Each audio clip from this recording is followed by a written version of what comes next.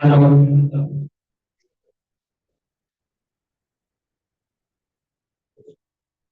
Hello.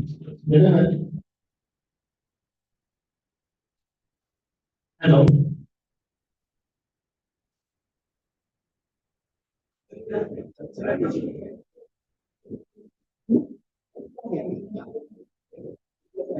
Hello, Sri. Hello,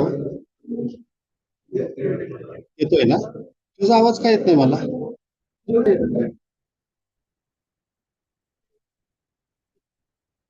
मला सांग.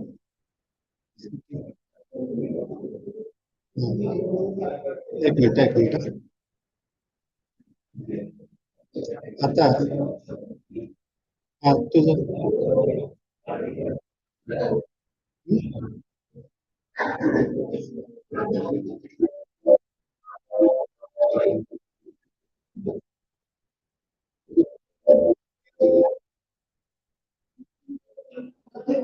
हम्म.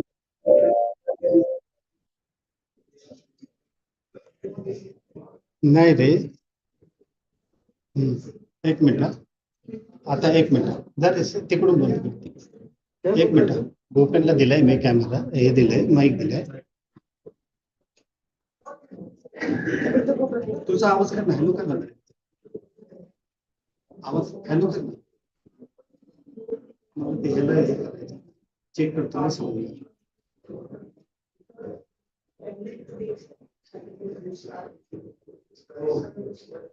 Hello hello. त्यांचा आवाज येतो. Hello hello.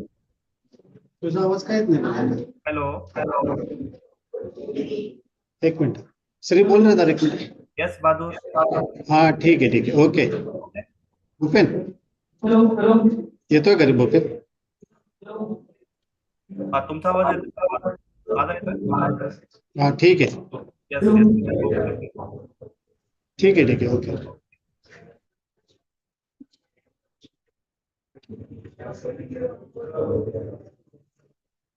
आपले झूम सुरू केले. हा चालू केले. रेकॉर्डिंग पण हा ते होतं ना. हा तिथंच तो नाही सर. मला मी काय म्हणतो, लोकांना आवाज लॅपटॉप असतात ना, तिथून पीपीटी शेअर करायची म्हणजे ते पण होईल असं मला वाटतं. एकाच ह्याच्यावर आवाज जातो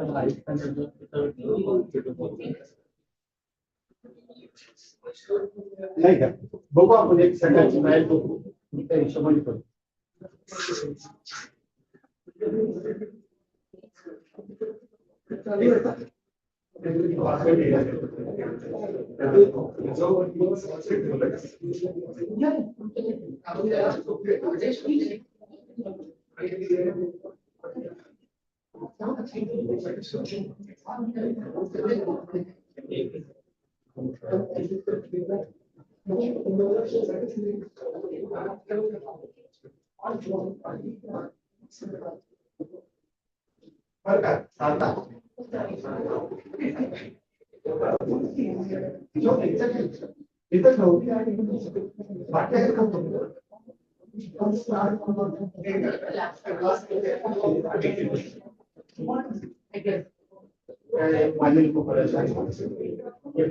Good morning, everyone.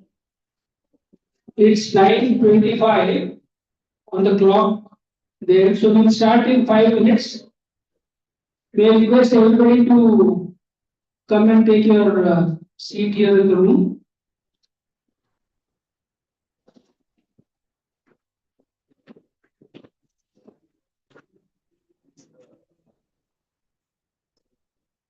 Sir, लोकांना एक सांगायचं मीटिंगला जॉईन नका करू. लाईव्ह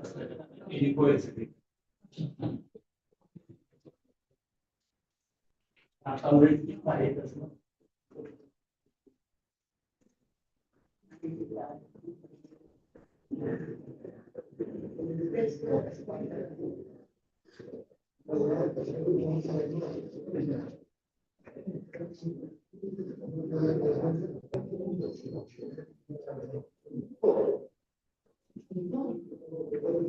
तिथं काय सेल पाठवून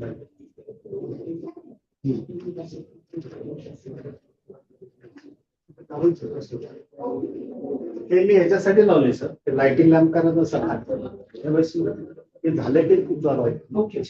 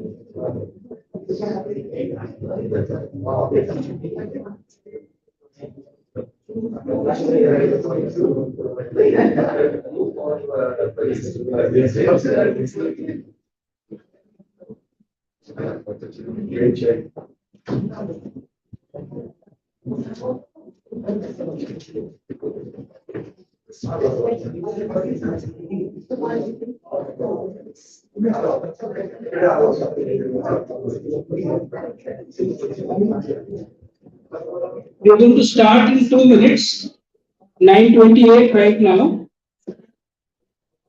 I request everybody to be seated.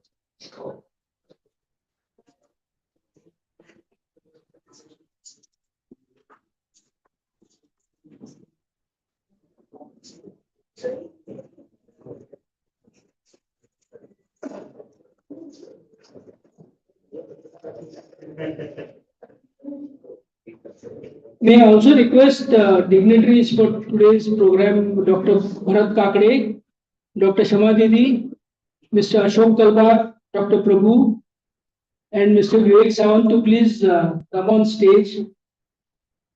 We'll be starting the inauguration in a minute or two.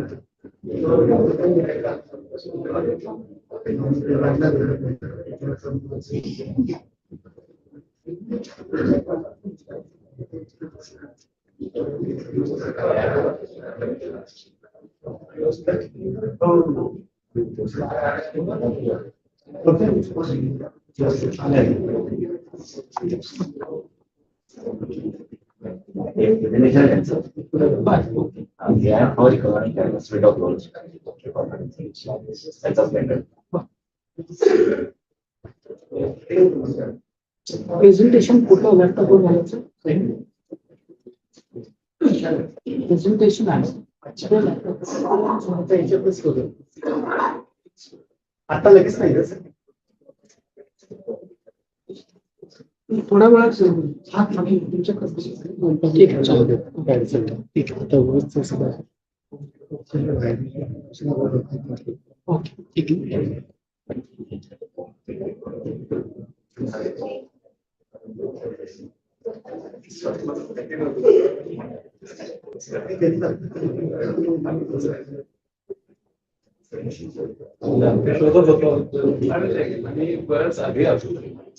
Good morning and a warm welcome, namaskar to all of you all. Everybody who is here in person and everybody who is joined on the online Zoom link. A very warm welcome to all of you. This is the 15th annual conference of STARS Forum, and we'll start with the traditional lamp lighting ceremony. And I've requested Dr. Bharat Takde, President and Managing Trustee of BIAF, our keynote speaker for today, Mr. Vivek Sawant, who is the Chief Mentor at Maharashtra Knowledge Corporation Limited, Chairman of STARS Forum, Mr. Ashok Kalbag, and two of our founding members, Dr. Shama Maitre and Dr. Sudhir Prabhu, to be here on stage. And I request them to inaugurate the 15th conference by lighting the lamp, please, and then we'll start off. Thank you.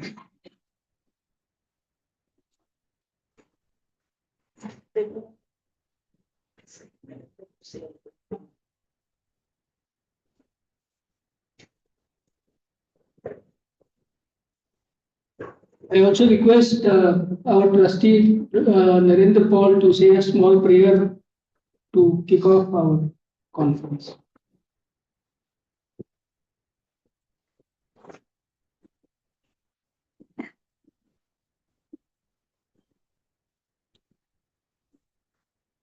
ॐ भद्रं कर्णेभिः शृणुयाम देवाः भद्रं पश्येमाक्षभिः यजत्राः स्थिरैरङ्गे स्तुष्टवांसस्तनूभिः व्यशेम देवहितं यदायुः स्वस्ति न इन्द्रो वृद्धश्रवाः स्वस्ति न पूषा विश्ववेदाः स्वस्ति नस्तारक्षयो अरिष्टनेमि स्वस्ति नो बृहस्पतिर्ददातु ॐ शान्तिः शान्तिः शान्तिः शुभं करोतु कल्याणं आरोग्यं सुख संपद शत्रुबुद्धि विनाशाय दीप ज्योतिर्नमोस्तुते गुरुर्ब्रह्मा गुरुर्विष्णु गुरुर्देवो महेश्वर गुरु साक्षात् परम ब्रह्मन् तस्मै श्री गुरवे नमः।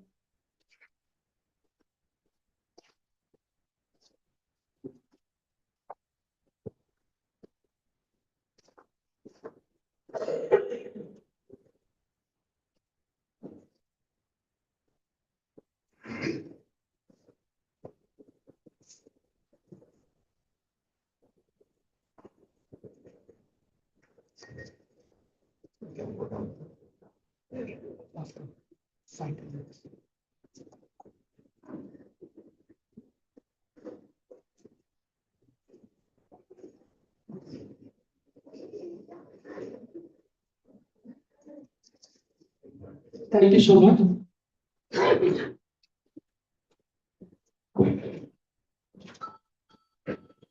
Many of you would be familiar with STARS Forum, but if you have not yet, but I'll give you a very short 2-minute introduction about what is STARS Forum and why we are doing what we are doing here. STARS Forum was set up 15 years ago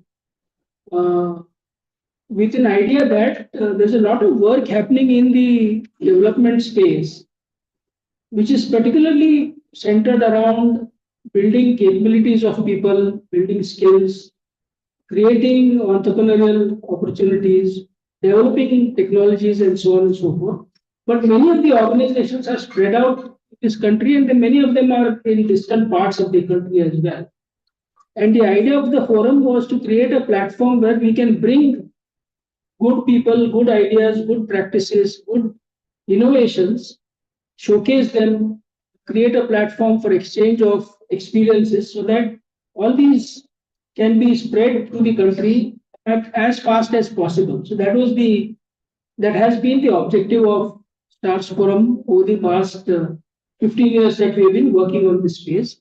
The annual conference is our main event that happens.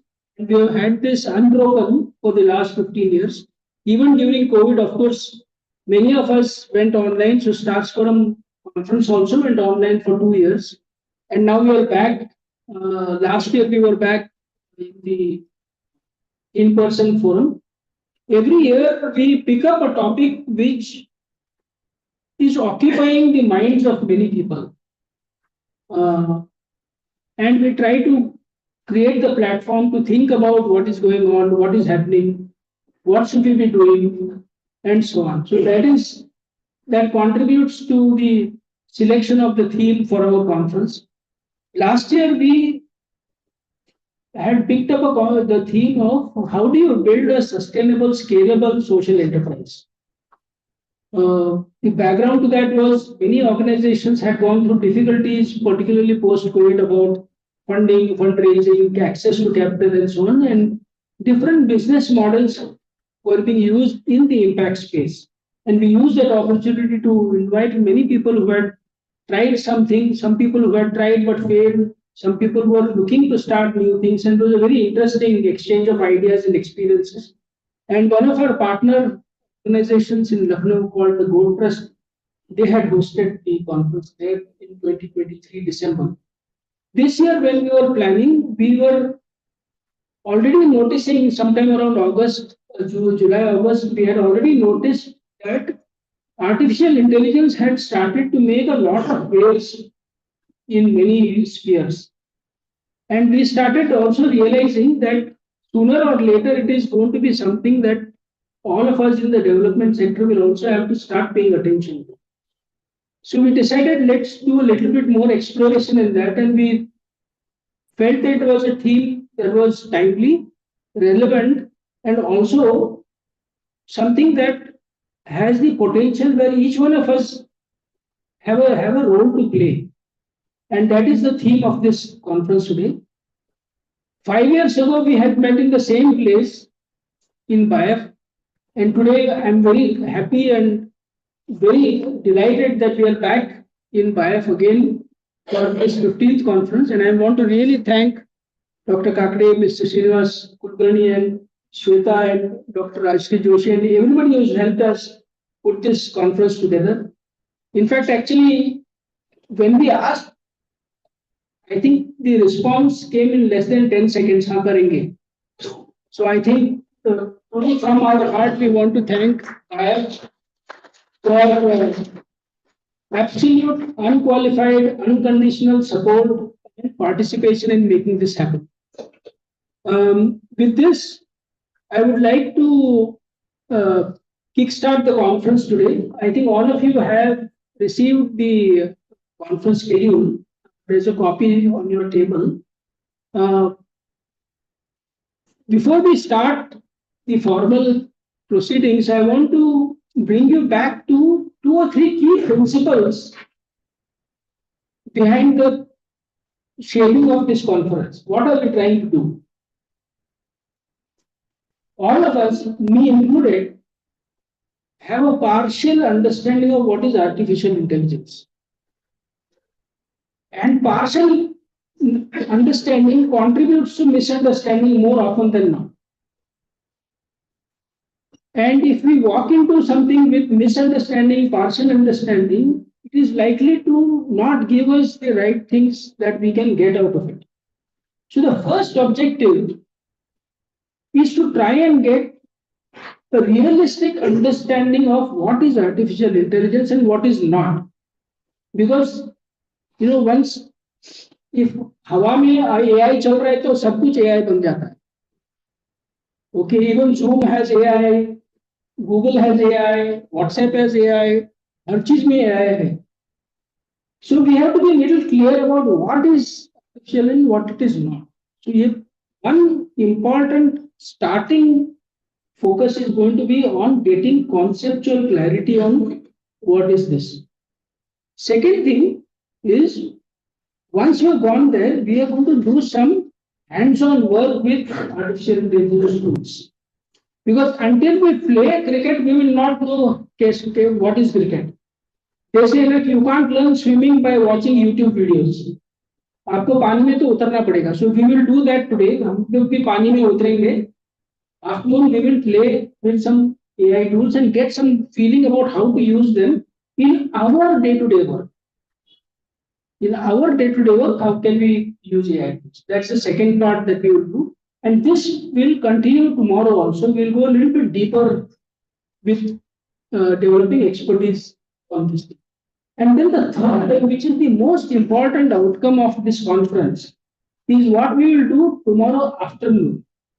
Having understood conceptually what is artificial intelligence, having played with some commonly available tools, we are now going to do some imagination, some brainstorming, some blue sky thinking.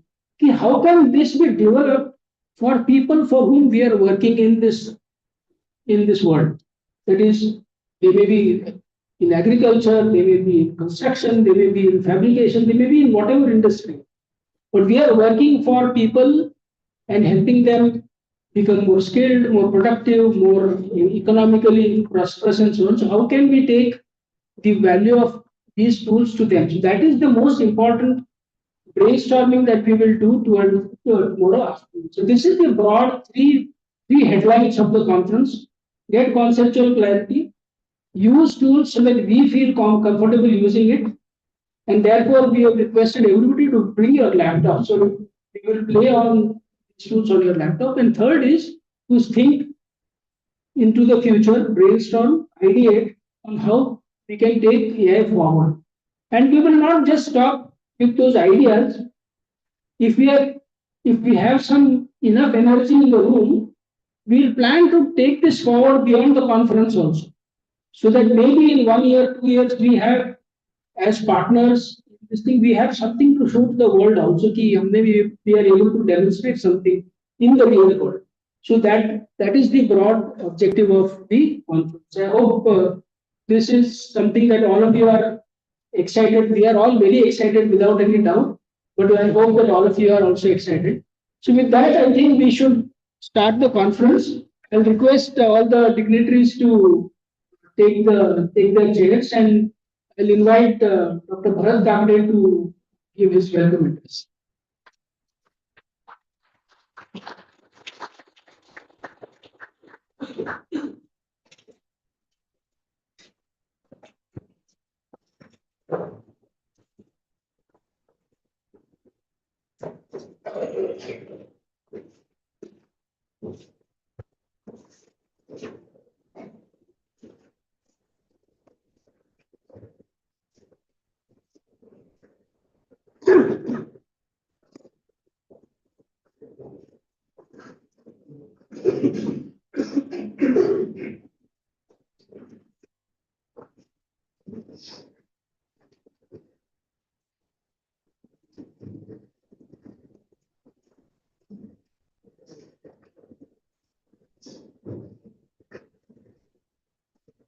Yeah, got settled.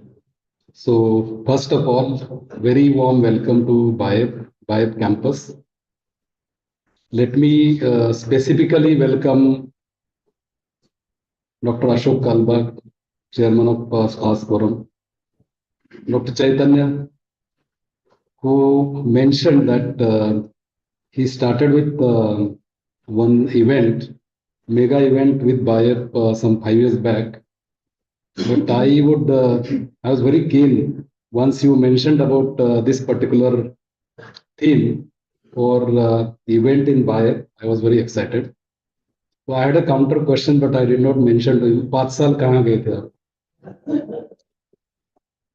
And in fact, when we discussed, I'll come to that. But before that, let me welcome specifically few other dignitaries. Dr.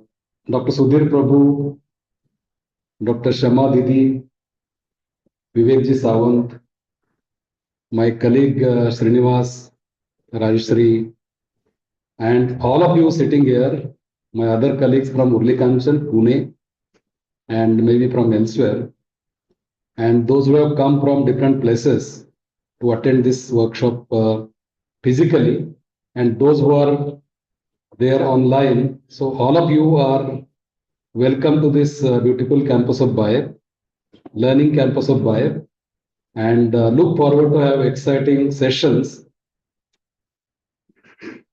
Dr. Chaitanya mentioned that we are here to learn about AI in this space of social sector. Let me tell you, for BIEB, AI is not new. We have been dealing with AI for the last 60 years. But that AI is totally different. So whenever and wherever we go, we very casually use AI, artificial, not intelligence, insemination. And people these days have started getting confused. ये बायब 60 साल में AI कर रहे हैं, फिर ये Bill Gates और ये लोग क्या कर रहे हैं? What is Elon Musk doing? Just not knowing that these guys are working for 60 years.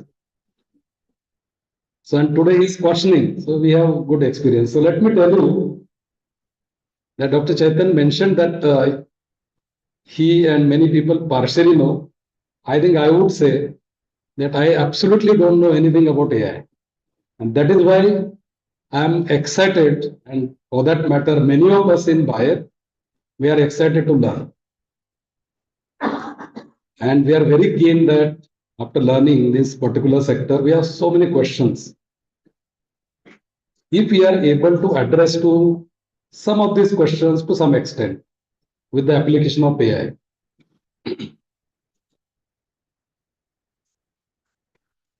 I forgot, I also would like to warmly welcome our friend Yogesh Kulkarni. He is also here. I couldn't locate him, so I missed. Okay, maybe he's roaming around somewhere. So I won't take much time because it's going to be a learning event today. But I have certain questions in my mind, which I tried to list down. So the questions in the space where we have been actively engaged, and BIEB have been engaged for the last 6 decades across different states. We are present in 17 states, and we reach out to about 40 lakh families every year through various programs, including range of activities of agriculture, agri-horticulture, livestock management, dairy husbandry. And these days, we have been very closely engaged with people for helping them for adaptation or coping with the calamities related to or induced with climate change and its negative impacts on these vulnerable communities, and also for last 6 to 7 years very strongly into even mitigation measures through various activities across our programs. So while working and while doing all of this, we have so many questions which are still unaddressed. As we all know that in our entire sector, agriculture sector, or including livestock, there is a huge gap. There is a huge gap between what is to be produced so that there is a demand in the market. And in this particular sector, there is never a match between demand and supply. So farmers, with their own perceptions, own abilities, they produce something. And when the produce is taken to market, you are not absolutely aware what is going to happen as far as pricing is concerned. There's a gap of intelligence as far as the market demand is concerned in this entire sector. Same thing happens with milk. We are the largest producer of the milk, and sometimes there is a deficit, sometimes there is surplus, and it goes up to few years together. There is issue of how much is to be produced and what products are to be made out of it. So this intelligence, as far as the demand is concerned, I think there's a big gap. And whether the question is whether and to what extent AI can help us in identifying through maybe historical data, through maybe the data which is prevailing in the market with every institutions, those who are engaged in it, collect it, analyze it, and make it available in the form of the information digestible to the common people, or particularly to the farmers. There's another aspect into it, the risk of agriculture or crop failure. The highest risk in any enterprise is in this sector. Every crop, every season, farmer takes greatest amount of risk. The risks are pertaining to extreme weather events, and these days, as we all know, these are quite frequent. Disease outbreaks, again, more outbreaks because of the weather conditions, and price realization. So I think AI, coupled with all the other tools which are conventional, including satellite information, including the data analytics, including the range of tools, techniques available, already being used in agriculture sector.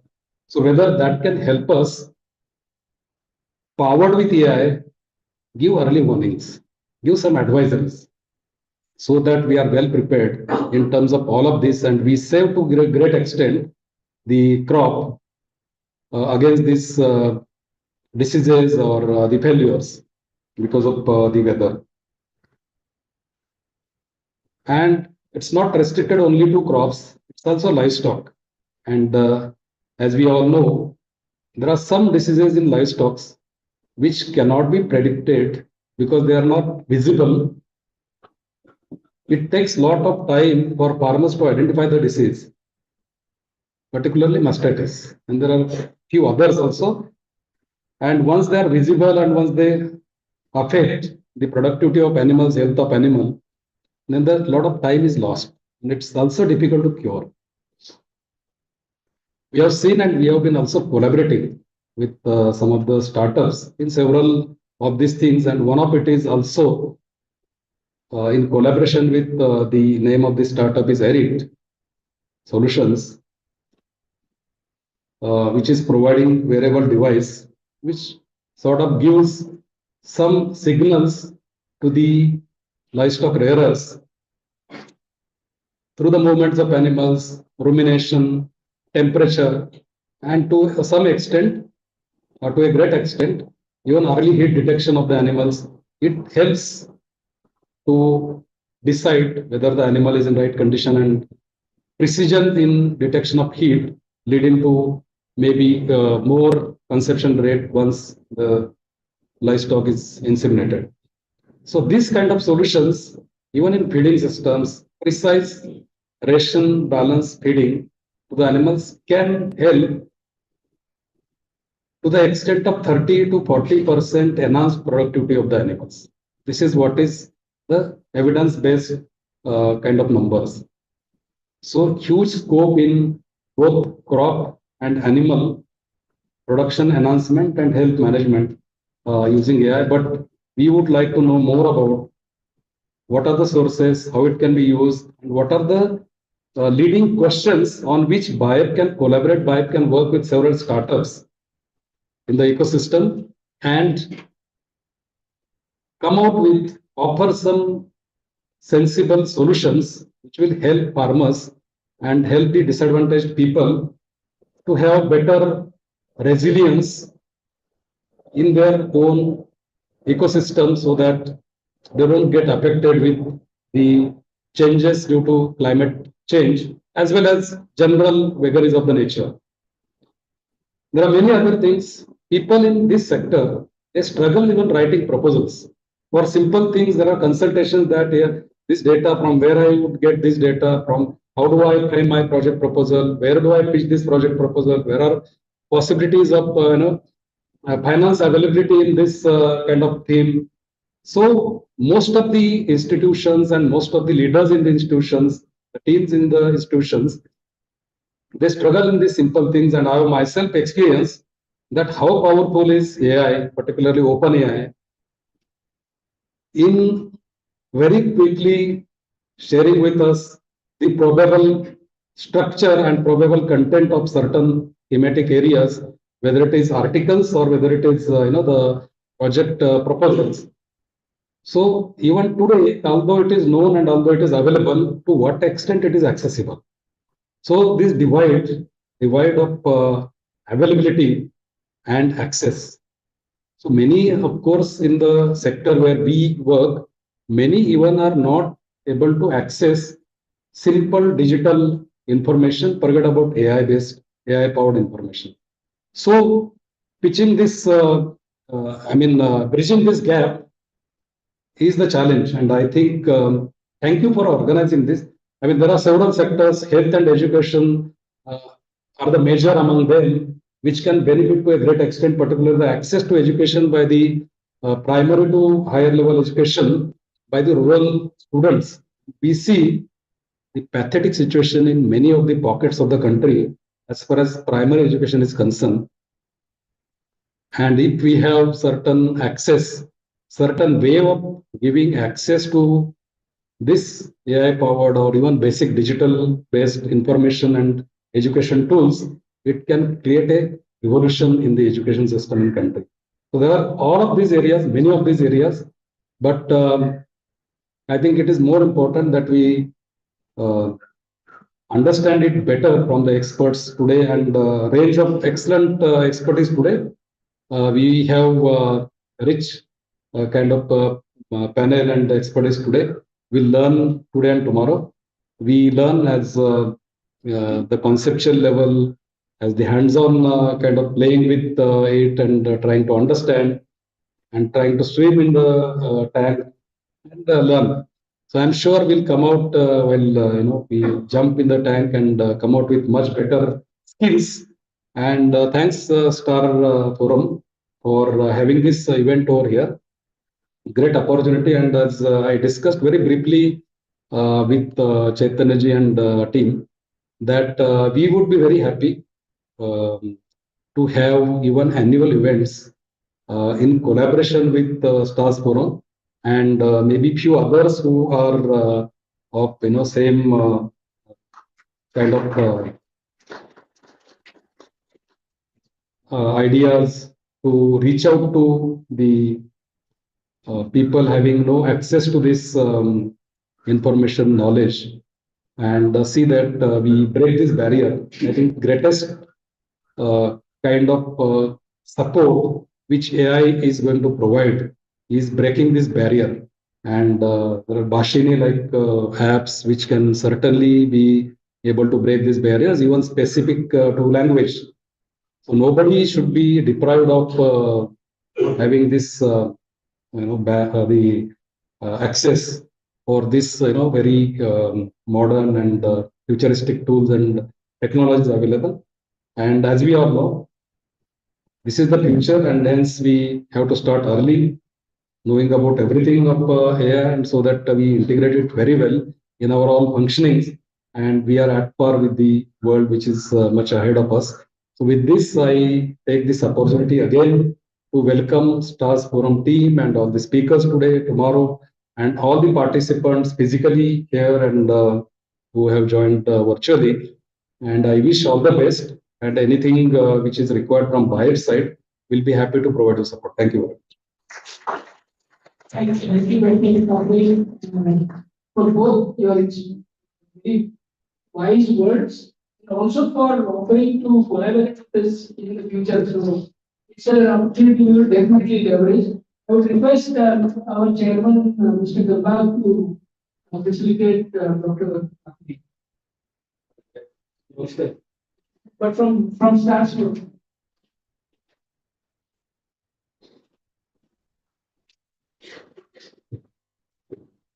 I'd also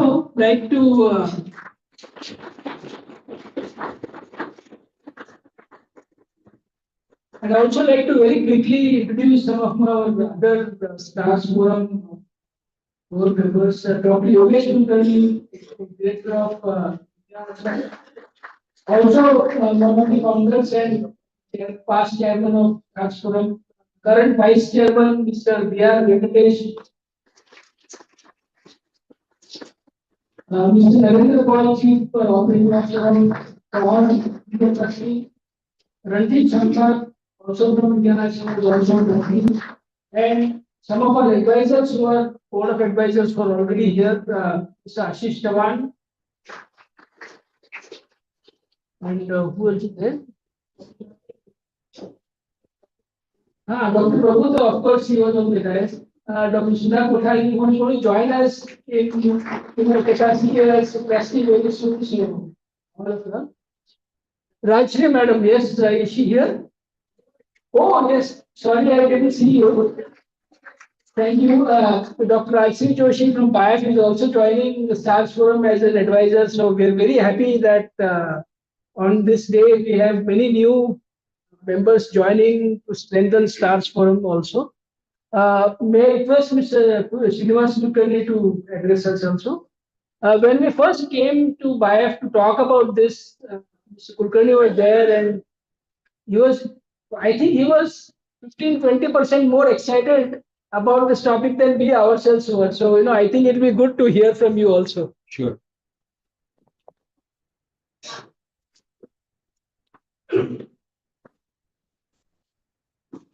So once again, good morning to all of you and welcome to this event at BIAF, organized by Stars Forum. I was just chatting with Chaitanya casually outside. It's said in Marathi that Chaitanya ni suruat झालेली आहे. Definitely this event will be a very value accretive event. And when we spoke about a couple of months back, of course, we were very excited to understand this in more detail and, of course, help him host it.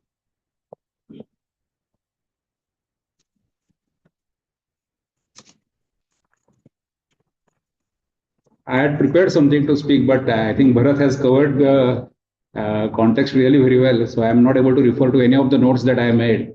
Let me say something different than what I wanted to. Hopefully relevant.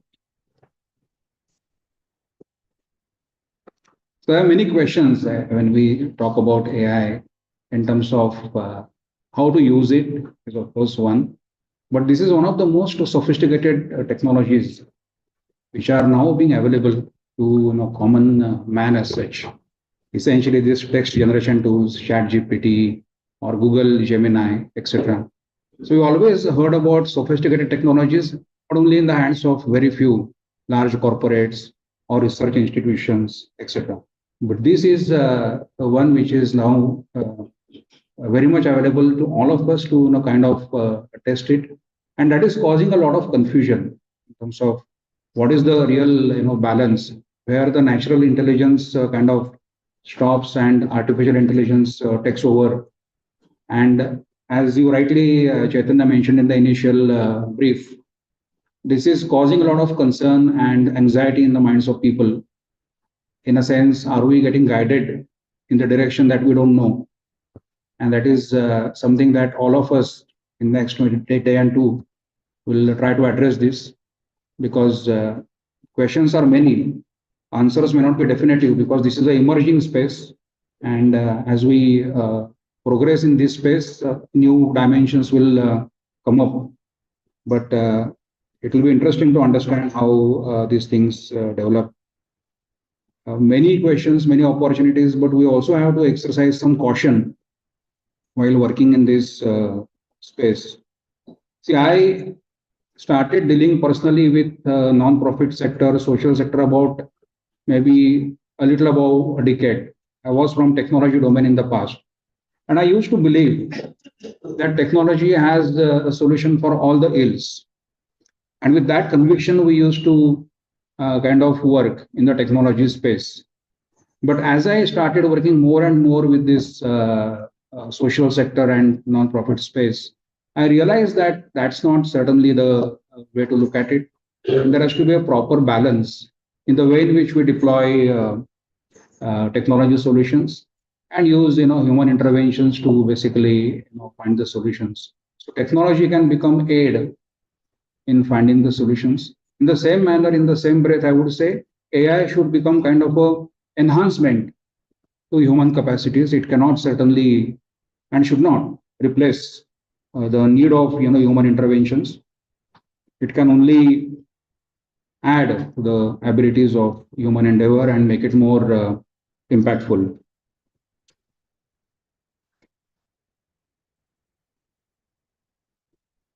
One more question I wanted to add to the question bank. I saw that an excellent question have been added to this forum's request of providing the sessions. And one more question I will add at the end of what I want to say, because that question is kind of at the back of my mind for quite some time. And I attended a couple of sessions on this, but still I'm not very convinced about whether we are having a solution or even understanding of where we are headed as far as this question is concerned. I'll come to that in a minute.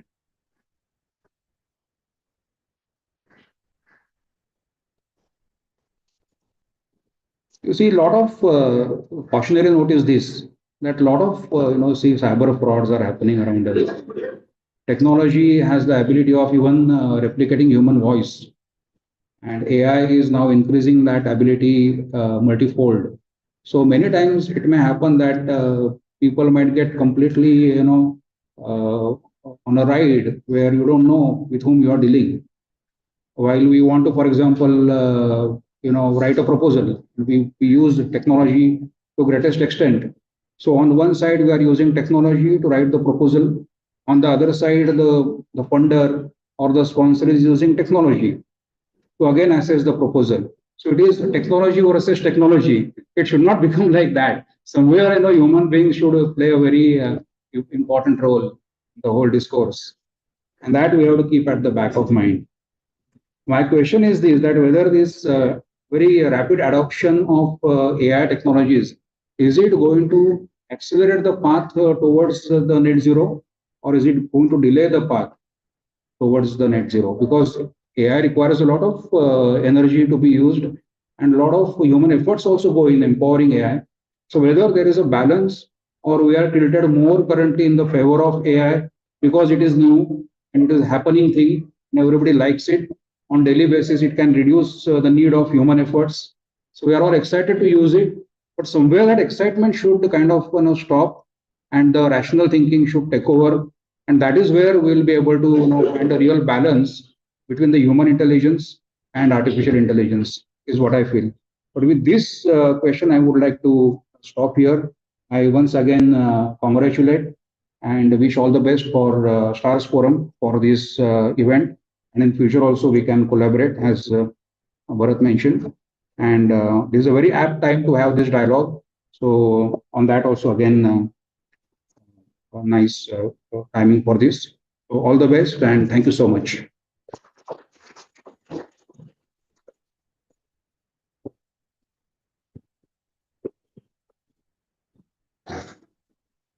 Thank you so much, Srinath Kulkarni ji, for adding a few more very thoughtful questions to the big list we already had.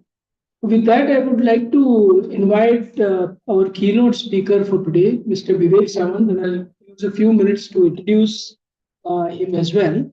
Mr. Samant is actually quite a well-known, uh, illustrious, I would say, not just well-known, but an illustrious figure in IT literacy, research and development in India, and he was also was also a keynote speaker at the last BIF conference, and I think we still remember your uh, your talk. Even today, it's very fresh in our minds. We are able to recollect many things from there.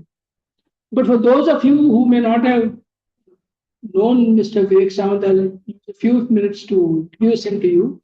Uh, he has been, like I said, very instrumental in the building of IT technology in Maharashtra and in India also.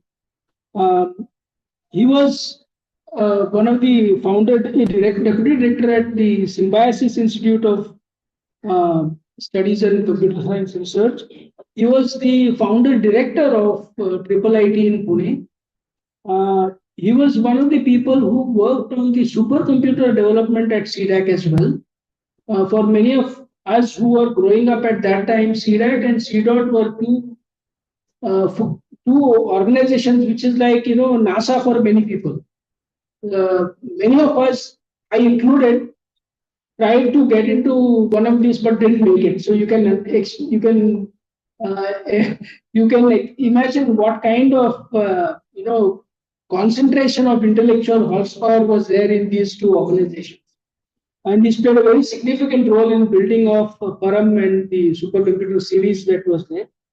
Post that, he was one of the founder, managing director of MKCL Maharashtra Knowledge Corporation Limited, which is built and has made a very powerful force in teaching IT literacy, in taking IT and software and computer knowledge to very deep into the country and so on. Post his retirement, he continues as a chief mentor at MKCL.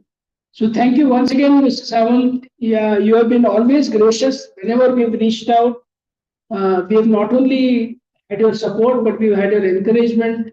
You've involved us in many interesting projects, given us some very candid feedback, and they helped us shape whatever work we are doing. So I would like to invite you for the keynote for this.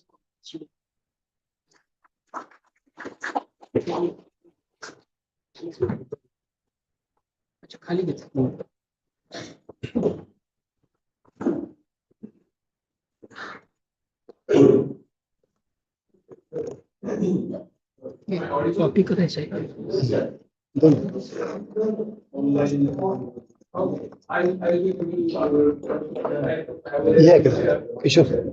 Kishore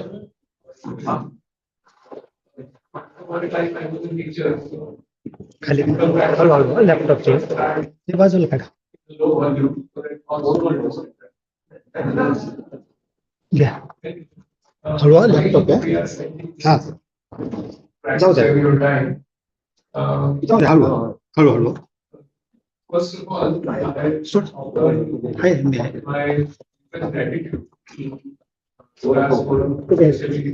Chaitanya and P for inviting me to you. And I also Aditi and Srinivas Kulkarni and others from Bayer family who have graciously hosted this conference, very important conference. All the members of the audience are very distinguished people, and I'm really surprised that what am I going to speak to you. So please bear with me for a few minutes later. I'm going to have 139 slides. I've got 45 minutes. So what I'm going to do, I have divided this slide into 3 parts. First is post slides are just title,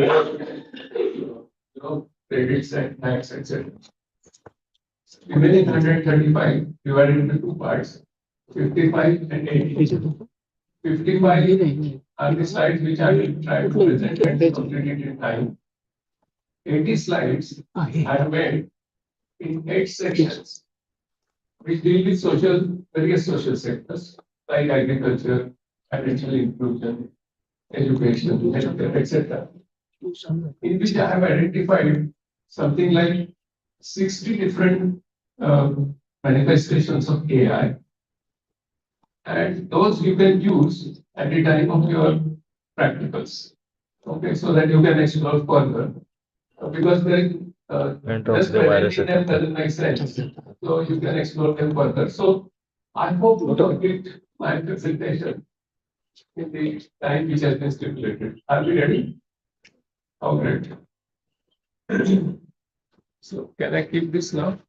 I can use that. Yeah, I guess. Please. Thank you.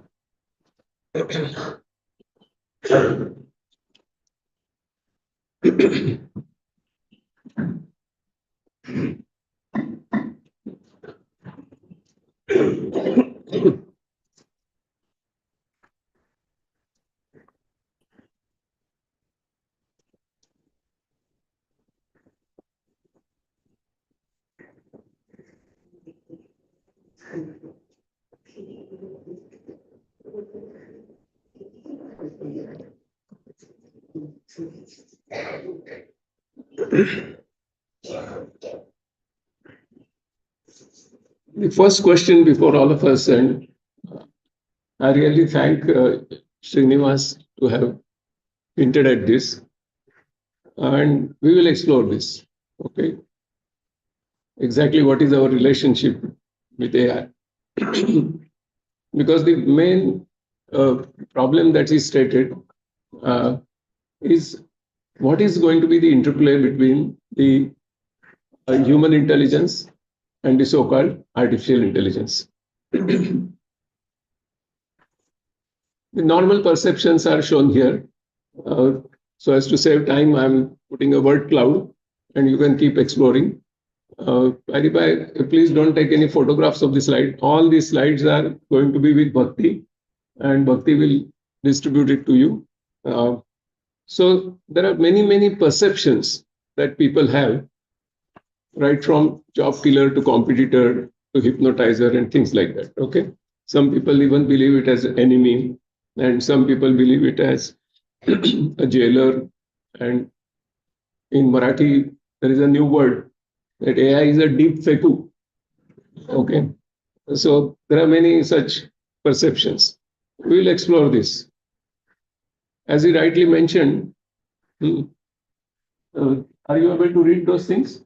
He talked about frauds and scams, and when I was listening to Srinivas, I thought that we met earlier and we had discussed, collaborated, and then made this presentation. Okay, so happy coincidence. So there are many perceptions like this. Little history, very interesting history, because I have been learning this right from 1977. So some glimpses at history and some new insights from the history.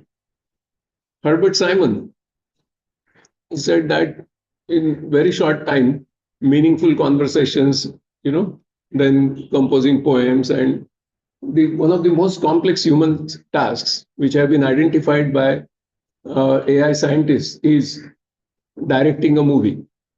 The most complex human endeavor is directing a movie. And the claim was that very soon we will accomplish this. All this, I'm talking about 20th century.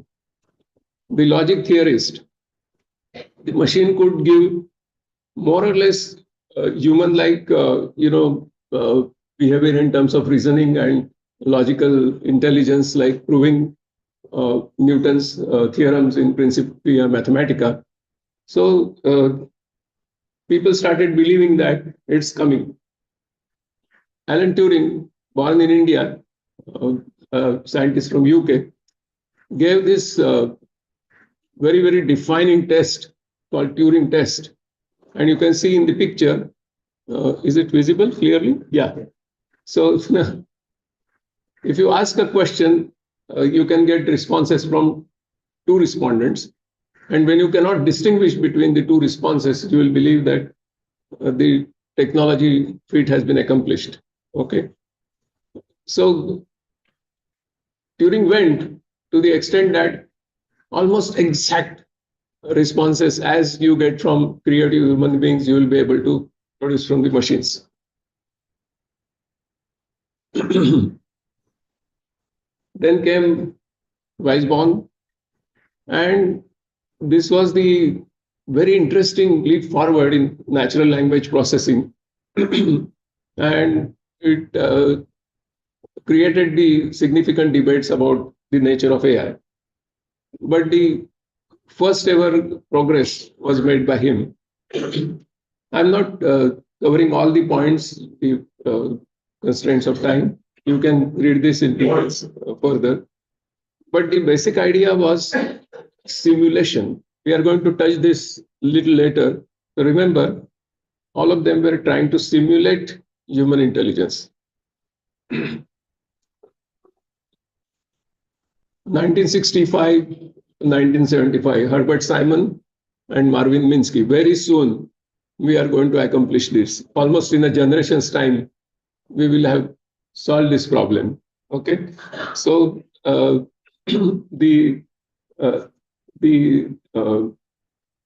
statements in 20th century tried to indicate that, like 20th century unfortunately succeeded in creating a machine out of man by putting him on the assembly line, they were imagining that we can create man out of machine. Okay, this was the interplay. What Marvin Minsky said. Okay, look at the confidence, or what you may call today as overconfidence. But how the common people of those times must have been horrified by the advent of this technology. No wonder many in US were suffering from cardiac ailments because of such things, because they will lose the jobs. Not only they will lose the job, but they will be subservient to a very, very powerful technology like a big brother and things. And then he said that we will create mind out of mindless parts. As if mind is very similar to the machine, which has many parts which are machineless, but when you assemble them, you get an identity called machine. In the similar way, he was predicting that there are several algorithmic mindless parts we will put together and replicate human mind. Okay. The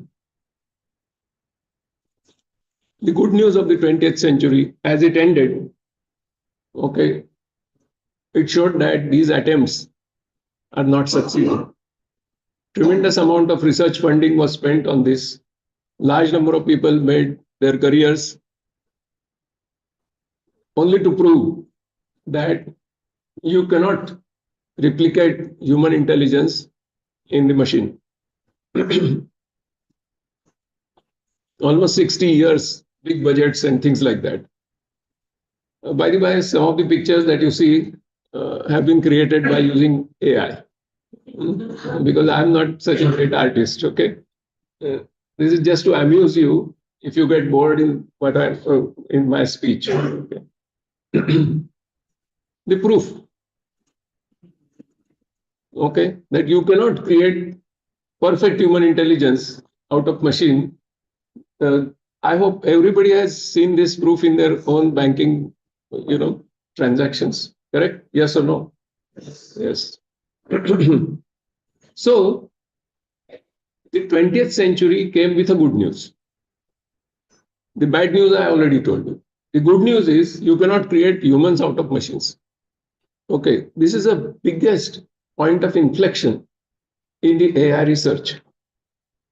So when we say that it is artificial intelligence, that's why I earlier remarked so-called artificial intelligence. Okay, because something is a copy, which a copy cannot be made. That is the proof of it. the nature of difficulties, why it could not be done.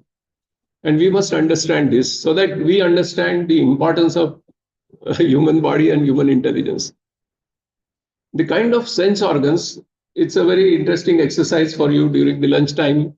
Those who use ChatGPT, just give it a prompt that in which ways the human eye is superior to the camera in my smartphone. Okay, I will not spend my time. For example, the dynamic range of human eye, or for example, during the night you can see even if there is a slide, whereas the photo will not be good, etc. So you can study this. ChatGPT will help you. Second most important thing is powerful motor organs that we have. Gandhiji talked about the importance of human body versus the machine.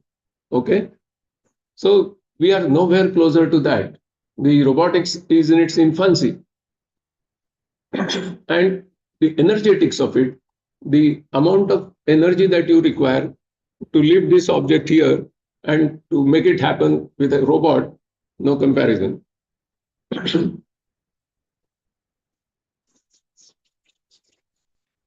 Enough compute power was not available then and is not available today to replicate human intelligence. Another thing is the appropriate programming paradigms to replicate human intelligence were not there. Even today, they are not there. And finally, the assumption that what we are developing in the machine is the copy of the human intelligence, that assumption itself was mistaken. And the mistake is here. Simulation is not duplication. A flight simulator is not an aircraft. Okay? So we have to understand the difference. And exactly that is happening here. Okay? So the 20th century notion that artificial intelligence will be resembling the human intelligence got outdated. So this brings a sense of relief to you and to the humankind, and also brings some new tasks before us. Okay. So now the research has taken a divergent direction. Okay, earlier it was a convergent direction to replicate. Now it's a divergent direction. What is that divergent direction? You have to develop something in the machine which cannot be done by human beings. Okay? Which cannot be done by human beings. That is why I would prefer to call this as non-human intelligence rather than artificial intelligence. The word artificial intelligence went into started from the Dartmouth conference and it started going ahead. So some words pick up the momentum and they remain, though the meaning changes. Okay. So the meaning of the artificial intelligence is something like a non-human intelligence. Okay. That is where it is progressing. Many steps there, but I will jump to the most interesting one, and that is the birth of backpropagation and neural networks. And all of us are delighted that even though this started in 1986, and we started studying the word called generative way back when in CDAC, but this year the Nobel Prize went to Geoffrey Hinton in physics for exactly this. Okay, so it's a great moment of celebration. Began in 86. So in 86, now as we start going towards 21st century, these small baby steps started happening. Some of them are like IBM Deep Blue defeated Gary Kasparov. Okay, you remember that? Okay, so such events started taking place. IBM Watson came. IBM Watson started saying that, okay, IBM Watson is the future of justice. It will not only replace the effort of legal arguments, but even delivering the judgments. And those things started happening. Quickly going over a big step forward is GPT-3 came. Okay, the generative AI started happening, and that was 2020. And now all of you know that 30th November 2022, Chaitanya ji, I must thank you that within 2 years you responded to this. Okay. 30th November 2022, ChatGPT became public. Okay. And all of you use it now. So these are some of the steps in which the alternative, the divergent direction started progressing. Its seeds were sown in 20th century, but really it came to fruition and became a product in the hands of common people in the 21st century. In this sense, 21st century gave us a good news that human intelligence cannot be replicated in machines, and machines have to develop some intelligence which human beings cannot display. A big transformation is happening in our life, BC to AD. And what is BC and what is AD? Okay. So whether you are in social sector or private sector or wherever you are, every time now we have to question ourselves, am I doing this in BC or am I doing this in AD? Whether my junior colleagues are still in BC and how do I push them to AD? This is a task of social sector leaders and not only private sector leader, all leaders. Okay, because everywhere we will remain in BC. And to the extent we remain in BC, we will be extinct. Okay, so all the mega trends. Okay, say for example, let us pick up one of the mega trends, like say mobilization. Mobilization is a big mega trend in our life, like everything going in the mobile. Okay, it's called mobilization. Your wallet went into your mobile, your bank account went into that, your library and whatnot, your television and whatnot. Everything has gone into the mobile phone, your watch and your diary and to-do list. Everything has gone into the mobile. Okay. This is called mobilization, which is a megatrend. Megatrend means what? And all of them are there in the word cloud. You can read parallelly while I am speaking. All of them are megatrends. Means what? Suppose I create a movement that let's ban mobile phones on the planet. In order to organize my movement, what will I use first?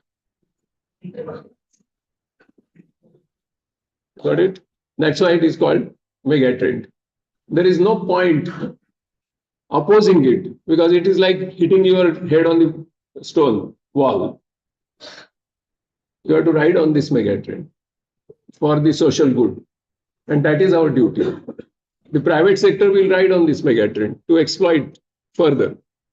Means I'm not talking about private sector in general, but normally for maximization of profit rather than maximization of social impact. Our task is to take on this megatrend, ride on them for maximizing the social impact. But what happened to these megatrends? All of them.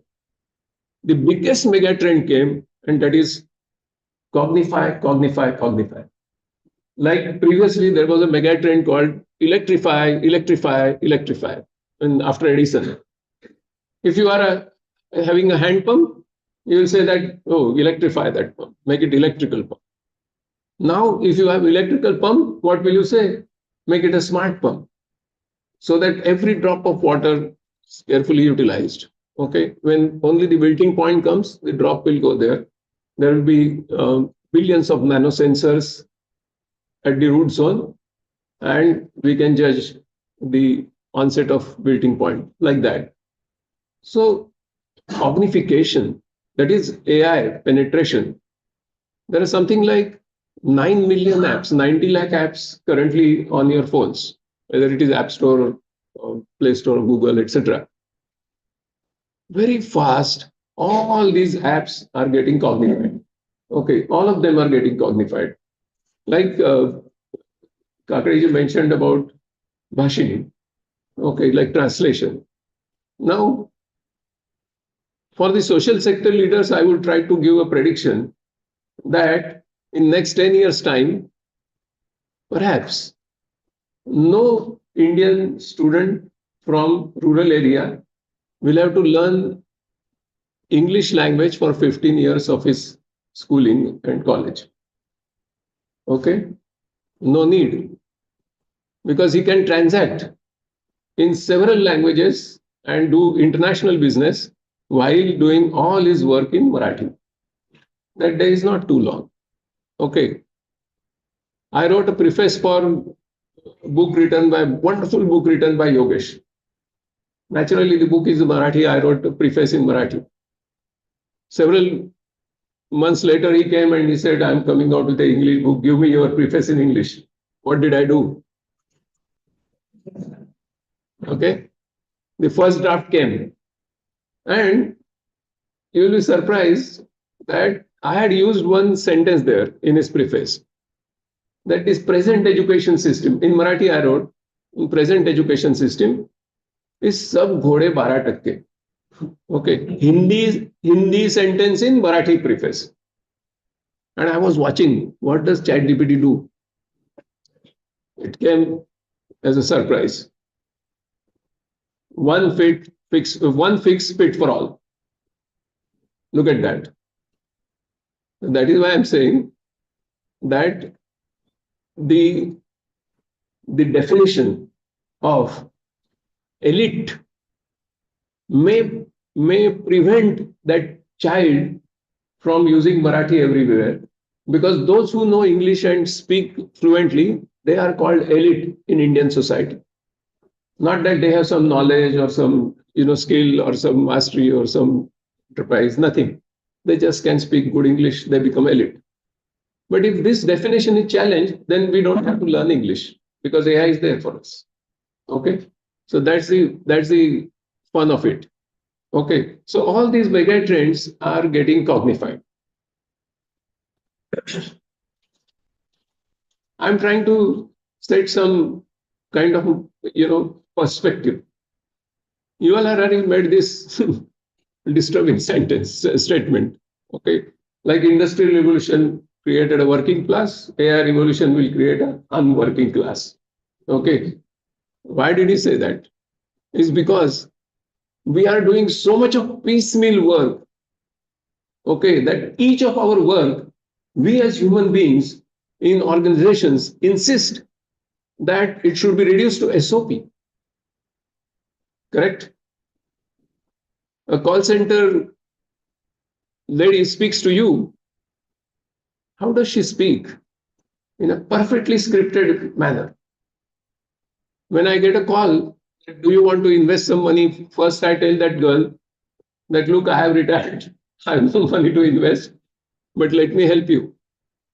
I request her, speak like a human being. Don't speak like a machine. You will be replaced. Okay. So she says, no, we have been trained for this. Then I said, okay, but you should challenge it. Then she says that, no, sir, this is all getting recorded. Okay. Then I said that for why it is being recorded. She says for training purpose. Then I asked her a question. Who's training? It is training of AI. And that is why, last year TCS closed down all their call centers. Okay. Because we are, converting our work into specific mechanical SOPs. We are behaving like machines. AI is hitting at you to behave like human beings and discover what are the intrinsic human capabilities that you have, which AI can never replicate. That is the task before the social sector, whether it is education, whether it is healthcare, anywhere. So the thing is, this great man told us to do wholesome work, from sowing the seed to reaping the harvest. Okay. The proof. When AI scientists got together and started finding out that, okay, AI is not necessarily job killer. AI is a job category killer. AI will create 9.5 million jobs in this decade itself. But it is a job category killer. Which category of jobs will not be killed? You know what is the answer? Very interesting answer. The answer is that the hunter and food gathering man will not be replaced. Why?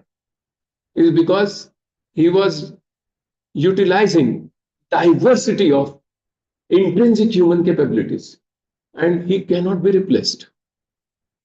We, as we went further from him downwards, we started outsourcing everything. Okay, so we outsource the education of our children to the schools, we outsource our healthcare of our parents to the hospitals, and so on and so forth. Outsourcing. And you know what happened when the Indian princely states outsourced their armies to the Britishers? They outsourced their core competency and they were extinct. Okay, so the thing is that we have to, as social sector leaders, our colleagues, our communities, we have to somehow encourage them to get into wholesome work. That is how we can compete with AI. Okay, so we have to discover ourselves. This is the greatest human endeavor that AI has presented to us now. We have to really discover who we are. What are our real intrinsic capabilities? And that is where we have to go. Why I'm saying this is economists are now discussing, and for social sector, it's a good news. Economists are discussing that all the products created by technology, people will get fed up very soon because everywhere there will be technology, technology, technology. I'm a person in technology. I teach one wonderful course. I'll give free to all Star Forum members. That course I created called First Lessons in AI. The short form is FLY.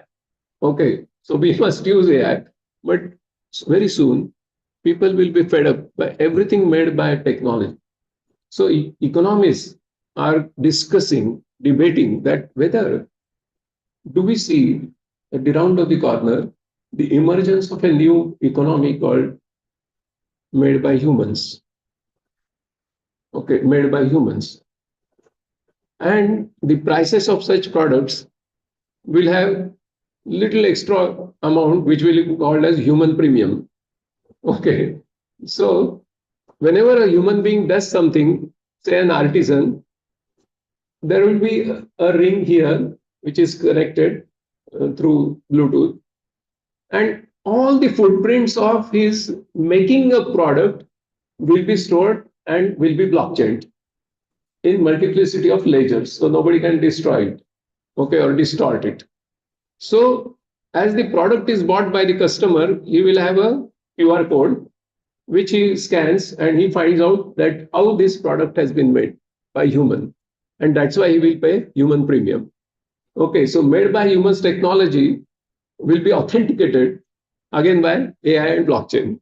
Okay, that's a good interplay, right? Let's go ahead. So our discovery. This is a fantastic discovery made by Howard Gardner from 1979 to 1983. His fantastic book came which shook the world, Frames of Mind. And he showed that human intelligence is not unitary. It is not just the intelligence which is tested in IQ tests. IQ tests only the linguistic intelligence and the mathematical logical intelligence, but human beings possess another 7. In 6 shown here, the 7th one is getting validated, that is ethical intelligence. So all these intelligences should be very well developed. Our education system, we will have to change drastically. And it is the duty of the social sector to demand this, that variety of intelligence, multiple intelligences, it is not intelligence, multiple intelligences have to be developed. And the simplest thing which Howard Gardner told about all these intelligences is that use it or lose it. Okay, the more we use it, the more they will be developed. Okay, the London taxi drivers before the Google Maps came, it has been shown by research that their center for navigational intelligence in the brain was well developed, even though they came from diversity of cultures and geographical distance, and genetic backgrounds. The more they use to find the roads on the road network of London, their navigational intelligence or spatial intelligence got well developed.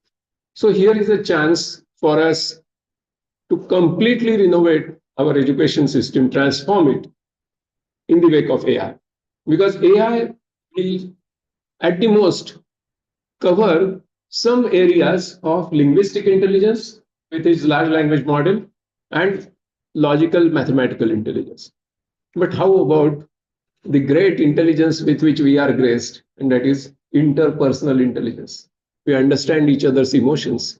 We have 270 different emotions and feelings. Some are conscious, some are unconscious, some are subconscious. And we can express them with almost 7,000 gestures on our face, and we understand what is the emotion in his mind by his gestures instantly. Okay, so these are some of the interesting things human beings are capable of, and we have to develop them.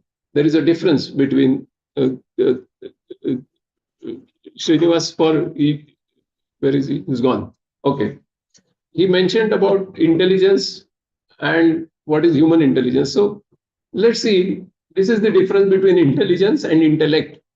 In Patanjali calls it as prajna. Okay.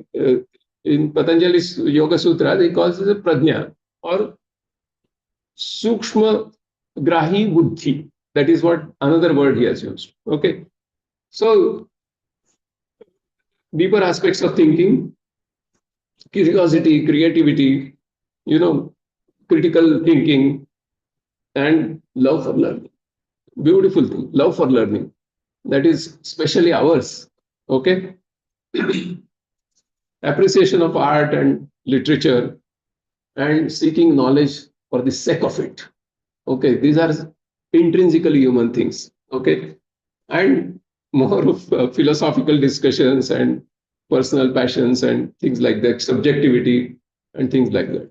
There's a beautiful book came by Dreyfus, What Computers Cannot Do. And he showed this very clearly. Explicit skills can be transferred. I'm talking this specifically to the skills forum. Okay, explicit skills can be transferred to the machines. Implicit skills cannot be transferred.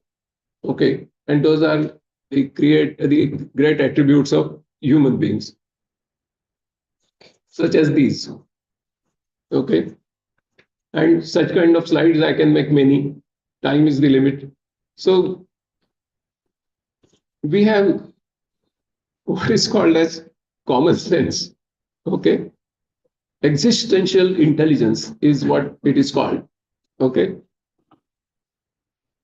Similarly, we have, say, intuition and EQ and consciousness, that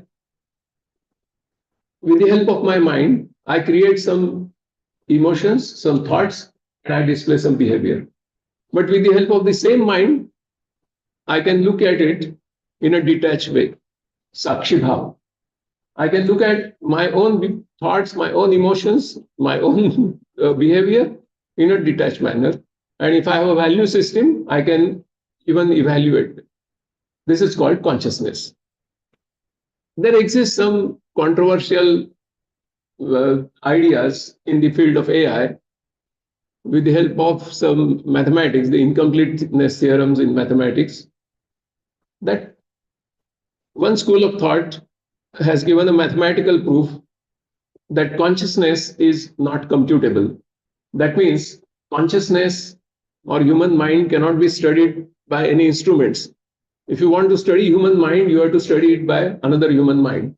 Okay, and that is the origin of subjectivity, because your neural nets, your neurons have microtubules, and the microtubules, as they showed, they perform their behavior in quantum regime, and therefore they have probabilistic superpositions, and therefore you cannot predict even your own behavior upon some question being thrown to you, or some situation you meet and you display some behavior. You may not be able to replicate that again. So all these things are intrinsically human, And therefore, we have to nurture creativity and innovation. We'll see how quickly this is the difference between generative and creative. This is the difference between generative and imaginative. Okay. In Marathi,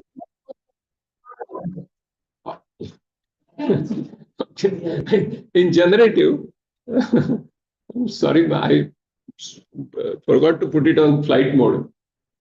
It will pick up.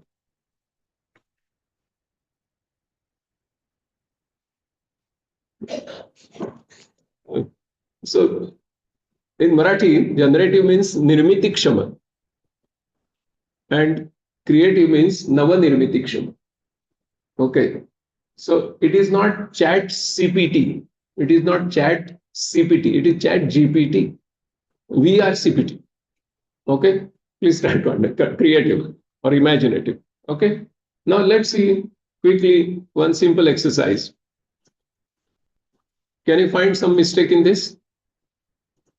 These are Roman numbers. Some mistake in this? Yes or no? Yes. How do you change this? How do you correct it? What do you do on the left-hand side, for example? Okay, you change that, correct? So you get this, right? Agree? Okay. Logical. Perfect. ChatGPT can do this. Let's look at this. Do you agree? Is it right? Yes or no? No, it's wrong. How to correct it? Only one stick you have to move. You have to move only one stick. Raise your hand and answer. No chorus answers. Yes. Beautiful. Give a big hand to him. This is what he said. Okay. Imaginative. Creative. We'll have to now pose such questions to the students. Students cannot be evaluated based on what have they learned, but how are they learning? Because what has been learned exists on the planet and is amenable to large language model, and therefore ChatGPT can give those answers. And there is nothing wrong if the students obtain those answers from ChatGPT. The mistake is not of the students. The mistake is that of teachers who are giving predictable exams. Okay? The whole examination paradigm has to shift from what has been learned is not to be evaluated, but learnability has to be there. Okay? That is the kind of challenge AI is posing before us. So, On the previous one. Yes. Yes. You changed only the plus sign into this. Oh, sorry. This is logical. Yes. Again, this one basically depends on whether you're on this side or that side. Look at it from that side, this looks correct. You have to shift only one stick. Yeah. You're right. I'm just So she came with an answer. Moment I said, Pat came with the reply. That okay, change it to this. This is That's creativity. Beautiful. Give it a big hand. Wonderful. Beautiful. Beautiful. I am not part of life. Okay, that is subjectivity. Okay, that's intrinsically ours. Thank you so much for that. You added value to my presentation. So basically, the AI's capability is to handle vast data, find patterns. So what is the paradigm shift? I did software development for more than 47 years. Okay. But before BC, before ChatGPT, what was our task? Program into data is equal to change data. So we started with a program, operated on data to get a new data. Okay. Now what is the thing? We start with the data, do machine learning, and create an algorithm out of it. So we go from data to program rather than program to data. That much is, that's why I said BC to AD. Okay, this is what is happening. And these are the various intrinsic capabilities of human beings. Okay. So, for example, asking questions, and that's why, we are able to give intelligent prompts. Okay. Why you are able to use ChatGPT is because some questions arise in your mind. Okay. I have so many AI apps on my phone. Okay. Some of them can create poem also. But it has not happened that it woke me up in the morning and said, "Hi, Vivek, how are you? Come, I got inspired to write a poem and you have to listen to it." No. I have to give prompts. I have to improve those prompts so that I get the poem which I need. Okay, that's all. Nothing beyond it. So motivation, initiative, these are all intrinsically ours. Okay, so we have to be more human-like. Going ahead, 6 thinking hats. Okay, this is truly ours. Okay, any meeting you sit and you change your role, you change your hat and start thinking differently. Okay, that is our capability. So what I'm trying to say is, because the two are different, they are complementary. And what is the complementarity of the two intelligences? Broadness of thinking and narrow but deeper. Okay, broad but shallow, deeper but narrow. Subjective, objective. Synthesis of ideas, analysis of vast data. One example, how our healthcare will change. Just the retina images have been taken for millions of patients, along with the vast data of their health records. And when given, what algorithm came out by machine learning? Do you know that? The algorithm now tells, without doing any ECG, no 2D echo, no blood pressure measurement, it tells you everything about your BP, diabetes, cardiac ailment, that is hypertension, cardiac ailment, etc. So within 5 rupees, the common people will be doing this. Dr. Mashelkar recently gave one award in the memory of his mother, Anjani Mashelkar Award for Inclusive Innovation. That award is given to an app called EasyCheck. Now we are trying in several schools to check the anemia among the children. Okay, horrible results within Pune city. But that is the power of AI. Okay, so vast data has been analyzed, and that's why a simple sample quickly tells you about anemia.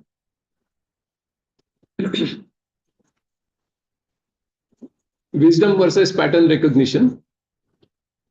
The translations are happening because of pattern recognition.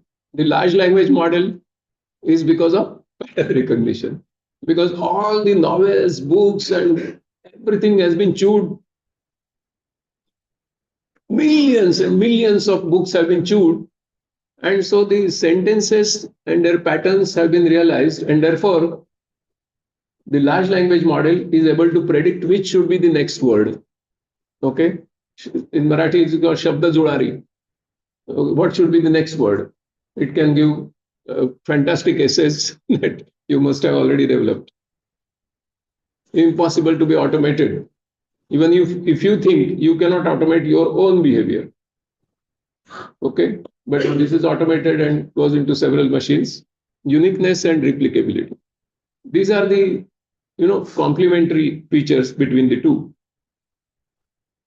The social sector leaders have to now demand the policy shift, and that is, we want impartial AI, we want responsible AI, we want safe AI, we want secure AI, we want explainable AI, we want transparent AI, we want trustworthy AI.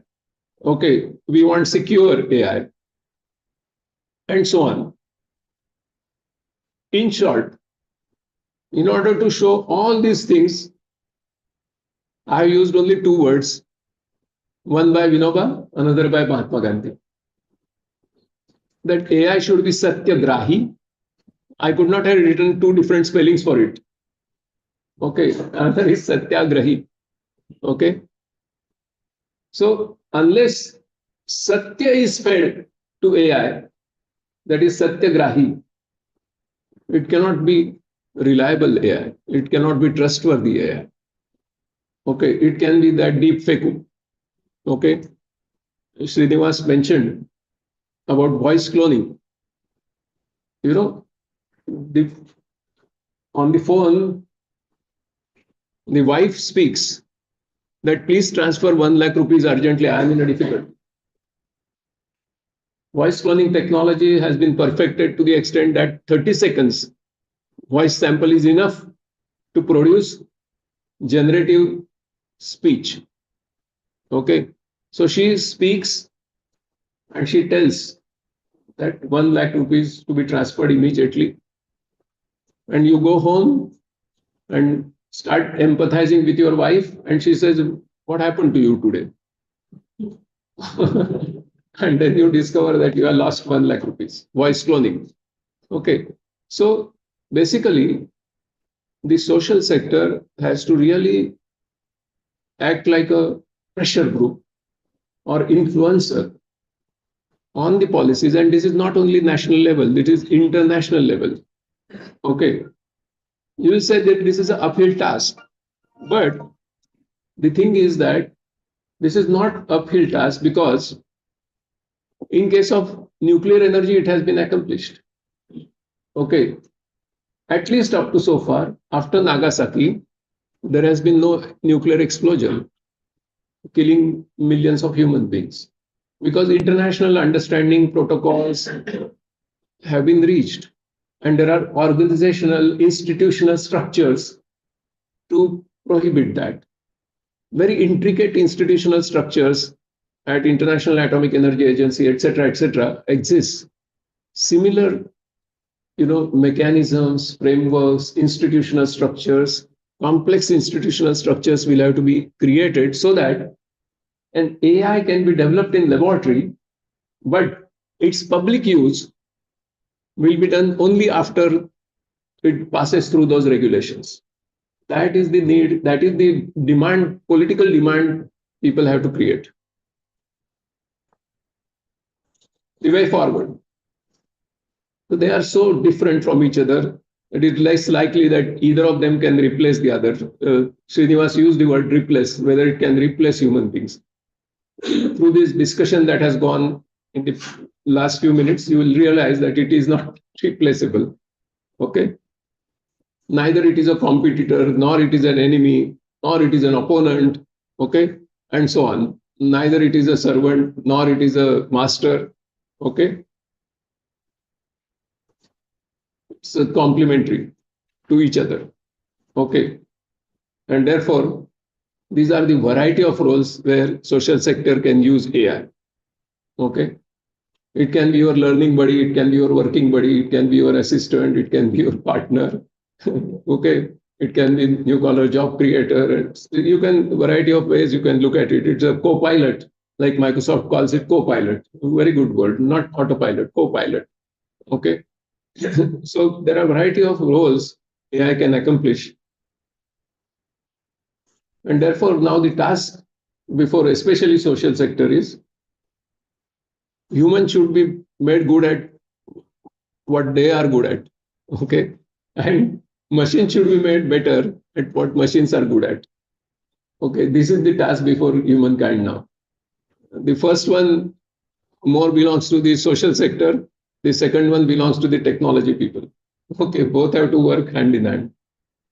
Okay, and therefore we have to forge partnerships between the two intelligences. This brings me to the conclusion of this section. And here I have given you large number of apps, okay, in these 80 slides that I am flashing before you, which is for practical, perhaps you can use it or people can explore this at home. I'm leaving all these apps to you, okay, so that you can simply enjoy each one of them. It touches so many social sectors, like what we are seeing the healthcare sector, like we'll see education and training. For example, this this is a very interesting, interactive chats and haptic which is created on the WhatsApp has overtaken WhatsApp itself. So there is a interesting technological race going on among them, and there is a app like you can explore knowledge AI. Okay, when you create some educational content of your specific thing, like say artificial insemination, we created that in MKCL with the help of you. Now, how will we do? We take a video, pass it through knowledge AI, and what happens? What happens? It analyzes the soundtrack completely, human voice, and while it plays, it flashes the important words or concepts on the left-hand top corner. It gives its definition in a box. So it pauses there. So every technical word comes, its clear definition comes, so the learner is helped. Second thing, at the end of a logical conclusion of 2 minutes, 3 minutes, it will create questions automatically. Okay. When you answer, if the answer is right, it puts 1 mark in the database. If wrong, 0. If it is wrong, it makes you play that video again. Okay. Sequential learning. Then what happens? It creates assignments. Then what happens?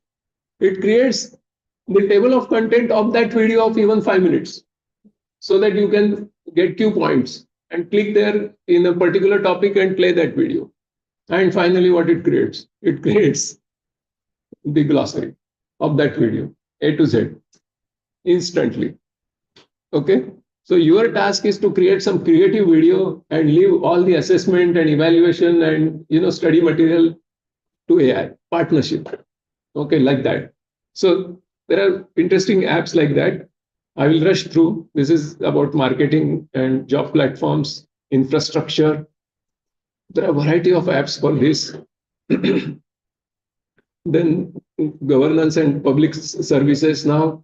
Government of India has created DPI, Digital Public Infrastructure, you know that. In digital public infrastructure, Aadhaar, JAM, and all mobile and Jandan and UPI and FASTag and DigiLocker and ONDC, like online network for digital commerce, and many, many things which are useful for small entrepreneurs. But now, one very interesting thing is coming, and that is with the vast data analytics, is called ULI. ULI is Unified Lending Interface. It will start creating a revolution like UPI by giving frictionless credits to MSMEs and to farmers, small farmers. You don't have to go through documentation to get a loan and get a capital for your business. Frictionless credits. This great revolution. And we should be proud of our country that digital public infrastructure, which started way back in 2008, with Nandan Nilekani's initiative and Aadhaar, UID, now has grown to such an extent that 50 countries of the world are following India for replicating DPI. Okay. And ULI has been tested in 7 states and it has been successful. All the pilot projects are over. So very soon, this credit revolution will happen through digital technologies and AI. And Unified Agriculture Interface, UAI, is being explored in terms of the elicitation interviews and empathy part of it with the farmers. So that what do they need? What do they need? That elicitation is happening currently across the country. Governance and public. Okay. So there are many, many apps. Okay. Environmental conservation. This is the last sector I took. I took only 8 sectors for the want of time. Sorry.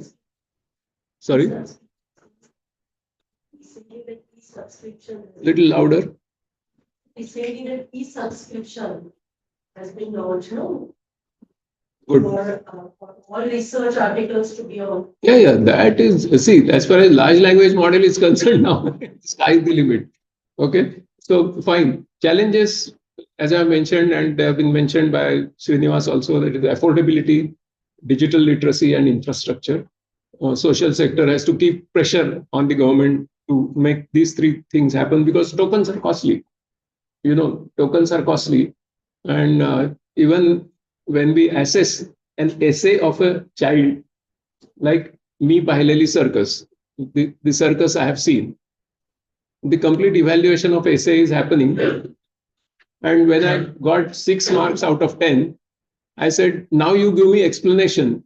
I told ChatGPT, now you give me explanation, why have you cut 4 marks, and give the justification for cutting each and every mark separately. It gave me. Okay, so the learning experience is there, but interestingly, every evaluation experience is being transformed into learning experience. Okay, so we have to do away with final high-stake examinations and come to continuous comprehensive assessment that will build new India. Okay.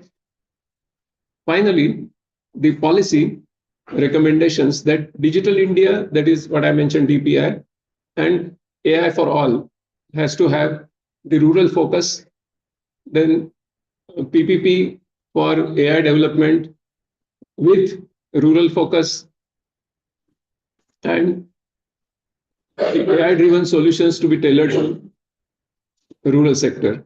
Okay, those are some of the needs that we must push. And finally, I come to a story and end. Sorry for exceeding a few minutes. So basically, for practical, I have done lots of homework, which you can explore. Okay, and how AI should be used in multiplicity of sectors. You can see that. Finally, I will tell you a story. Okay, and conclude.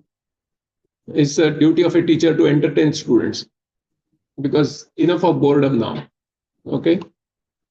What is the interplay between human intelligence and the AI? Many people, especially in social sector, in literature, etc., when they meet, they said that, see, everything can be managed by only human intelligence. You don't tell us about your artificial intelligence. Okay. In good old days, some 35 years ago, one of my friends was in banking sector. He was leading the union.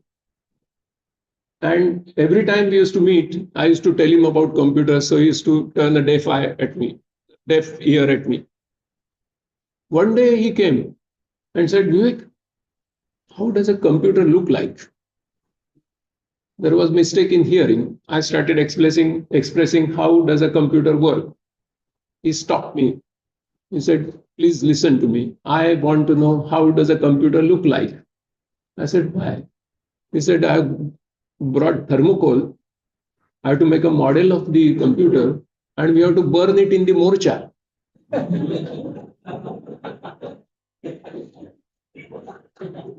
Similarly, now for AI, I keep meeting such antagonists.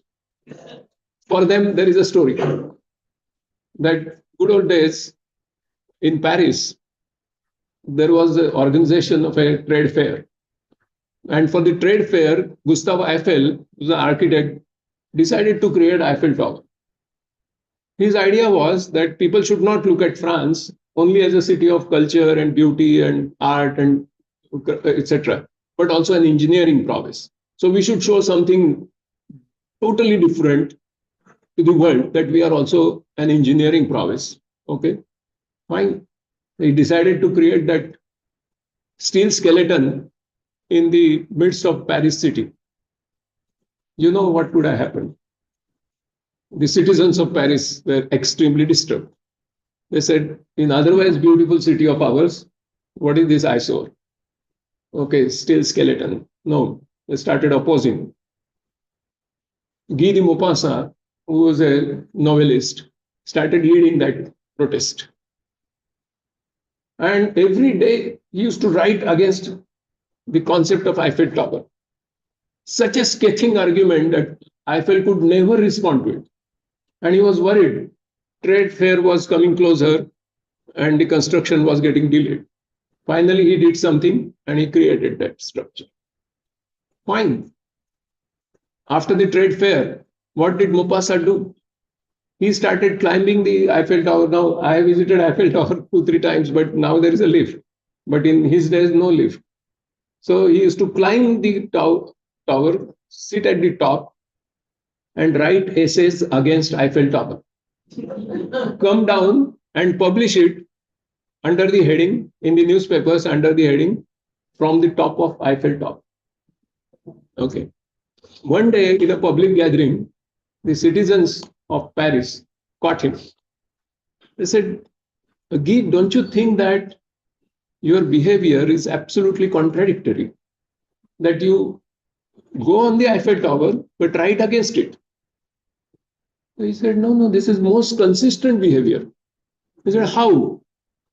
He said, because in my otherwise beautiful Paris city, the only place that has been left from where I can see only Paris city and not the Eiffel Tower is Eiffel Tower. Okay. So if you want to see the beauty of human intelligence, you can only see it from the top of Eiffel Tower of artificial intelligence, because it is going to help you for enormously complex task of brain mapping. Thank you.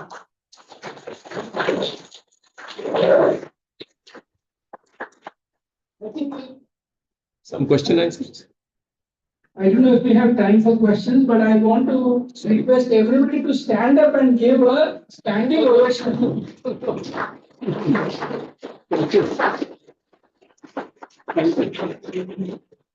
I think the amount of preparation Mr. Breakdown that putting this creating 139 slides itself is mind-boggling.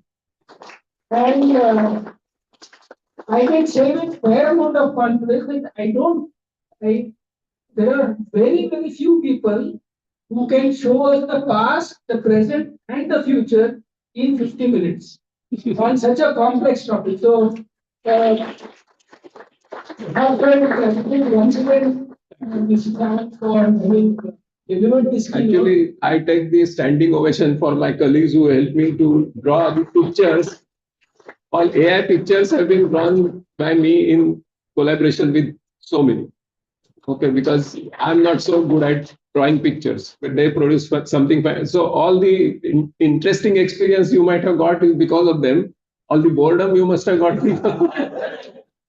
Okay, thank you. Certainly not. May I request Shamadini to illustrate Mr. Shaman?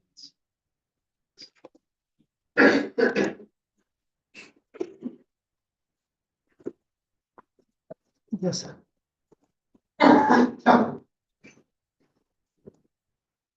Such a mind-boggling.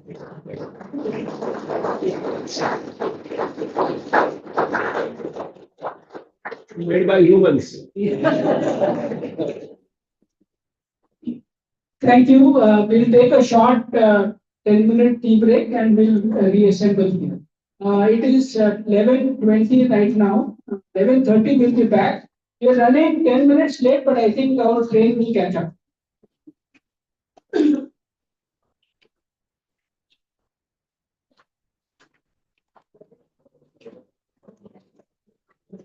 आहे ना sir.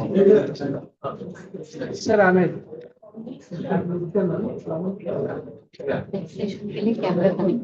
करते.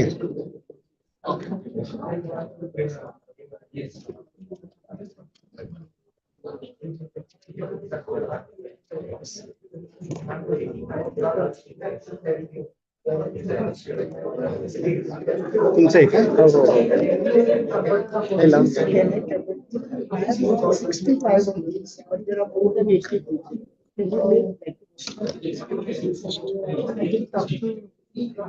मला copy देता आहे का? माझा नाही आता अडचण आपलं हा कनेक्शन जे आहे सेटअप आहे. हा याचा युट्यूब तुम्ही एक काम करा, लिंकला क्लिक करा. हो बरोबर, त्याच्यावर शेअर करा. माईक हाच वापर, प्रेझेंटेशन माईक हाच वापर. तुम्हाला पण मला ना जरा लॅपटॉप वापरायचा आहे. याला जर साईड तर काय झालं यांना पूर्ण सेटअप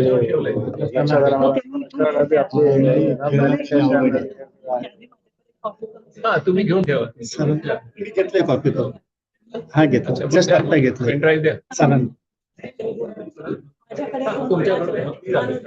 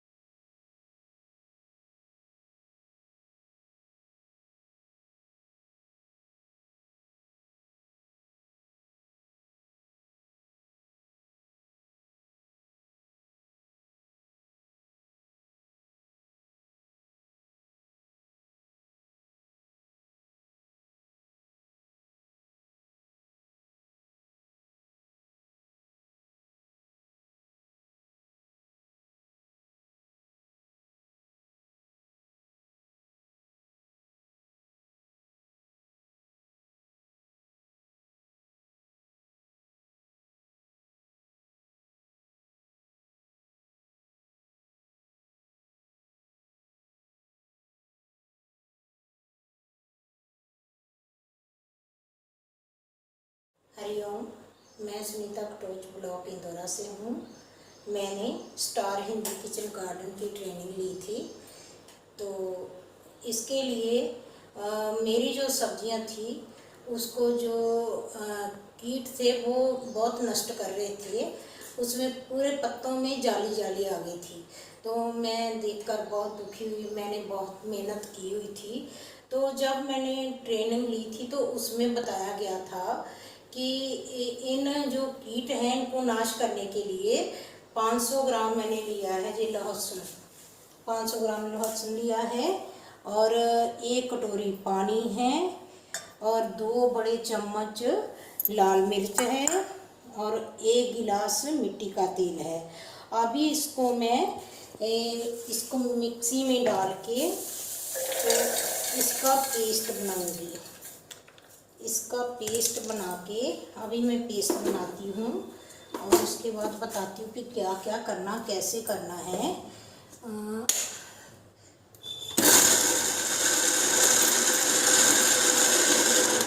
1 कटोरी जो पानी है तो इसमें डाल देना है तो अच्छी तरह हो जाए। अभी हम देख सकते हैं पेस्ट तैयार हो गया। अभी देखो जी पेस्ट तैयार हो गया अच्छी तरह। थोड़ा सा और घुमा लेते हैं इसको ना, थोड़ा सा कमी लग रही है मेरे को। अभी ये पेस्ट अच्छी तरह हो गया। ये देखिए पेस्ट बन गया, तैयार हो गया। अभी हम इसको निकालेंगे। इसको इस जग में, प्लास्टिक के जग में डाल देंगे।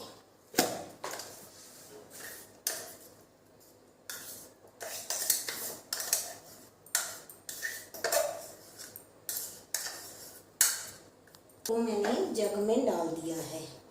अभी इसमें 2 बड़े चम्मच लाल मिर्ची डालेंगे।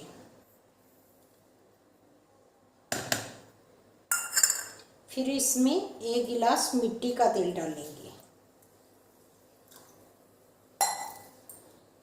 इसको अच्छी तरह गोल कर लेंगे इसका। मिक्स करके 12 घंटे के लिए हमने इसको ढक के रख देना है।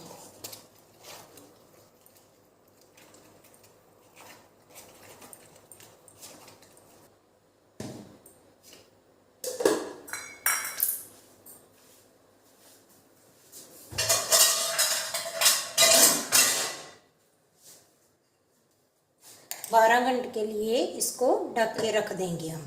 12 घंटे के बाद क्या करेंगे, इसको थोड़ा सा पानी डालकर इसको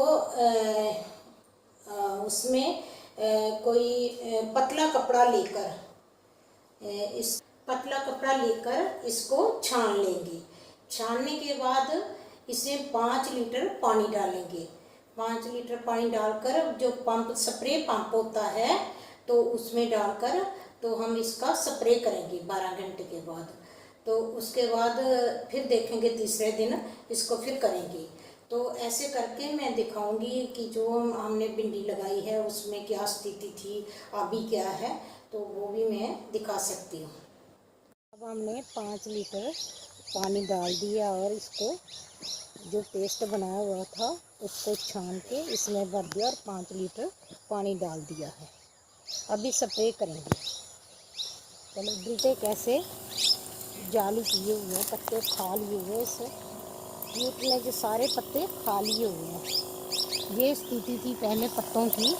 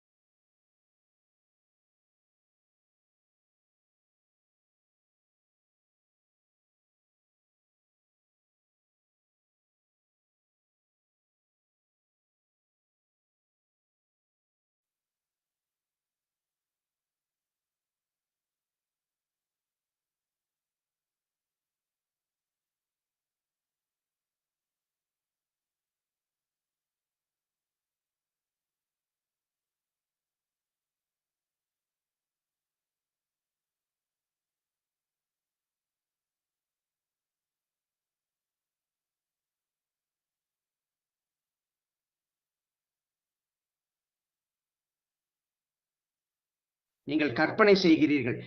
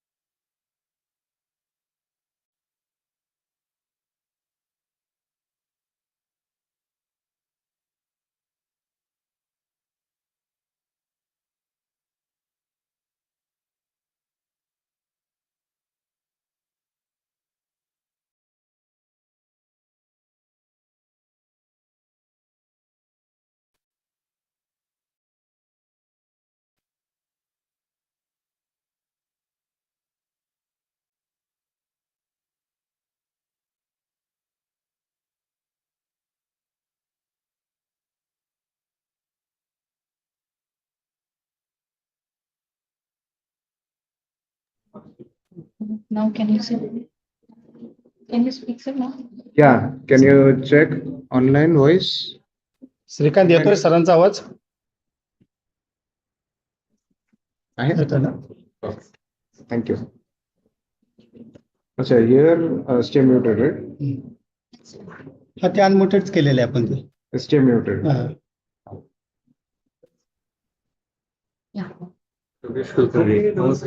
काय म्हणताय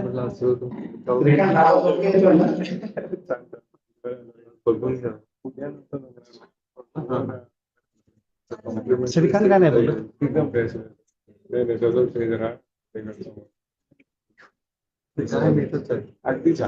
कुलकर्णीचं मत केलेलं आहे. मी श्वेता आहे पायाकडून हो अर्धा त्यांचं मोठंच केलेलं आहे. म्हटलं माहित असावं म्हणून विषय अंडरस्टँड नाही तिनेच तुमचा फोटो क्रॉप करून लावलाय ना म्हणून human intelligence thanks for your help thank you कारण आम्ही दोन महत्वाचे लोक आहेत तुमच्यासाठी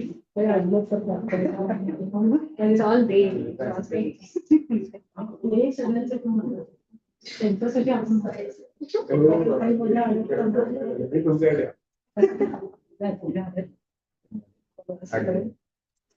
नाही पण तुम्ही एवढे छान ऑर्गनाईज करता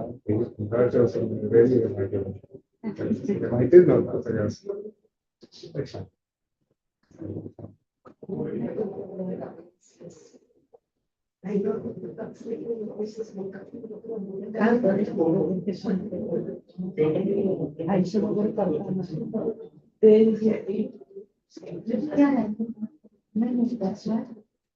सर तुमची स्लाइड लावता फर्स्ट स्लाइड लावता पहिली फर्स्ट स्लाइड लावता तुमची फर्स्ट लाईट ते चांगले वाटत शेअर करा शेअर नाही आहे शेअर गेलो हो हा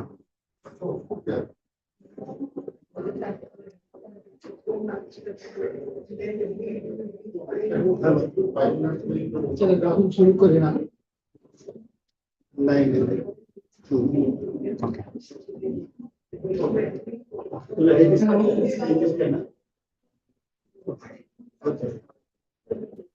May I request everybody to come back? We are starting. We are already 2 minutes late.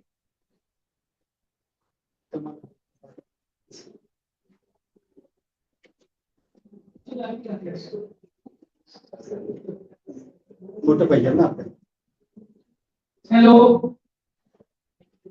Sir याच्यात मोठं करायचं ऑप्शन आहे का तीव्र power. काय करायचं मोठं दिसायला काहीतरी ऑप्शन ठीक आहे जाऊ दे ओके तुमच्याचकडे करायचं माझ्याकडे फुल ठीक आहे साईडला आणलं view side by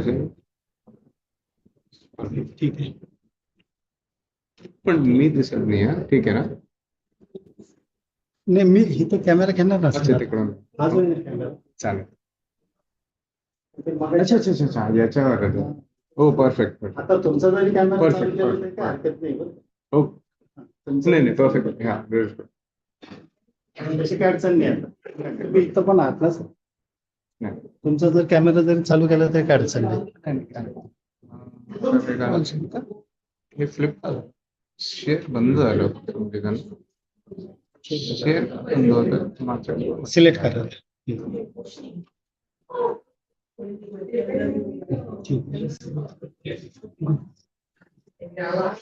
Around 5 minutes should where should I be let you know? So I can bring Ganesh in. And I'll give you a signal or something. So I took time. Exactly.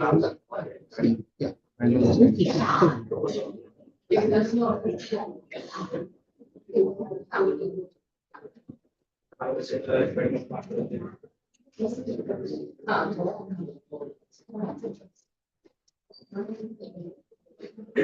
I hope everybody is back. So while everybody is settling in, I want to invite and introduce Rahul Kulkarni. I had heard of Rahul for quite some time, but I actually met him only 3 months ago. And interestingly, we have the interesting good thing is when you know good people, you get to know more good people. So that is how that's how we got connected to Rahul also. Uh, when we first met, he like I was telling about this Srinivas Kulkarni also, I got so much energy and insight from Rahul that he said, "आप ही हमको सिखाओ." So and which he gracefully and graciously has agreed. So we are moving from the first headline a little deeper into that first headline is to understand conceptually what artificial intelligence is all about. So Rahul is going to take us a little deeper into that conceptual understanding, and also then he will be leading us into the hands-on session as well, which we will do post-lunch. A very brief and quick introduction to save time. Rahul has been in technology for many, many years. And interestingly, we are both from the same college, also BJTI. After his master's, he's worked in many projects for large organizations like created projects for NASA, CERN, and so on and so forth. When he was back in India, he was Google's first product manager in India. And then later on, in his current role, he has been doing two very interesting and important things. One is as the chief technologist of Samagra, he's an organization which is working towards governance and improving public governance and using software data and in improving public governance, and he is leading that the technology aspect of that. And his other as a founder, co-founder of something called Do New, he's showing his other passion, which is helping people identify and nurture their own genius and helping teams create something very groundbreaking kind of work as well. So thank you so much, Rahul, for agreeing to lead this session for us. Thank you so much. Thank you so much, Chaitanya. Thank you very much for having me here. It's really an honor. It's one thing building technology. It's one thing creating policy. It's one thing being on the ground and actually executing it. So thank you for all your good work that you do on the ground, and thank you Stars Forum for actually running this for so long. I'm really bummed that we didn't know it so long, but I think now every year we'll be associated in some form or other. 30 of your time. Yes. Professor Ganesh Ramkrishnan from IIT Bombay, he's had some other engagements which are coming in his way. So he's requested to give the 12 o'clock slot. So Rahul will talk, he's begin his talk now and go until 12. 12 o'clock we'll get Professor Ganesh to join from IIT on Zoom. Then we'll continue with Rahul. Okay. Sure. So what we'll do is we'll start with the Chotusa Chutkula of AI. In terms of language, how many of you are comfortable with Hindi? Hindi all. Marathi? All. But online, no? Online, there are people who are not Marathi. Okay, I'll try to minimize Marathi, keep it to Hindi, English. All India. Okay. Sounds great. Until we have the online AI translation happening, right? Okay. So when you think of AI, right, we just had absolutely magnificent presentation in terms of just placing, getting our mental model attuned towards what's human intelligence, what's artificial intelligence. Now I'm going to do things in 3 parts. The first part, and we have a very short time before 12 o'clock, but in the next 20 minutes, what I hope to give you is some real world applications of AI, just things that in your daily life, right? This is not specific to India, but in your daily life, where can you stretch the limits? So across my work in multiple sectors, one in terms of the building what is digital public infrastructure for India. And on the other front, building AI for the long tail. What does it mean to really make it work for a child? What does it mean to make it really work in education? It's one thing saying it can do X, Y, Z. When you really go to do it right, there are nuances there. I want you to understand where things hit limits, but also appreciate how much it can do. Okay, so the first 20 minutes, we're just going to appreciate how much it can do. When we break for lunch and when we come back, of course, we have Professor Ganesh's lecture at 12 o'clock. When we come back from lunch, we're going to dive into practical challenges of AI in India. So all the demos that we see are typically English. They're typically maybe Hindi Marathi, but they're still Hindi Marathi. Go into a village in Uttar Pradesh in a district there. Go into some village in Maharashtra and some district there. Marathi just has 42 dialects just within Maharashtra. Same thing for every state. You go to Odisha, it has about 30, 40 dialects of Odia. So their ChatGPT and all breaks. So then what do we do? Right? So how do we figure out what is the next generation AI that we need to build for India? How do we augment all of that? So that we find out what does it mean to practically implement. I want you to walk away from what really works that's ready today. Because it's very easy to see demos from companies, organizations, and all good way. Everyone's really trying to help. But you're in the social sector, you're in the grassroots. And so when you see that demo and you say, ye karte hai, and then you go on the ground and it doesn't work or it does harm, then you're very disappointed, almost go anti-technology. And so I don't want that to happen. So when we break from lunch, we'll dive into some parts of the limitations and where to know where it exists, and then dive into hands-on. I hope most of you seem to have some laptops.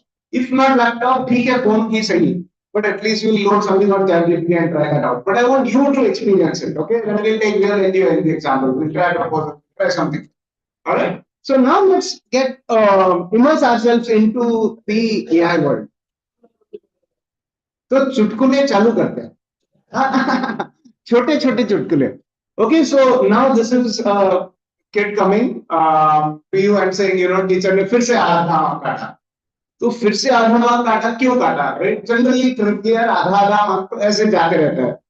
Now in the older times you would figure out कि पढ़ना पड़ रहा है, then you have to really assess, you really have no clue आधा mark क्यों काटा. But if you give the same thing to AI, this is just ChatGPT with photos as a feature enabled. So you can add an attachment or you can take a picture in ChatGPT. This is all handwriting. Okay. This is marks given by the teacher. 2 out of 2, 1.5 out of 2. Now I'm giving 2 photos. What are the 2 photos? One is the answer sheet, but one is also the question paper. And I'm just taking a rough photo, right? I'm not cropping into the exact question or the exact answer. I'm just saying, please see the question B1 and my answer to it. What am I missing? Why did the teacher cut half a mark? Just that. Okay, it needs to figure out which is B1 in the question paper. It needs to figure out what is B1 in the answer and figure out why is that answer 1.5 mark cut. Now the answer it gives, and this is probably too small for you to read, I'll paraphrase.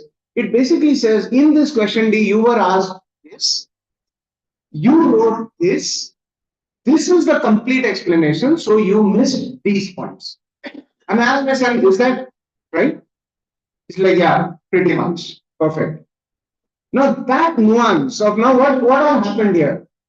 One is handwriting. Okay, recognize handwriting. Second, is it identified which question is B1? That's pretty amazing, right? Even a human, we struggle, B1 kuthe, sang mala, give me that. Right? That's always a challenge. It recognized it. So amongst large amount of info, this is easily done now. Let's look at more. So in working with education, work a lot with NEP, trying to figure out how to implement NEP in classrooms, how do you give that flexibility, how do you bring practical learning? One of the diagrams that every one of us hates, but everyone has seen, 8th or 9th grade, I think NCERT textbook, you always have this heart diagram. You have this vena cava and right atrium and left atrium and ventricle and all of that. Everyone by-hearted this diagram very grudgingly in school. Right? And probably one of the reasons why we started hating biology. Now, that diagram, I took a picture of it and said, I hate biology. Can you make it fun for me as an 8th grade? And that's it. That's just the prompt. It gave me a long text, okay, a long explanation, giving me an explanation that this art is very similar to a water park. तो लोग थक के आते हैं, पूरा blood थक के आता है, then it goes into one of the ventricle, then it rests there. Then lunch के लिए then they take them to the lung. Lung में ऑक्सीजन, खाना, बुफे, लंच मिलता है. Then from the lung, it again comes back to the heart, refreshed, and एकदम जोर से बम करके it goes into the body. And again पूरा water park घूम के वापस आता है, थक जाता है, sits in the rest area, goes back to lung, and it continues.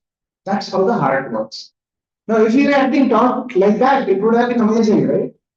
That's such a beautiful analogy AI created on its own. Then I went a step further and said, you know what? Then can you give me a diagram to accompany this explanation? And this is the diagram it generated. Okay, so now this diagram is far more interesting for a child. The explanation is far more understandable for a child. Then I take a step further. I say, now, can you? I recorded about 30 seconds of my voice. Remember, Savan said, 30 seconds of voice can clone a voice, deep fake. I created a deep fake of my own. Okay, so 30 seconds of voice with a little clip and that text, that long explanation. And I tell AI, now turn it into a video for somebody in Tamil Nadu. I don't know Tamil, but here's what it's created. See, can you hear this? Can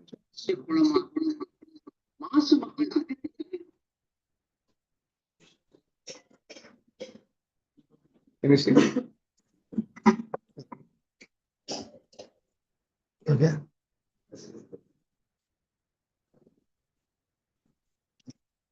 आता केला कर बने Okay,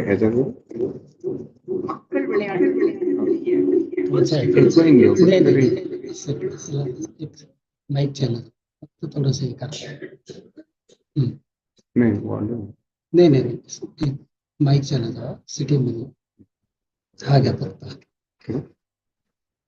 नहीं अच्छा ये अच्छा है फिर दोनों बन गए एक माइक है ऑन कर ओके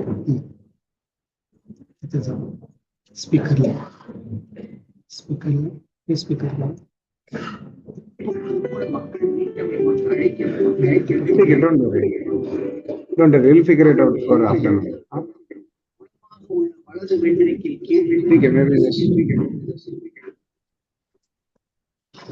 நீங்கள் கற்பனை செய்யுங்கள் கற்பனை செய்யுங்கள் கற்பனை செய்யுங்கள் கற்பனை செய்யுங்கள் okay please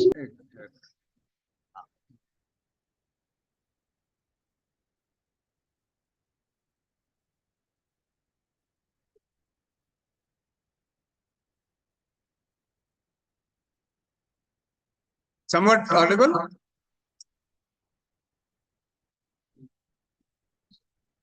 so what's interesting about this so what's interesting about this my lip movements were synced with the Tamil audio it was synced in Tamil which I don't know so it clearly translated it the voice was mine it's not some robotic voice one is it's not robotic it was with expressions the face expressions were also not mine they were created but they were pretty real the pauses the nods the expression the emphasis all of that it got right now why is that like that is the extent to which AI has evolved there is translation involved there is voice cloning involved there is gestures and all face creation face mimicking involved all of that it probably took about say 5-7 minutes to create this and so that's the power of AI that we're going to okay then let's think about if you just want facts so if you're asking for facts for something tell me more about Pradhan Mantri Sangrahalaya it gives a very good detailed thing about it depending on what tool you use. If you're using Gemini, it will give you some links. If you're using Bing, it will give you some links on the web. If you're using Perplexity, it will give you links. ChatGPT has recently launched this link feature, which can browse the internet. So different tools do different things, but primarily you can pull out facts from the web. In fact, I also use it quite a bit for any kind of purchasing that's needed. You say, give me the lightest phones from Samsung. Give me the lightest phones from this. Give it that in a table. It will give you all of that pretty decently. Sometimes asking it for children help me remember the periodic table. So mnemonics. So saying alkali metals, it says pronounce it as Lina ki ruby Kaspar. Think of a story involving a person named Lina and her ruby that involves krypton. Krypton, although krypton is not an alkali metal, it sounds like calcium, Latin name for potassium. So now it's giving me techniques to remember also. Okay, so it's not just about facts. It's about the underlying technique with which we generally remember. Then if I say use my doodle, so here's a child in some class had doodled this. I took a picture of it and said, of course I'm trying to teach addition here. This guy is doodling. I took a picture of that doodle and said, using this doodle, can you give me an explanation for addition? And now it nicely says, to explain this, imagine the doodle represents a character who has collected some items. Each eye represents one item. So this eye plus this mouth represents another. So the character has two eyes. We can count it as two items, a mouth, and we can look at this explanation for single digit addition. So that is a long explanation it gives me. Okay, so it tries to interpret things. So all of this is a lot of interpretative and generative thing that we are looking at. Now, as a teacher, if I look at it from a teacher's point of view, let's say this is a mark sheet for a student, formative assessment. And the student got these two things wrong, these three things wrong. And now if it's a teacher would start looking at patterns as to why the child has gotten this wrong. Can anyone spot what is the pattern here? It's probably visible. 10 plus 5, 60, 3 plus 2, 5, 3 plus 12, 42. What is the child lacking? Yes, ma'am.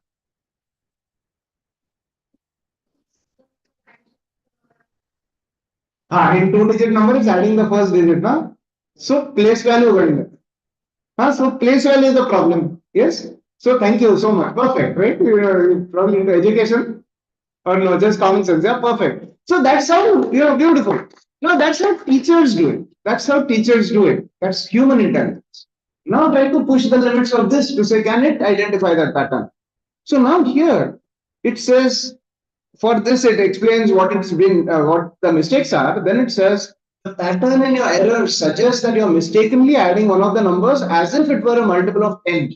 It's important to recognize each digit's place value and add the tens, ones, hundreds accordingly. So it nailed it. It nailed this very perceptive thing. It's scary, almost, right? This is something that you would only trust a very experienced teacher to do, not a French teacher, come out of rote learning, won't probably catch this. A very experienced teacher would, or someone with a good sense of perception would, like ma'am here had. This AI caught. Okay, so you can stretch it to this as well. Then there are tools like you saw the deepfake that I created of myself. There are tools that allow you to pick an avatar. You can pick any avatar. You can say what dress it should have. So you can say, I want this avatar with this kind of voice, with this kind of dress, with this kind of language. So you almost create your own teacher. Then I tried getting into the philosophical side of things. Like, let's ask a deeper question. So this was with a 7-year-old child. And I asked the child to say, ask this anything. Okay, this is ChatGPT, it will answer you things. And now if I ask that child to ask anything, guess what the child had heard? In school they were taught Gandhiji went to jail in 1942. Now the question was in his mind, right? In this child's mind, is why was he sent to jail? Jail is wrong, right? Now that is a very tricky question, right? That children ask. A freedom movement, where they are breaking rules. And then you say, these are the heroes. Then what is the explanation? How do you explain it to a child who's 7 years old? If you read the explanation, right, beautiful explanation. Imagine something's wrong is happening to you. And it's happening to everyone around you. You need to stand up. You need to raise a voice. You need to do it with non-violence. And that is the way they did this. So beautiful explanation of that. But now, when you ask a child to go further, okay, what else would you want to ask? Child started asking, can you, the next question that the child asked here, which was very startling, which was, how did it feel to be in jail? And so then ChatGPT gave an explanation. Imagine you are closed in your room with nothing to do, you can't meet anyone, you can't play with any toys. And so suddenly I realized that often in our education system, we are so fact-based and so fast-paced, we don't allow the child to pause and think about these kind of questions. Now, sometimes an accompaniment like this, where they're able to ask these questions and get logical answers. Of course, the interface is broken, the ChatGPT chat interface is not probably the best interface. But slowly in a year or two, it could turn into very smooth voice. And then it's going to be a very formidable companion, formidable way of interacting with AI. Not just that, asking AI to say, can you reflect on this discussion you had just now? What could you improve? So one of the challenges that happen is in the education system, for example, you would know DEOs, BEOs, block education officers or district education officers actually visit schools, observing schools, then give feedback to teachers and mentor teachers. That's how teachers grow in skill set. Now, the challenge is the travel time. They can only do 1 or 2 schools every day. Not every teacher gets that quality feedback. So ambient AI, which is, can there be microphones in this room? Looking at, hearing what's happening, and then later having a chat with the teacher. What worked well? What didn't work well? What could have been said better? What could have been done better? What kind of activities you could try out next time? That's very much possible. And so asking, but the question is, can the AI reflect on that kind of conversation? And the answer was yes. So it had a beautiful explanation saying, you know what, I probably need to use more analogies for that. So when using the analogy about the room, that was good. But explaining why did someone need to go to jail, that wasn't good. That was complicated. So AI itself started reflecting on that particular conversation. Then, things like, these are certain things where it can give you ideas of activities to be done. So give me 3 ways of explaining this. So often a lot of work that you do in the NGOs, in the grassroots, very hard to explain to someone in the urban setting, let alone funders who are coming from a foreign country. Asking for analogy, saying, hey, this person's coming from Chicago, and that person has this background. I am working on this. What are 3 ways of explaining this? What are 3 activities I can do for them to really internalize what we do? So if someone's coming for a visit, what are the activities I can do with them? So these are little things that AI is pretty solid at, very surprisingly so. So anything that's analogy related, activity related, all of these little things, very, very easy for AI to actually do that. There are things where you want to localize content. So if you're doing stuff in Maharashtra and you want to go to Madhya Pradesh, in Madhya Pradesh, the analogies that could be used would be very different. Kerala, the analogies would be used very different. So if you say ki in Maharashtra, there are these things that we plant in this grains and all of that. In Haryana, you say there's wheat being grown. But when you come to, let's say, Kerala, there are very different expanse, very different kind of objects in front of them. So if you're saying, let's count certain birds that are only found in Maharashtra, Kerala, it won't understand. If you say, let's count the number of houseboats in Aladdin, they'll probably get it. Now, what is a way in which you can ask for these localized ideas? It does a pretty good job at. And so saying, if I have to interest a child in something, so this is one very easy way of literally rewriting textbooks. Or imagine textbooks being created for every child separately. Where you say, I am interested in cricket. Now, every question, every problem could be a cricket problem.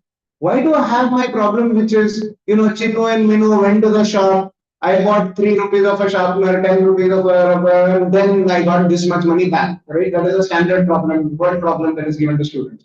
If this child is interested in cricket, so ask ChatGPT, just this child is interested in cricket, can you tell me more? Now I said that child is from Haryana and is interested in cricket. Now tell me more. No, so then he used player names from Haryana, used the name of a stadium in Haryana, and said, this guy had a batting, this guy and this guy went for a partnership, and then this guy scored 31 and this guy scored 21. What is that total partnership? That was the word problem. So much more fun, so much more relevant, contextual, interesting. Now, there are things that, in terms of tools that exist, right, for people to chat with, there has been some research around mental health, although that's very risky because they have not yet proven to really solve that problem. Having somebody who really needs mental health doing that. But there are experiments to say, based on a transcript from your class, can you chat with the teacher? Can you chat with someone with an audio transcript of what went right, what went wrong? The other one is, can you create pathways? So one of the things that we will do is run projects, interest and strength based projects. And so these projects essentially allow them to acquire a skill. And it's of their strength and interest. So they're almost enthusiastic doing it. But now there's always a scaffolding structure. If you do this project, now you're ready for this bigger project. Then you're ready for even a bigger project and a bigger project.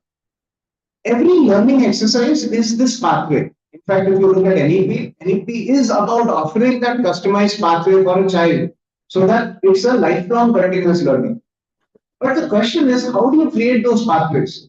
You can't say first standard, these are the 6 subjects, second standard, these are 6 subjects. Right now in colleges, that's one challenge. Almost half of the courses are now electives. Students are asked, how do you figure out which elective to take? So now suddenly AI is able to create a whole course scheduling, course pathwork, scaffolding thing. Here are the 10 steps to learn AI. Here are the 10 steps to learn blockchain. All of those things are there.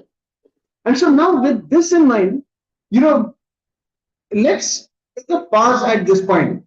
Let me transfer to Professor Ganeshan, who's going to talk about more direct impact of technology and BharatGen and different things he's working on.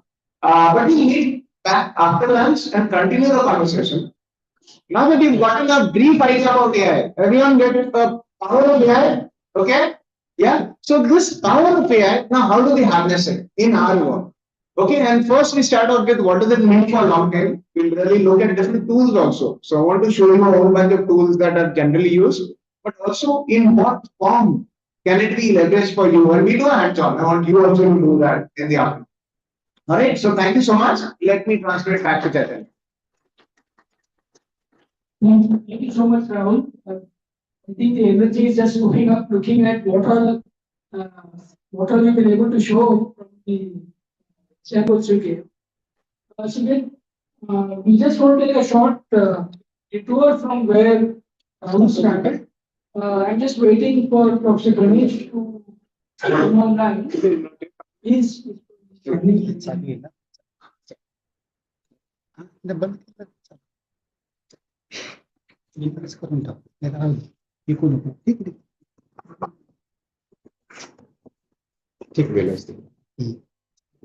you make him the host? He's already the host. While he joins, I can take questions. Yes. Any questions? Oh, he's joined. Oh, yes, there he is. Yes, there he is. So, welcome, Professor Ganesh. Thank you so much for taking time off. I know it's been a very busy several months for you. I'll give a very quick introduction of Professor Ganesh.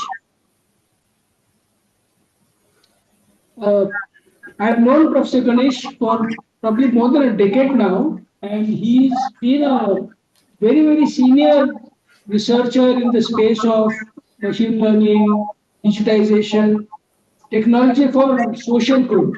And one of the very important leaders, leaders of bringing artificial intelligence and its power to everybody in India. I think Professor Ganesh has been leading that project. All of us have heard of ChatGPT, and we've heard it probably times today itself. But one of the significant projects that was started by the government a few months ago is this project called Bharat GPT. And that is a very important, I think, a nationwide initiative. And Professor Ganesh is leading that entire initiative. Several other institutions, researchers are part of it. And I thought getting that view of somebody who is heading such a critical project of national importance would tell us, number one, what stage we are in as a country and as society, as academicians and so on, where we are and where we are headed, what can be seen on the horizon. And I don't think there's anybody better than Professor Ganesh Ramakrishnan who can tell us about that. There is no doubt that he has been counted as one of the top 100 most influential people in artificial intelligence today in the world. So I think you will get a flavor for all of this from his talk today. So Professor Ganesh, over to you, and thank you so much once again. We were looking to have you in person, maybe not this time, but maybe some other time. And over to you now. Thank you very much for your generous introduction. Our connections, our work go a long way, and we share passions as well for social good. I hope you're able to see the slides I've brought up. Yes, we can. So, while I give a brief introduction to Bharat Jan, the intent of this talk is also on the efforts that are ongoing to make AI in general and generative AI in particular more democratized. And we believe that's only, and our experience also shows that's only possible through data efficiency. That's a keyword here, data efficient machine learning. I use data efficiency as a placeholder for multiple aspects of efficiency. Data efficiency to me also includes compute efficiency. Data efficiency is highlighted a bit because of the intensive nature of the large language models today. So a little bit on the why of Bharat Gen, why of data efficient learning, then the what and glimpses of how. So on the why part, by the way, there's this QR code kept out here. You can feel free to scan and fill up the form expressing your interest to participate. We do that. So this is there to stay. So if you look at the stages of development of a large language model, basically you need a lot of public data. Often you also bootstrap around some proprietary data. And it's important to provision for proprietary data to reflect in models, and specifically if you want these models to be effective. I'll give some glimpses into how that is done. The second is the data needs to be processed, a lot of tracing, and turning this into vectors, turning all the data into embeddings in a way that these embeddings reflect the data and help us with operations, make algebra operations, operations, so that you can learn how much one component of a document attends to the audio. Just let's take this same example of me giving a talk. I'm speaking some words, and in the process, I'm also emphasizing some regions in this image. So that's attention. So a large part of advancement in ML, and specifically the the delivery of AI has happened because of attention-based mechanisms through transformers. That transformers are the machinery, and these often have a lot of redundancy built into it. Okay, so as you can see, multiple layers here of the network. Now this leads to a fine-tuned model or a pre-trained model, which can be subject to fine-tuning. For fine-tuning, you need instructions, for which you need instruction data set. Again, one more primer. So let's go through the different phases. The stage one of any LLM development is data preparation and sampling. The sampling process is such that it should have wide coverage, and the entire pre-training exercise is through attention. I will take one region of text, for example, building and you see these keywords here, building and imagine I mark out this region, the LLM. So based on the context here, I would like the model to predict that element is the next word by attending to the word that occurs before it. That's attention mechanism. Following which, we feed this all this attention mechanism is built through a large architecture, multiple layers in a network. Once we have the pre-training architecture, you build what we call a foundational model. Important to highlight that this foundational model is largely based out of unannotated text. The whole training is called self-supervised learning, or sometimes also called unsupervised learning.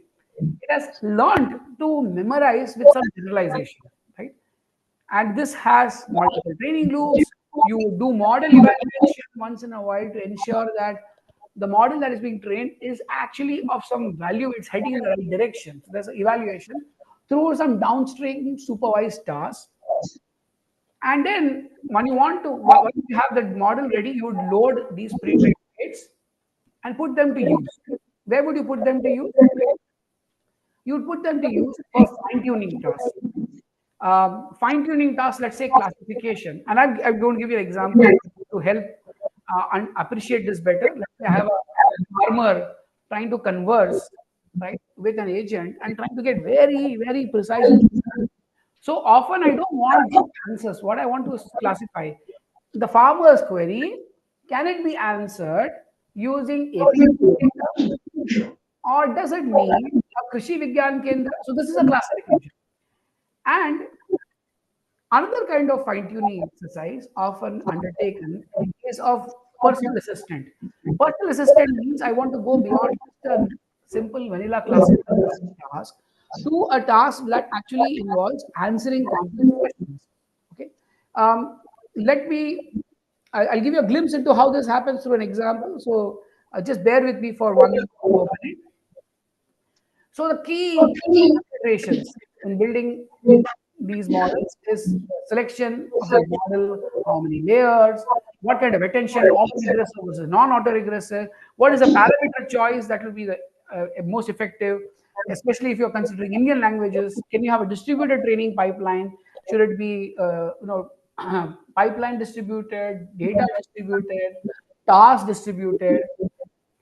And finally, benchmarking. Benchmarking is an exercise that you undertake even while building the foundational model. Benchmarking you need after the model has been trained as well, right? The while building, you're looking at the benchmarking so that the model gets the right direction. And after the pre-training, you want benchmarking so that you can compare one models against another. Now, the LLM evolution tree, if you look at it, you see a big mushrooming of these LLMs in the last few years. Unfortunately, most of them are very much in the non-Indian, in the English world. Okay? Some efforts have been made to cover Indian languages, but there's a big problem. The problem is scarcity, right? On the data that is being used to generate itself on to cover Hindi and other 700 languages is less than 1%, and English is 51.7%. The fact that we are presenting सबके सामने हम ये विषय English में रख रहे हैं, that itself is like a testimony to the fact that how kind of colonized we still are in our operations, right?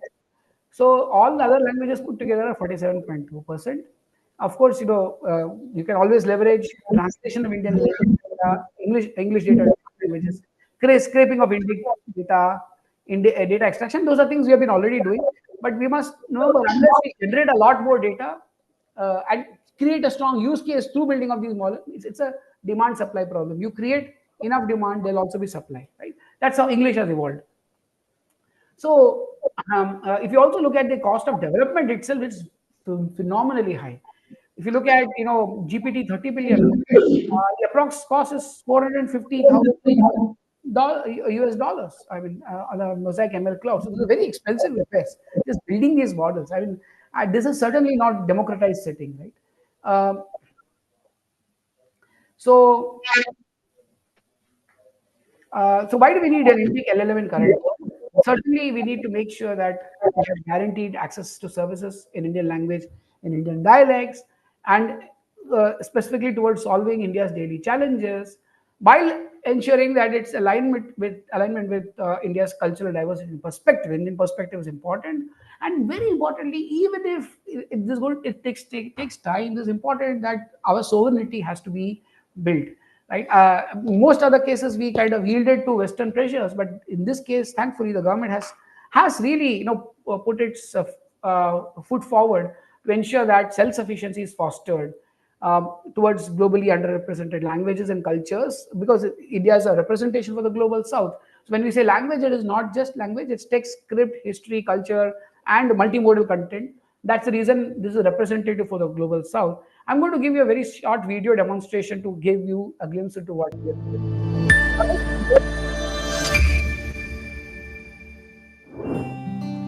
पिताजी, आप चिंतित लग रहे हैं। खेती के कुछ प्रश्न है बेटा। पापा, कृषि साथी है ना? ये क्या है? ये आपका एआई मित्र है जो आपके खेती की स्थिति समझकर उचित समाधान देगा। मैं मोबाइल में कैसे लिखूं? मुझे इतना तो नहीं आता। पापा, आप इसे बोलकर भी अपना प्रश्न पूछ सकते हैं। पूछिए।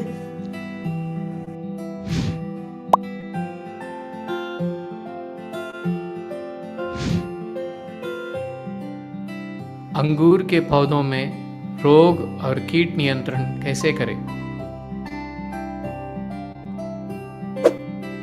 आपका अंगूर का बाग वर्तमान में किस अवस्था में है? So if you see, the model hasn't just thrown out an answer, it's trying to understand more of the farmer's context. The input speech is farmer's voice, but the output speech is actually coming in a very customized voice, which is someone the farmer could relate to. It could be style transferred to any person's voice that the farmer might choose to hear in. I hope you're able to hear the audio in the video. Is that fine? Everyone was able to hear?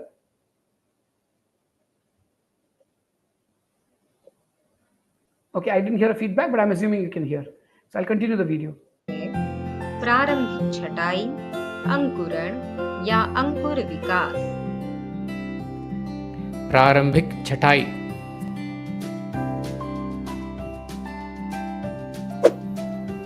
आप अंगूर कहाँ उगा रहे हैं?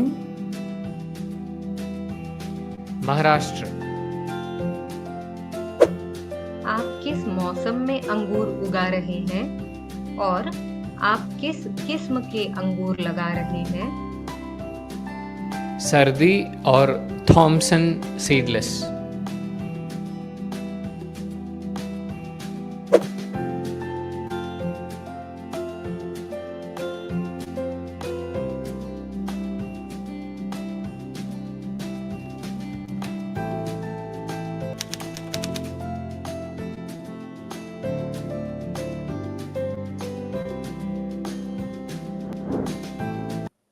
So I hope you got a feel for what the model has produced. It's produced in a very staggered manner rather than throwing in the answer all at once, and only when there's sufficient context with confidence is the answer being shown, as you could see here, right?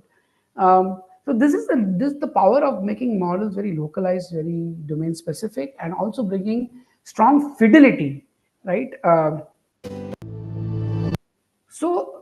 This is to give you a teaser on the why, right? And that's going to be very important, motivation for why. Now, what BharatJet has set up as a public-private partnership enabling entity through a Section 8 company funded by the Department of Science and Technology. It's implemented through the Technology Innovation Hub Foundation at IIT Bombay with very strong consortium partners in the form of IIT Madras, IIIT Hyderabad, IIT Hyderabad, IIT Kanpur, IIT Mandi, and we also have IIM Indore. So as you can see that it's a very IIT Hyderabad. So you can see it's a very diverse set of academic institutions. Now what we are doing here, this is very unique, the first time in the world, that we have strong representation from academia, but working very closely at not an arm's distance away, but actually closely by design with a revenue generation mechanism. So it is important that the BharatJet is revenue generation mechanism through a section company, because it is actually meant to also ensure that technology gets transferred to the ground. Like the Krishi Sati example was because we work closely with ICAR, we work closely with our previous connection from the IoT with the government agencies that deal with agriculture, the agriculture ministry.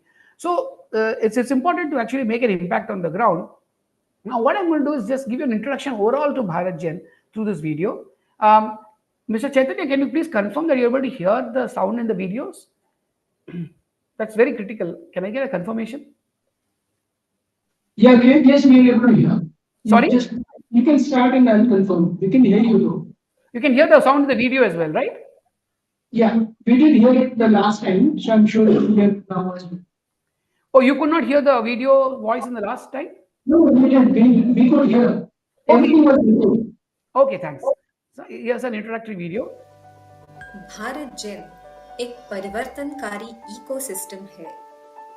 Bharat Gen का उद्देश्य multilingual, multimodal, generative AI model तैयार करना है जो भारत के संदर्भ में उपयुक्त हों।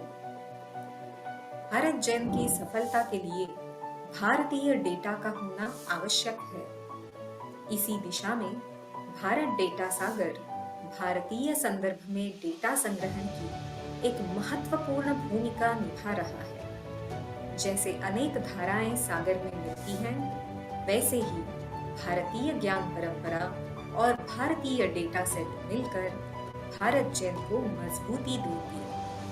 हम सभी संस्थाओं को भारत डेटा सागर में योगदान करने के लिए और भारत जेन के मॉडल्स का लाभ उठाने के लिए आमंत्रित करते हैं। So the appeal being here is very important. It is actually meant, as I said, through public-private partnership means both data contribution and co-evolving solutions are very much in our horizon, as well as our priority list. So it's not just contributing data. As I said, less than 1% is Indian language data. Unless we all contribute and make it happen, and also find use cases that make the catalysis of data collection, right, and accelerate it, it'll just become, I have a solution, show me the problem. We don't want to do that. Bharat Gen एक परिवर्तनकारी ecosystem और So what you will see next? और भारत जेन के models का लाभ उठाने के लिए आमंत्रित करते हैं।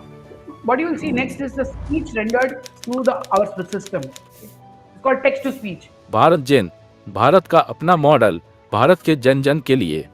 It's totally using our model. Now, second is style transfer. Same speaker's voice. Bharat Gen एक परिवर्तनकारी परिसंस्था है।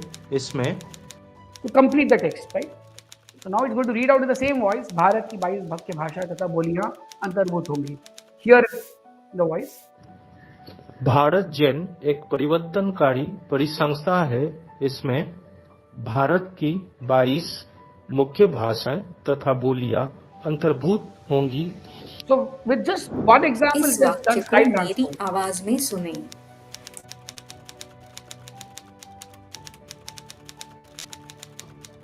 So this is totally off context text to speech in the voice of the person who spoke. Bharat के कोने-कोने के सभी लोग सुलभता से इसका उपयोग कर सकते हैं। कम डेटा युक्त भाषाओं में अच्छे परिणाम के लिए भारत जेन में हम भाषाओं की समानता का उपयोग कर रहे हैं। कम डेटा युक्त भाषाओं में अच्छे परिणाम के लिए भारत जेन में हम भाषाओं के उच्चारण एवं व्याकरण का उपयोग कर रहे हैं। So of course this video is serving two purposes. One is to show the effectiveness of these generative models. The other thing is also to show the vision of Bharat Gen, right? For example, Bharat जन में हम भाषाओं के उच्चारण और व्याकरण का उपयोग इसलिए कर रहे हैं क्योंकि कम डेटा है कि इस कम data turning this apparent disadvantage to an advantage by leveraging commonality across Indian languages. Okay, so I think this is trying to serve a dual purpose, also sending out the mission of Bharat Gen, as we also spell out through an example, right, how the capabilities are unraveling, right? So I think this was basically a short introduction to what Bharat Gen is, demonstrated by our Gen AI speech itself. Now the how, right? The how of BharatGen. As you can see in this uh, important components, data localization, technological sovereignty, digital inclusion, all towards Atmanirbhar Bharat. How are we enabling that? So technological sovereignty is possible when we go beyond only academic environment and bring academia from the from the lab to the land, bringing industry, startups, innovators, research institutions coming together in a very inclusive manner, digital inclusion, while ensuring that cultural preservation is respected again by design. And that is possible only when we transform India into a global data powerhouse. But the data powerhouse is such that it leads to local solutions, fostering local innovators. And this, I mean, even if you don't register everything, please take home this message. We want India to be transitioning from IP consumer to IP producers, right? And it's an opportunity for us to leapfrog through Gen AI. So this is a kind of bird's eye view of how, but let me give some glimpses into how this is done, right? For example, in speech, how did we make some of these models of trial transfer happen? Look at, for example, in this slide, the way swagat is swagatam actually will have very similar utterances across Indian languages. So that's as was spoken in the introductory video, leveraging commonality. There's a lot of phonetic similarity. Even if vocabulary is different, the set of phonemes are very overlapping. So that is one important component. Now the speech model itself can be qualified. There is speech LLM component. There's a style transfer. There's of course the automatic speech recognition, prompted speech recognition, a whole bunch, right? The other important part is even in this process, we want to make sure that we present alternatives. Mr. Chaitanya has visited our Center for Technology Alternatives for Rural Areas. I really am in adoration of one of my mentors, Professor A.W. Date. He kind of inspired me to always think about alternatives. When we look at alternatives, technology alternatives, rather than forcing down solutions, we find that people also uh, can participate in the co-evolution of solutions, right? So, for example, in the speech style transfer, while we have 350 million parameter model, which is not too big, but it might not be the best for edge devices. We also have smaller models, which we are 1/10 the size, which is basically 35 million. Now, as you have all heard, right, there is no free lunch. Moment you say I have a small parameter model, there's going to be some trade-off. What is the trade-off? The examples I gave, right? Style transfer in the video. I just gave 3 sentences and the model learns to generate speech in the voice of that person. If you have small models, it may not work as seamlessly. You'll need, let's say, for 50 different people, you may have to actually pre-train the model for those voices with less amount of data, not so much data even. Now, there is an advantage in doing that because a concern some people may have is, oh, what if these models are used or abused to generate fake voices, right? So with small models, maybe we preempt such possibilities. So alternatives give you a lot of breathing space, right, to evolve solutions. While complex models will do all kinds of flow matching, as you can see here, the typical architecture is that you will basically take some input text, you'll present them in the form of images called MEL, so MEL spectrograms, and then you'll mask regions. Like in text models, you're training the model to fill in the mask region through operations that involve flow matching, so that finally you generate from the MEL spectrogram the final audio signal, right? Now this can be a little heavy duty stuff, but there are other approaches which can be lighter, which don't do as much of investment into large number of parameters through flow matching. But as I said, there's a trade-off, and sometimes the trade-offs can work in our advantage. I mean, India did not adopt credit cards as widely as the West did, but that was also an advantage for us. We could adopt UPI, right? I'm trying to give you analogies to relate that slowing down adoption of technology can also help us adopt more appropriate technology at an appropriate time. Likewise, you can have high fidelity automatic speech recognition models. Here's an example where someone is speaking Hindi. Mac पर Xfig को शुरू करने के लिए यह command का प्रयोग करते हैं. Now Xfig is a software. Now, it's possible that the speech recognition systems, which are trained for Hindi, are not able to pick up technical terms, but we can get high fidelity speech recognition through constrained ASR models, right? Or you can also have leverage language models or large language models which help you insert these keywords at the appropriate time.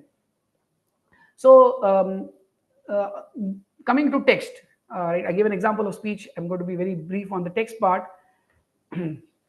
Now, what does it take to build these large text models? So, of course, we need India-centric data, and that's an important component called Bharat Data Sagar with multiple languages represented. But a very important point here is we need recipes. One of the big challenges with the models that are coming out is lack of recipes, right? So if you want to make something replicable, recipes are important. And this is essential for enabling technology and data sovereignty. By the way, we also in this entire exercise, we have brought out an open source platform called Decide, which stands for Data Efficient Machine Learning. Please feel free to visit https://decile.org. You'll find all our components listed there. How to make less data an advantage. And the vision that is driving this entire text foundation model experience is that while text can be a pivot, it should also be able to factor in speech and eventually images. Right? We have currently focused only on document images, but eventually even images of any form through the appropriate modality encoders, and be able to generate output based on certain modalities. Okay, I have modality generated for speech, video, image separately. As I said, we've been a little modest in some of our goals here because image itself is a very big area. So image wise, we are very focused on document images as of now. Now, to get to this, right, I give a small glimpse into why data efficiency matters, why robustness often benefits from data efficiency. So, data preparation, right, finding redundancies in the data, finding subsets of data that are representative of the entire collection, is one place where you can try and exercise efficiency. Another place for exercising efficiency is when you are training your models, right, by appropriate model selection, by training the right budget, or at the stage of validation. I built a model, but I need to tune it with the right hyperparameters. So can I use a subset of the data to calibrate models for their hyperparameters? And can we overall train models under these constraints without sacrificing accuracy? As far as model deployment is concerned, I believe personally that industry is much better equipped to work with. So we've been working with a couple of industries and talking to them to make the deployment also data efficient. And some companies have already been doing that. Now, what we also realize is while there's been a lot of research, very few toolkits and benchmarks. So we brought out this decile.org, which has, the components for summarizing massive data sets, right?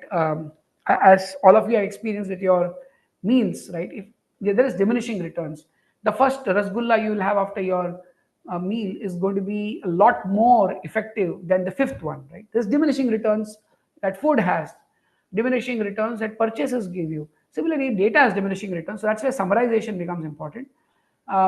And then you can have different aspects of summarization. I will have no time to go into the technical details of these, but just to give you an idea that we are not just taking approaches from outside and thrusting them. There's also very primary thinking going on how to bring evolved scientific principles based on our use cases, based on the challenges with resource constraints we are encountering. Likewise, SPEAR stands for semi-supervised data programming. There's a very big open source platform available from Stanford called Snorkel. Snorkel allows for writing programs, writing rules to annotate data. So we came up with a slightly alternative paradigm where we can write programs, because domain experts are very important. But can these domain experts coexist with the models, right? So that's what SPEAR deals with. I really have no time to get into the details of any of these, but I'm just going to give you a short glimpse into this important aspect of subset selection. Right? If you take this simple example of two urns, right? You have urn on the left hand side and urn on the right hand side. And if you had a function which counted the number of distinct colors of balls in each urn, right? In the first urn on the left hand side, there are exactly 5 balls, and the 5 balls have 2 colors overall. On the right hand side, the urn has a superset of the balls on the left hand side. It has 1, 2, 3, 4, 5, 6, 7. It has 7 balls, which includes the 2 brown and 3 green, but also has 2 blue balls, right? Now, if I were to insert, so this, think of this ball on the left hand side as, sorry, the urn on the left hand side as A, set of balls in the urn on the left hand side is A, the set of balls on the urn on the right hand side is B. Now, to each of these, if I consider adding a V, which is a single ball, the blue ball, right? We find that f of A union V minus f of A is greater than or equal to f of B union V minus f of B. That the number of distinct colors of balls is showing diminishing returns. If you add the blue ball to a relatively smaller number of balls, you'll find more gain than if you were to add the same blue ball to a larger number of balls. So this is just one class, a representative class of functions called submodular functions, right? So submodular functions are interesting because we can maximize them using some greedy algorithms while achieving some good approximation guarantees. But they're also important because they reflect the intuition of diminishing returns very well. Right? They are concave functions. They're like concave functions, but applied on discrete domains. So you can therefore consider selecting subset with diminishing returns functions. You can select subsets of, say, labeled data to reduce training time, select subset of unlabeled data to reduce labeling cost, and so on. Okay, so this is just to give you the horizon of possibilities, right, in terms of labeled, unlabeled data, parameters, architectures, where efficiency can be brought in. So this is where we feel there's a lot to be done in the LLM space. There's a lot that can be done to make this foundational model and their fine-tuning exercise a lot more democratized. Now, without again going into any further technical details, let me just give one representative example, right? I talked about representation function. So on the left-hand side, you see this representation functions. Let's say I have exactly the budget to select 5 images, 1, 2, 3, 4, 5. Which 5 images should I select from this pool of images? If I am going to look at representation or representativeness, I might pick up these 5 images that represent large number of these images, right? In that process, I have discarded this image, which is an outlier. I think it's an outlier as per representation function. Now, is that the right thing to do? Imagine that these images were, images of people. Now, it may not be right to just discard an image just because they're, underrepresented. In fact, it be even more glaring when we look at diversity functions. So diversity function says, well, I need a collection which covers as many diverse concepts as possible. So if I'm looking at Bodo, right? Bodo, think of this image as Bodo. A diversity function will say just because Bodo has very less speech data doesn't mean that that Bodo needs to be ignored. In fact, what we should have is a compromise in picking an image from this small group and pick from this so-called outlier because we want diversity, right? Coverage-based functions, on the other hand, try and cover as many concepts as possible. They're not covering images directly, they're covering concepts. You want to cover bales, you want to cover cars, you want to cover greenery, and so on. So these are all approaches to summarize based on representation, based on diversity, based on coverage. Subset selection, that is representative, a subset that may be diverse, or a subset that has good coverage under a budget constraint. Now, moment I put in a conditioning, things will change, right? So for example, if I say, well, here is a set of images, but from these images, give me exactly 2 images that are about persons, about people. So query is person. Now conditioning. Obviously, I'm not interested in the car images, but I'm interested in people images that may be representative.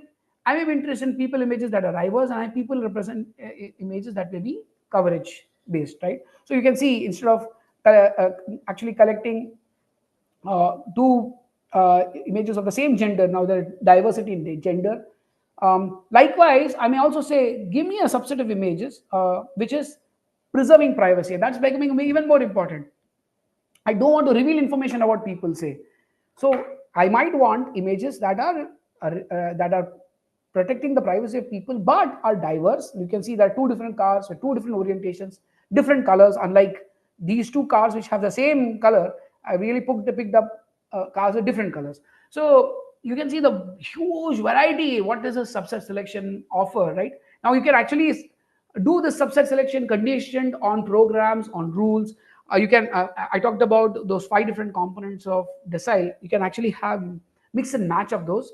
I'm going to give some examples on how these have been used to build small language models, for example. This began even before BharatGen was funded. BharatGen, as was pointed out, is maybe 4 months old. But before that, with several industries, we've been on this data efficiency job, right? So as you can see here, this was work with Adobe, where we actually used you know the similarity between batches of examples or sentences to identify subsets of those batches which can be composed together to train a language model. So sampling is essential for large language models, but can we get the sampling so that there's diverse samples that the model sees during training? Right, and all kinds of interesting observations we had, qualitative observations, though it was kind of driven by optimization, right? We were able to show that if you had complex layer networks from where you pick the embeddings for determining similarity, the middle layers of the network, they capture the syntactic trees, like the syntactic tree similarity between sentences. Final layers look at 8 to 9 layers look at subject verb agreement and so on. So there's also strong correlation between the math and what is actually observed in practice. Okay, without again getting into more technical details, if I talked about a pre-training exercise and a fine-tuning exercise, but in fine-tuning, right, if I had to have multiple tasks, like so many co-pilots, a farmer co-pilot, a citizen co-pilot, then across these, if I had to build models, I may have to again do submodel data mixtures, means subset selection. Even if you don't get most of the slide, let's look at this aspect, right? If I have a lot of budget for fine tuning, I'm not so resource constrained, then it appears that diversity makes more sense. That's why you have seen the green arrow on the left hand top corner. But if representation, if the budget is low, if I can't afford to do too much annotation, then yeah, okay, I'll skip the technical parts of the talk. I think this is just to give you a feel of how we've been doing this work. We've been doing this work, for example, Maharashtra University of Health Sciences, high fidelity co-pilots for our interns, medical interns, right? So this we built out, and of course also got publication out of it. But just to give you a feel for the kind of models we built, there are use cases like federated learning where you don't want the data to be shared. Again, interesting work we have done with different collaborators such as Google. Another very important part, how end-to-end document translation has been enabled by making use of human in the loop. Okay, so yeah, it's a simple example. If I had a sentence to be translated, this rule has to be implemented. Now, if I just try to translate agnostic to any domain knowledge or dictionary, it gets translated as is adhikar ko lagu kiya jana chahiye. If I have to render a lot of text in Indian languages, I might want to bring high fidelity. So what we did in this entire exercise is said, well, if we just add dictionaries, domain dictionaries, and such a huge thing, then we can not only get translation that is sensitized to the domain, for example, is niyam ko lagu kiya jana chahiye, without breaking the fluency of the translation, right? But also bring consistency. Here you see on the right hand side, our Udan platform, which is used for end-to-end document translation, is have been used to translate thousands of textbooks in Indian languages. And you can see that the words like saridi in bracket table, we provide this provenance. We also help the end user realize what was the source word and how was it rendered in the target language. So this becomes again very useful for end consumption, creating a lot of parallel data, both of course at the translation level, but also at the level of optical character recognition. Because as you can see on the right hand side, at the moment I am translating something, I can get provenance, I can get explanation of the sentences that are actually being rendered through the translation process. So this is the entire end-to-end project Udan. It's now part of BharatGen, but please do have a look at it. We contributed to Bhashini and we just won an impactful research award for this. And you can see very complex sentence like the successful bidder should execute a service level agreement. Now, if we just do dictionary agnostic translation, you'll find that service level agreement is transliterated, but some other places service may become seva. Whereas if you have this constrained approach, we are very consistent in the translation by virtue of a dictionary, and the whole translation exercise or rendering in Indian languages through human in the loop learning is also bringing in consistency, right? And reducing the amount of time required for translation. So this work, of course, is also technology licensed to a company, and we are happy that it's not just sitting as a product. While we AICT and others have publicly talked about it in their acknowledgements in their books. The work is also now beyond Bank of Baroda and Rajbhasha and Education Ministry has also now been technology licensed. So this, I think, is very fulfilling. Something that is open source is a message I want to send.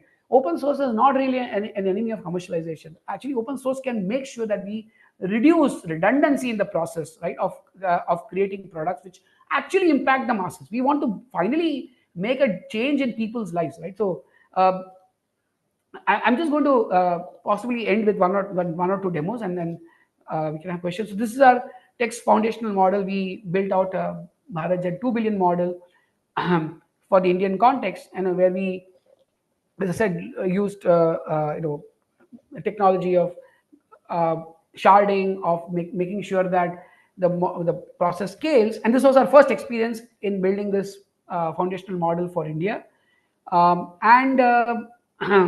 You can actually see some samples in the next few slides. We also have benchmarked it on some of the standard benchmarks for Hindi.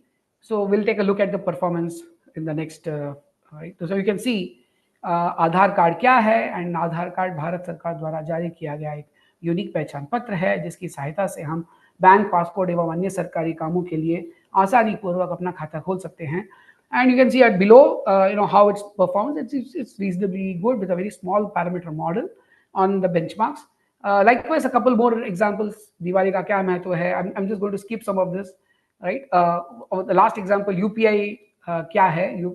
Unified payment interface उपयोगकर्ताओं को अपने bank खातों या mobile वाले के माध्यम से electronic रूप से पैसे भेजने, प्राप्त करने और प्रबंधित करने की अनुमति देता है. And then a final example which I'm going to show. So when we ask this model, how we can enhance you, right? So that's very interesting, the answer that comes out. So Bharat को विश्व बंधु बनाने के लिए क्या करना चाहिए? भारत को विश्व बंधु बनाने के लिए सभी देशवासियों का एकजुट होना बहुत जरूरी है. Right? And it is basically kind of saying that we all need to contribute to the model. So we use this as also as a kind of selling point, that the model wants all of us to actually contribute to Bharat Data Sagar. So a small appeal to Bharat Data Sagar in the video that follows, how we should co-evolve applications based on data. Please reach out to us on the... Central to the project is Bharat Data Sagar, a vast India-focused dataset initiative that powers these models, bringing India's unique data to the forefront of AI innovation. It is aimed at aggregating India's extensive reservoirs of data and knowledge from both public and private entities. Through Bharat Data Sagar, Bharat Gen will gather multilingual data sets. This data will be instrumental in developing AI models that understand and cater to the unique cultural, linguistic, and social nuances of our nation. This initiative will not only symbolize technological advancement, but will also serve as a bridge in bringing our local knowledge and experiences into the mainstream of AI development. By bringing together researchers, industry leaders, and government bodies, Bharat Gen seeks to accelerate generative AI innovation, strengthen India's technological sovereignty, foster digital inclusion, enhance national security and privacy, and drive Atmanirbhar Bharat by transitioning the nation from an IP consumer to a global leader in AI technology and IP creation.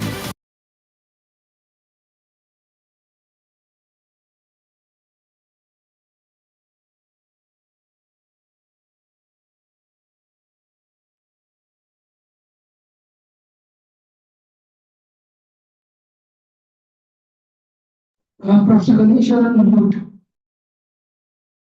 Oh, sorry. Yeah. So I was just trying to say, with this, we come to the kind of conclusion, right? The ecosystem is presenting our vision for leadership enabled through activity of knowledge generation. We should not assume that all the problems are solved.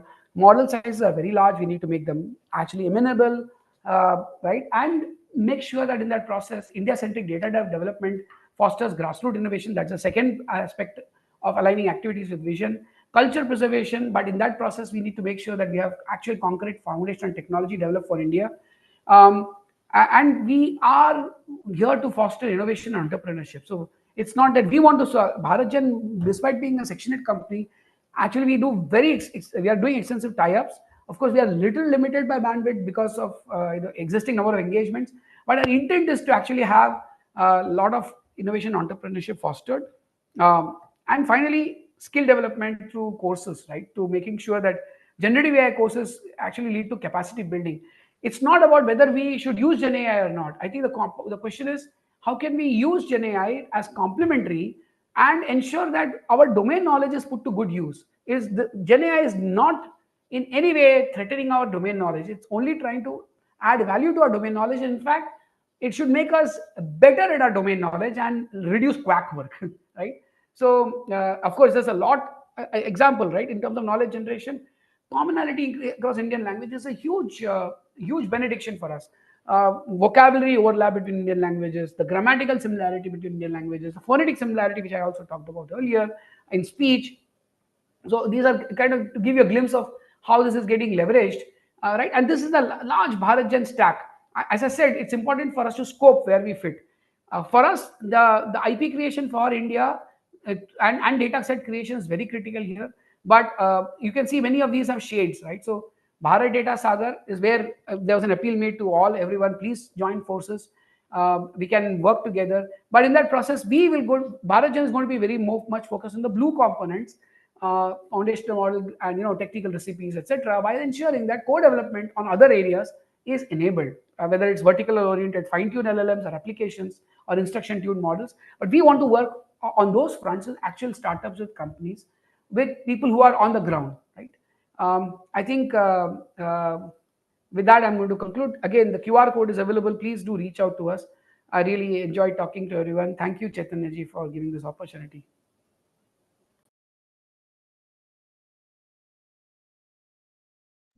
Yeah, thank you so much, Professor Ganesh. I know this talk was probably too technical for a lot of people.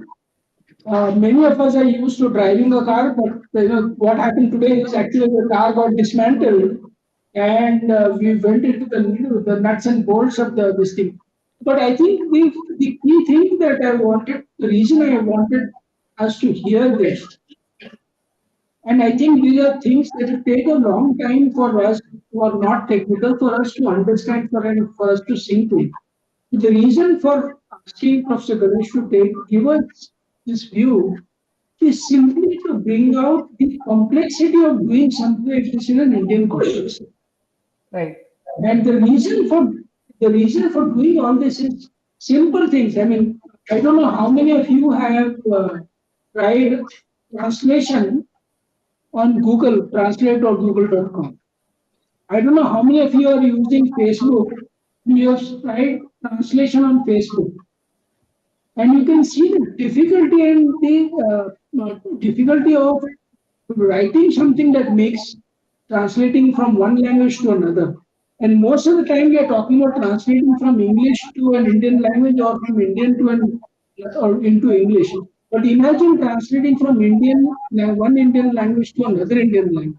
Imagine a Tamil farmer talking to a Himachali farmer about something that is of value to each other. How can you do that? It is not such a simple thing, and therefore, to enable all of that to happen, you need to have this kind of complicated, complex, sophisticated infrastructure that needs to be built. And this is for us. The idea is to get a peek into the kind of work that is being done to eventually enable us to do what we are here to do, which is to make tools like this available to every Indian in probably 30, 40 languages. It will not happen today, it will not happen tomorrow, it may take some time to do it. But this is the hard work that needs to go in before we become ready to create something.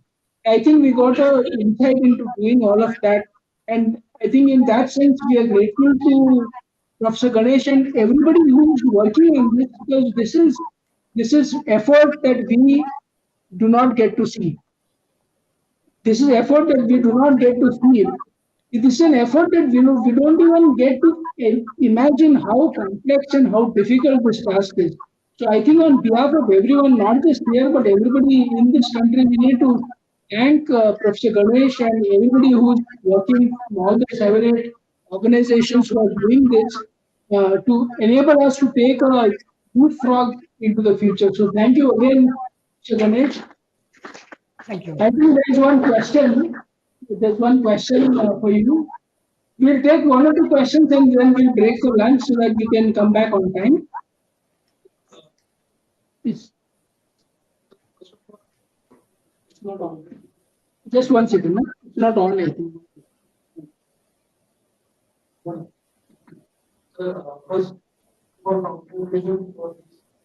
You're not audible, but Mr. Chaitanya, you could probably. I will. You can, why don't you come here?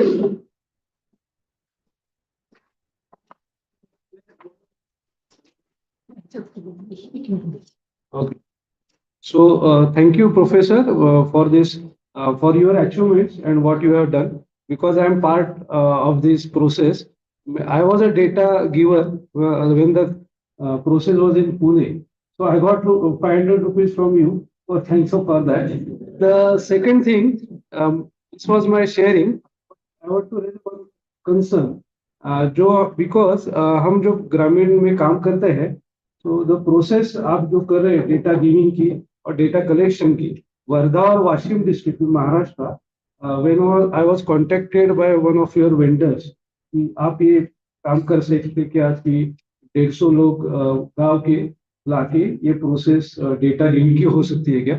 The concern was the amount which was being paid. Okay, जो complexity इस और ये data giving process में है, वो देखते हुए मुझे एक दिन लगा पूना में कि ये प्रोसेस में जब डेटा गिविंग प्रोसेस में था, तो गांव के में ये 400-500 अमाउंट जब दी जाती है, बताई जाती है, तो डेटा गिवर्स बहुत कम आए थे. और ये कंसर्न सिर्फ मेरी नहीं है, ये जो ऑर्गेनाइजेशंस जो आपके स्टेक होल्डर्स है, जिन्होंने ये प्रोसेस करनी चाहिए, उनको भी तकलीफ आई थी. उन्होंने मुझे कांटेक्ट किया था कि वॉशिंग में 1 डिस्ट्रिक्ट में हमारे लोग गए थे और उनको 2 दिन में वापस आना पड़ा, वो प्रोसेस हो नहीं पाई.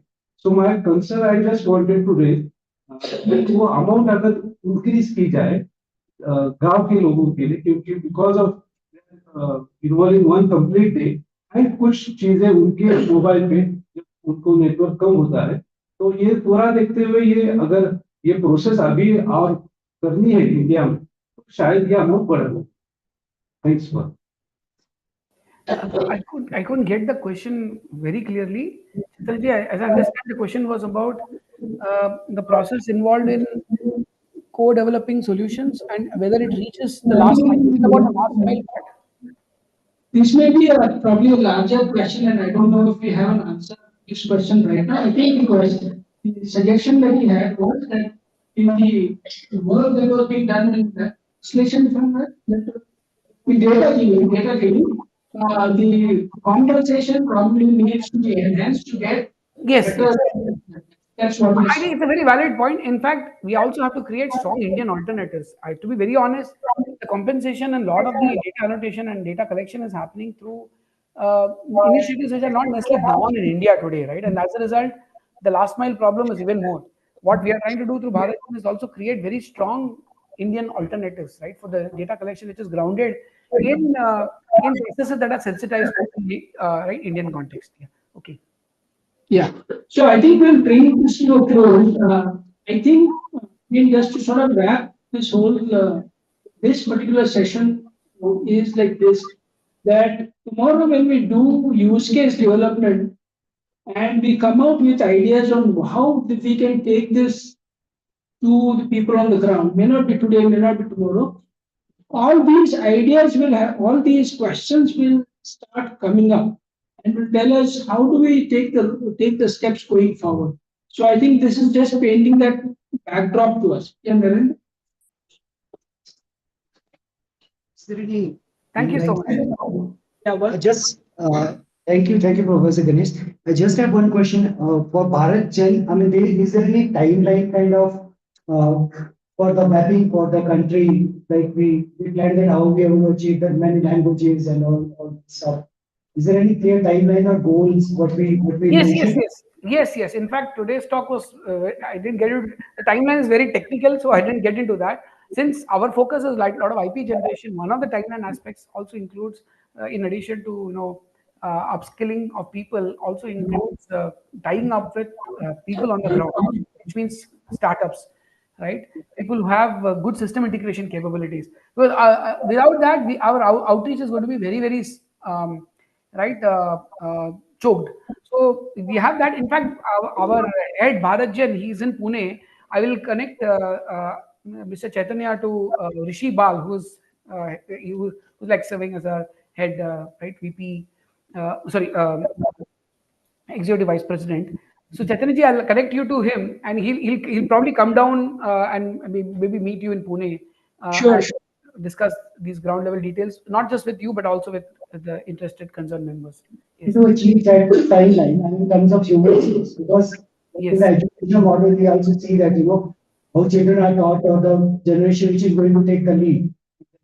So is there any plan to connect that so that build it? A timeline associated with the entire work, right?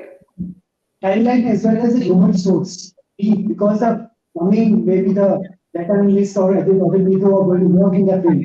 They The have to voice be is doing not better. clear. I'm just getting some keywords. I get timeline, then I don't get most of the keywords. But I think someone physically there might be more useful. I'm just Yes. not getting all the keywords there. Understand. Yeah, absolutely. I know the limitations.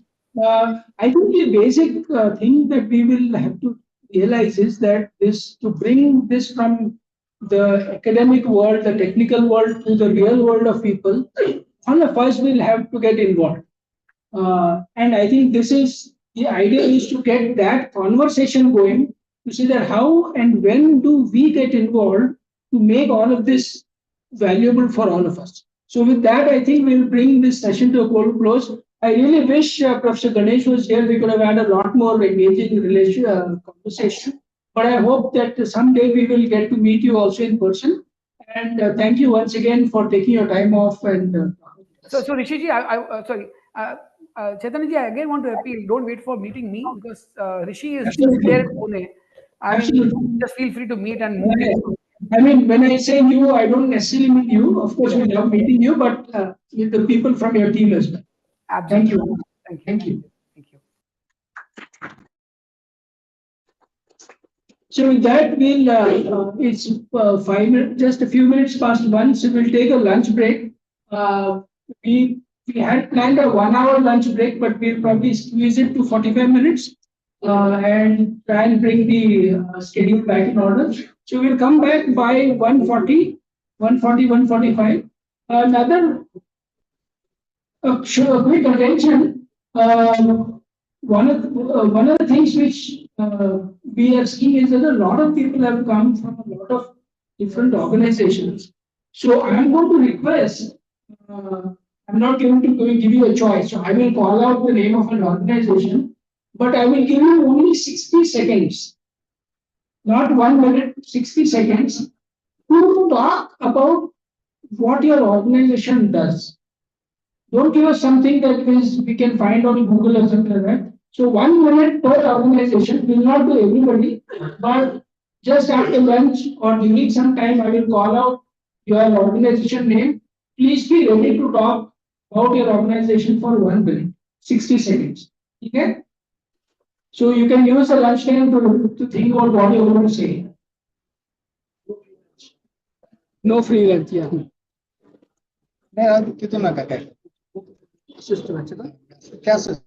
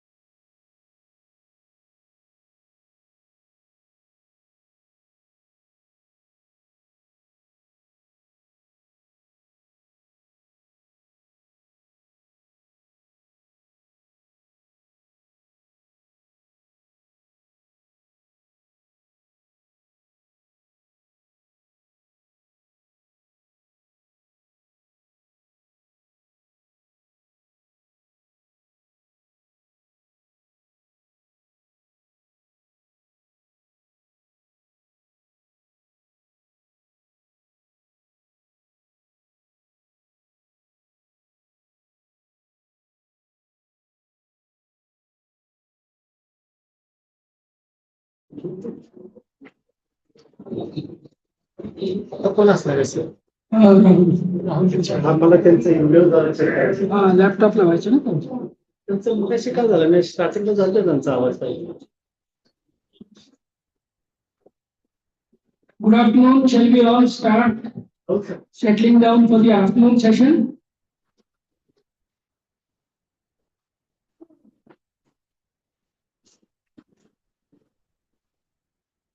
एक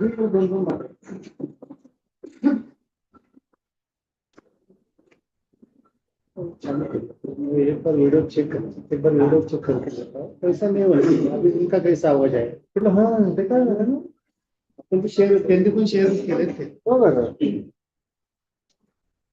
आता नसावं व्हिडिओची गरज नाही पडणार तर audio नसेल आता text नाही ना हा मग ठीक आहे मग मायक्रोफोन बंद करावं लागेल कारण एकदा तो काढला की परत येऊ का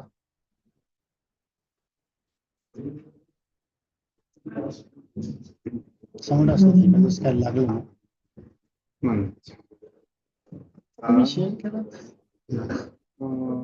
हे करावं लागलं आपलं किंवा जी लिंक दिली होती ना मग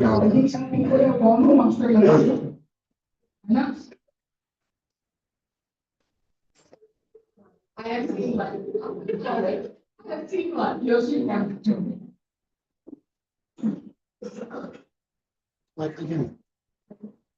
Okay, so everybody ready for the 60-second challenge?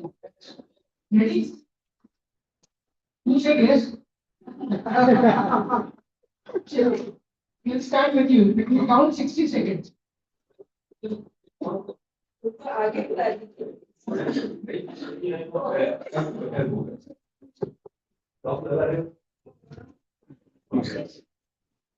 are Venkatesh from an academy called MBT Academy. We are into entrepreneurship development and livelihood. Thank you. Hello.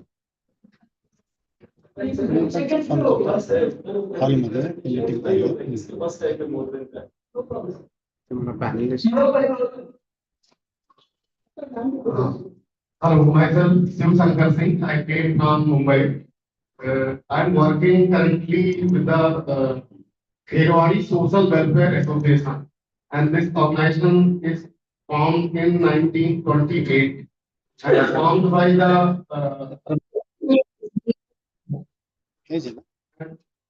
त्याला सांगू का माझ्या नावावर Our organization is currently working in 8 states, and we are focusing on majorly skill development and livelihood enhancement of the rural and urban youth, integrated rural development. Screen direct share होतो का Concept foundation. Hello everyone. I'm from Concept Foundation. I have 2 colleagues with me, Vaibhav and Nikhil. We are present operational since 2009. Specifically, company working in social sectors since 1995. We are present at 8 locations working in sectors, health, education, community development, and preservation of wildlife and heritage.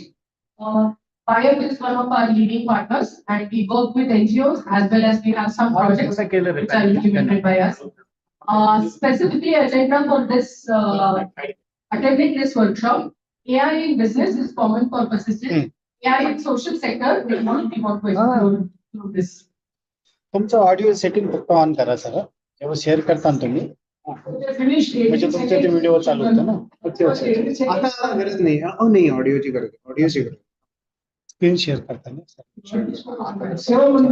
Stop करा परत हे करा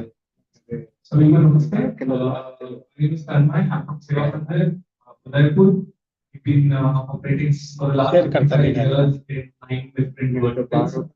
The agenda for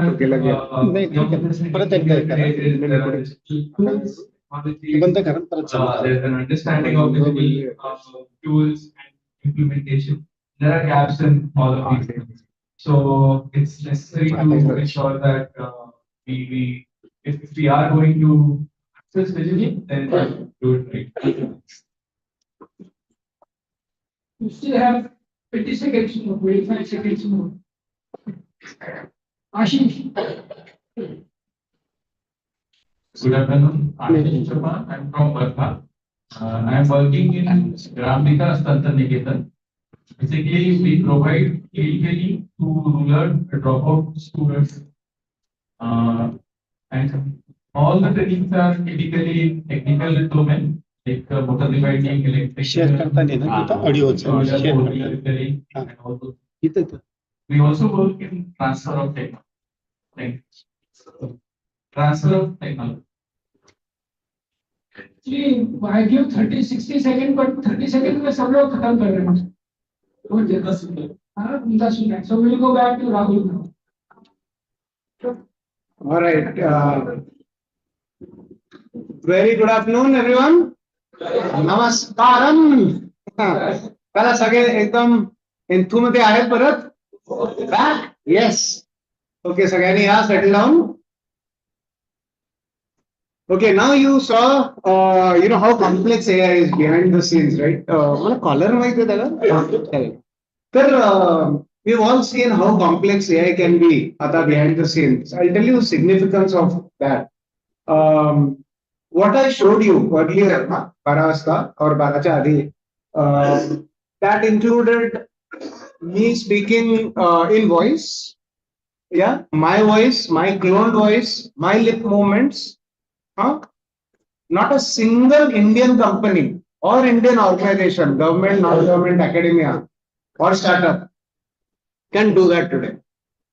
So the algorithm that you showed there and the very complex thing that Dr. Ganesh showed us was that secret sauce being created live as we speak.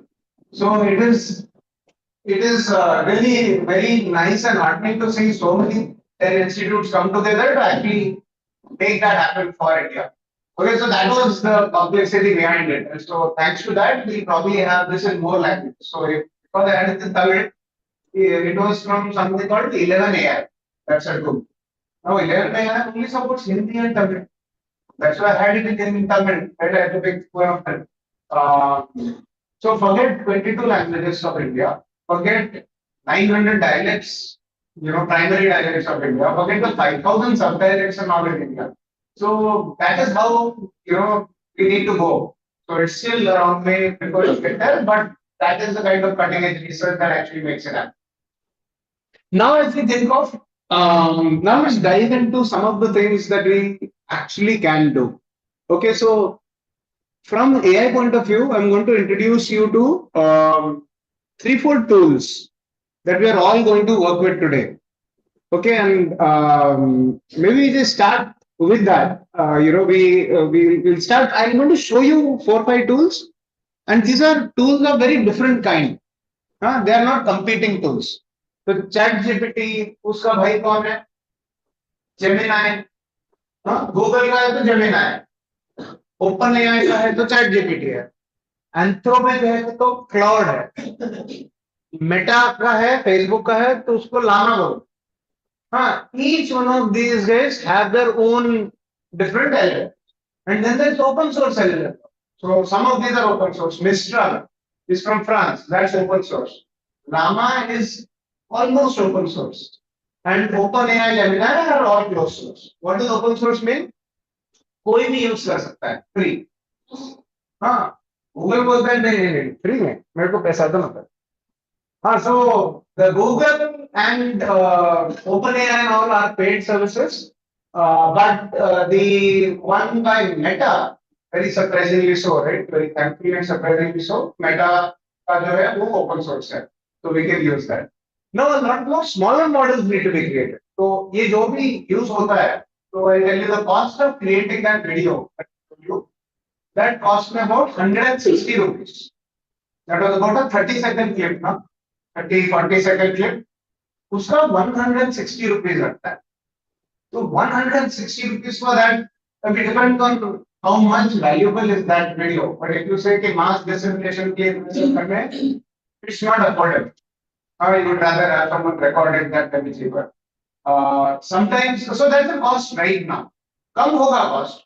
लेकिन आज की तारीख में It's costly. Cost to prepare. Prepare. Cost to prepare. Just to create that. Once you prepare, it's like once you prepare, you can give it. No, but imagine the amount of content that exists. So if you take agriculture for one state in ODIA, and just the tons of content that you can have like 100 not just 100 hours, 100,000 hours of content. Then it's about prioritization. Then it's about summarization. So it's yes. I'll come to that. No, I'm definitely coming to that, but I wanted to give you a sense of where that earlier thing is coming from. Okay, now कसं आहे पुढे मागे करायचं अच्छा अच्छा thank you आणि point पण आहे त्याला ओके हे लावून ठेवलं त्याला थँक्यू तर आता if you can open up ChatGPT, there are two things. One is you can have ChatGPT on your laptop. So just go to chat.openai.com. So chat.openai.com should get you this particular screen, or you just go to chatgpt.com. Otherwise, if you are on a phone, then you can install the app on ChatGPT.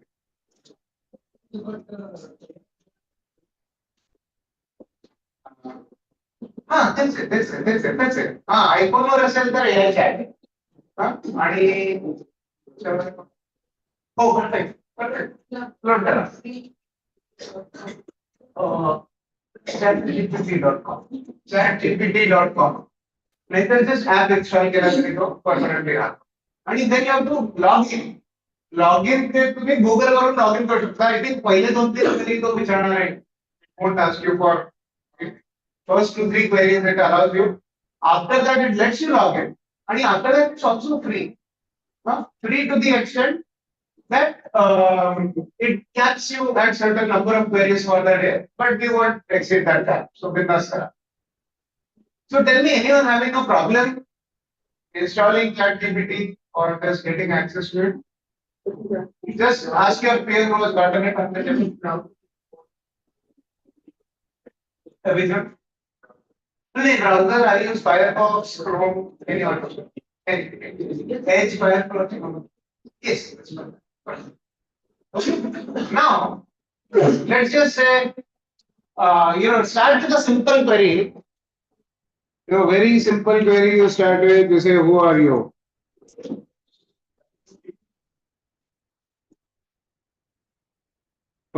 Something went wrong here. Online, I think, is not projecting. In the meantime, everyone offline? Oh, it's my internet, man.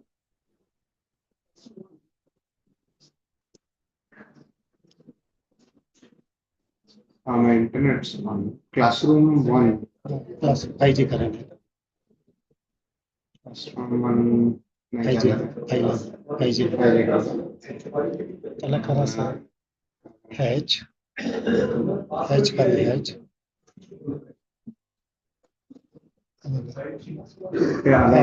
H सिंचा C capital.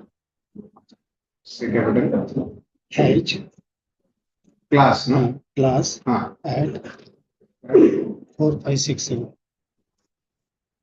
Right. C फक्त capital H. एक minute दाखव.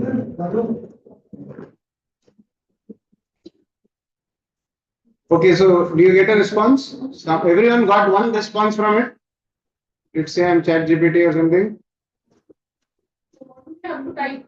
No, just type any question. Who are you? Ask me its name. What's your name? You tell it, tell your name. You say, I'm Rahul. You say, hi, Rahul. Think of it like a friend. Got an answer. Good.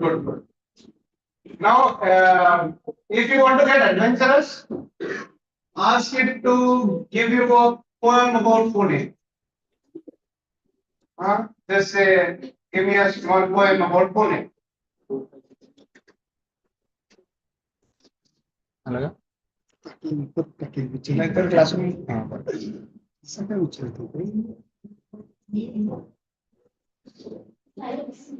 Got it. You get a poem? Yeah, got it. Got it? पढ़ के सुनाए? In Pune's art and culture blend with tales and history that never end, a city of learning, vibrant and cool. Pune, your charm forever stays. Very nice. चलो, different points. Different points of different. हाँ, आप बताओ.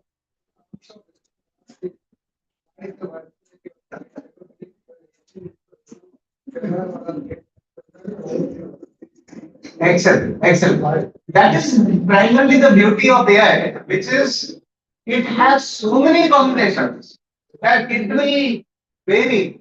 It is what is called probabilistic. So it will come up with different variants for everyone. That is why it feels different. Okay, it's always different for different people. हाँ, कुणाला हात problem असेल तर just raise your hands. There are helpers around. We'll all come and help you with. आलं का? कळलं? ते connect केलंय का? You have Wi-Fi? सगळ्यांना पाठवतो होतो त्या ह्याच्यावर. See if you need to connect by Wi-Fi. This is the Wi-Fi password. Classroom 1 आणि class at 4321. It is being sent in the group also. You can access it from there. Just half put together. If anyone has not gotten a response, Kavita ke liye, can you ask now to say, can you say that poem in Marathi or can you say that poem in Hindi? Yeah, I said that. You got a Marathi one? मस्त. ऐकत का? तो colour नाही काय? ते चालू करेल. आहे सर. आहे तिथं आहे. मराठी आहे का?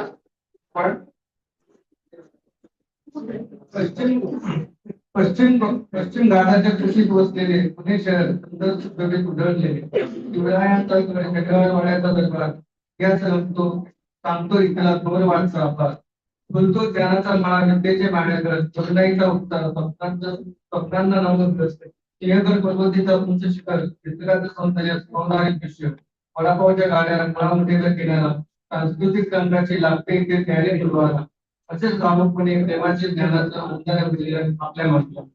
क्या बात है, क्या बात है, क्या बात है. आता you know, how many of you got that poem? Got some poem in Marathi or in Hindi?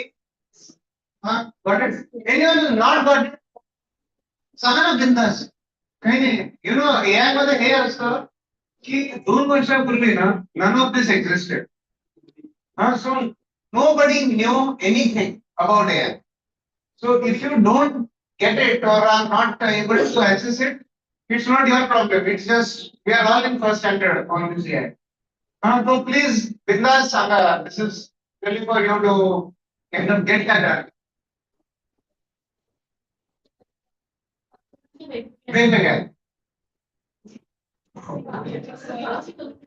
प्रत्येकाची पुण्याची कविता आहे. Everyone gets a different one.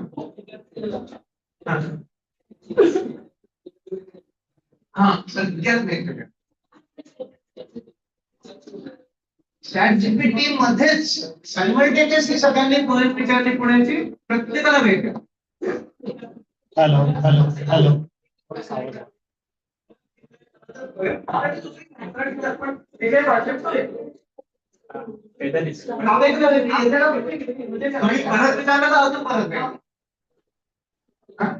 नाही मग चांगली गोष्ट आहे. टेक्निकल पॉइंट वेगळा आहे. आता गुड पॉइंट. आता हो हो please. Very short form of stars form. Exactly. Must. The glow of hope, where dreams take flight, stars form shines as a beacon of light. Uniting voices, hearts intertwined, empowering change for all mankind. Each small step paved the way, a brighter tomorrow in shades of gray. Together they should rise, hand in hand, building a future strong and strong. This is English Stars Forum. Now I have Marathi stars for माझा तारा कारण stars for तारा झालाय मराठीमध्ये रात्रीच्या या गडद आकाशात तू चमकतो शांत निर्मळ थाटात तुझ्या किरणांनी जणू पडतो गुजर सांगत अंधारातही प्रकाशात बरीच मोठी असते स्टार्स फॉरमची कविता म्हणून मी सांगते. छान छान छान मस्त मस्त मस्त. सो आता I want you to put 2-3 lines about your NGO. काय म्हणतो ओके आली सांग पण I said in three options, choose anyone. Alright, nice. And so, whatever is most near to me, most near to my organization in principle, I can pick that up. Super. And one more thing is we already practice that every month we have to send one notification to our employees. Okay. On the projects on which we work. So what we do is we give brief pointers that this is what is being done. And the tool gives us the flow, mailer. Excellent, excellent. They are already related. Wonderful. Wonderful. So I'd like to hear some poems about your NGOs. It's a 60-second challenge, but in poetry. Now, one way to limit the poem is to say, give me a 4-line poem with rhyming endings. So you limit it to 4 lines. In English, you say it's a haiku. So different ways in which you can ask this, and I'll also do it simultaneously with you. Let's say. So.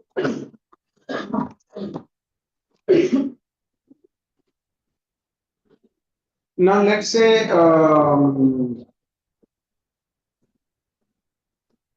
So this was, you very, very frequently use this across the board when it comes to, wishing someone, whether it's a Diwali wish, whether it's a Ganpati wish or anything.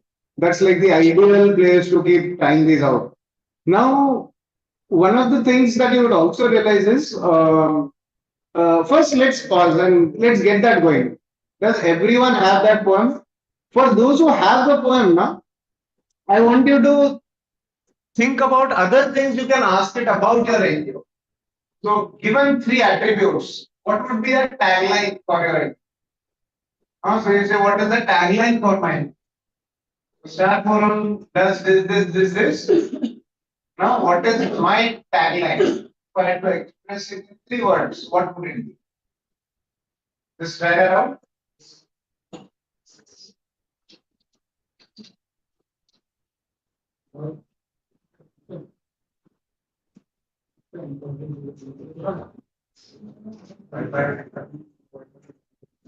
Sir ते wifi चालतंय wifi कुठला 5G 5G चालतंय ना हो दोन्ही एक आता load पण झाला असेल जास्त can't connect to this network कोणाला इंटरनेट मध्ये इश्यू येतोय का हो सेपरेट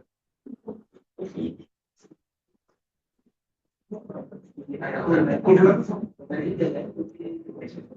हो very good.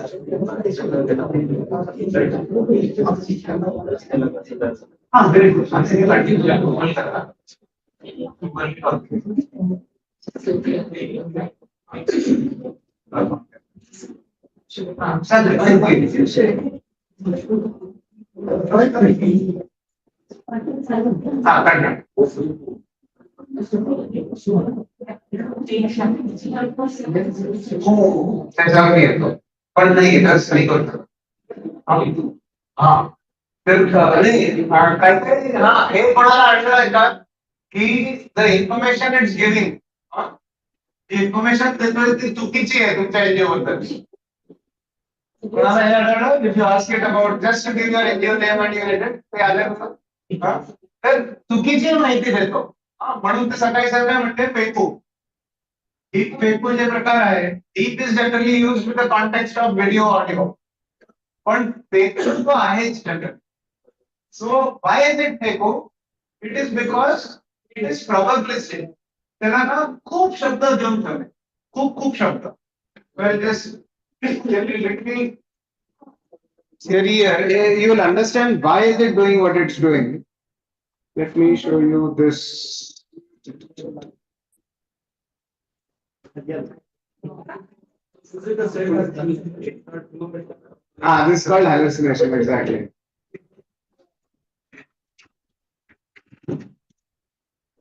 If you can just take a look at this, here, this. If I train AI, how is it learning all of this? How does it know about your interview? How does it know about money? How does it know about all these things? It is because some data was given to it. What data was given to it?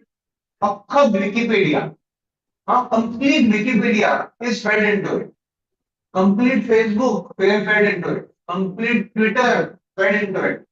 So, Changla White, whatever is on that thing is all fed into it. So you can't say it is perfect. Now, how many of you have Wikipedia pages for your NGO? Wikipedia page, if you have now, these things will be far more accurate. Why? Because many of these models will have Wikipedia. So if you don't have one, I would encourage you to create Wikipedia page. Wikipedia page is a good thing to have. Current that is the proxy for factual. Okay. Now, if I give it 4 lines, if I say this is a nice robot, this is a nice dog, this is a fantastic dog, this is a hat. The next word, if you teach a kid this and ask it, what is the next word? What is the first word that it would be? So if you look at all the 4 sentences I gave it, what is the first word always? This. So as a child, I would think first word would know this. So second word क्या हो सकता है? Is, because I have not been taught anything else. First word under the this and second word under the is. And third word? A. Again, all 4 sentences have the same thing. So if I train it only with all the sentences starting with this is a, it will only have this is a in the first place. But then the variations start after that. So now there's the probability that it would say nice or fantastic or hat. Now that probability has changed. And then within nice, there's a 50-50 to go to robot or dogs. So imagine all of the data that it has trained on. Imagine the number of poems about Pune. Imagine the number of sentences and paragraphs and essays about Pune. With all of that combined, that is why we are getting so many variations of things. And then it starts making it up also. So sometimes it makes things up. So you say, there is nowhere on the internet this art forum is an agricultural supplier of fertilizer. But ChatGPT may say that. Now, why is it saying that? Why is it completely faking something that is not even there in this training data? That honestly no one knows. Okay, even engineers don't know. The way AI is built, it is Zara Ramdharo said. It is given this, Naral Pada, Paya Pada, and then Toyobrun Bhaga, so then something gets created. And that model may perform well, may not perform well. The reason this is very hard to do is the expense. So to train one big model, right? Very, very capable model like OpenAI, Kavita Manasakta, medical questions, Shakespeare Vichar Shakta, Buddha Deshpande Vichar Shakta. That level of a model, which knows everything about everything, that takes about 100 to 200 crore rupees to train. One training. And you know, at the end of it, you say, "Arey, nahi, meet nahi aa." Like that is why it's very expensive. How much did Facebook, Meta, guess how much they spent in the last 1 year on AI? $35 billion. 1 billion means 8,000 कोटी. And they spent $35 billion just last year. And that is why they have the best models out there that are in open source. Luckily, they're giving it in open source. But that is the amount of expense that these big companies have, and that is why AI is expensive to create. So when we have Indian researchers doing it with limited budgets, they are applying twice the amount of interesting techniques and technical skills that their counterparts in the US may apply. It's like ISRO doing that rocket for 1/10 of the price. No? Same thing AI मध्ये चाललंय. That is the geniuses like Professor Ganesh who are doing that. Now coming back to this place, can you tell me everyone has gotten that? Did everyone get this basic first piece? Anyone not got a poem or not got something about their NGO? Please call us. There's nothing to be. Yes.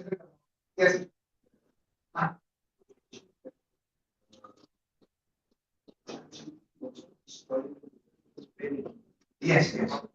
Yes, yes, yes, yes. Yes, that? Yes, it will say, sorry, I don't have that in my thing.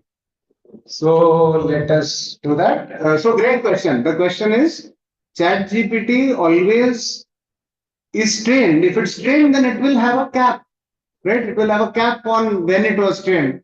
So let me say, who is the Chief Minister of Maharashtra?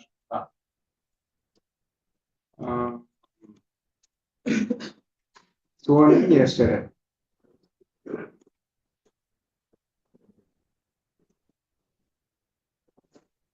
Ooh.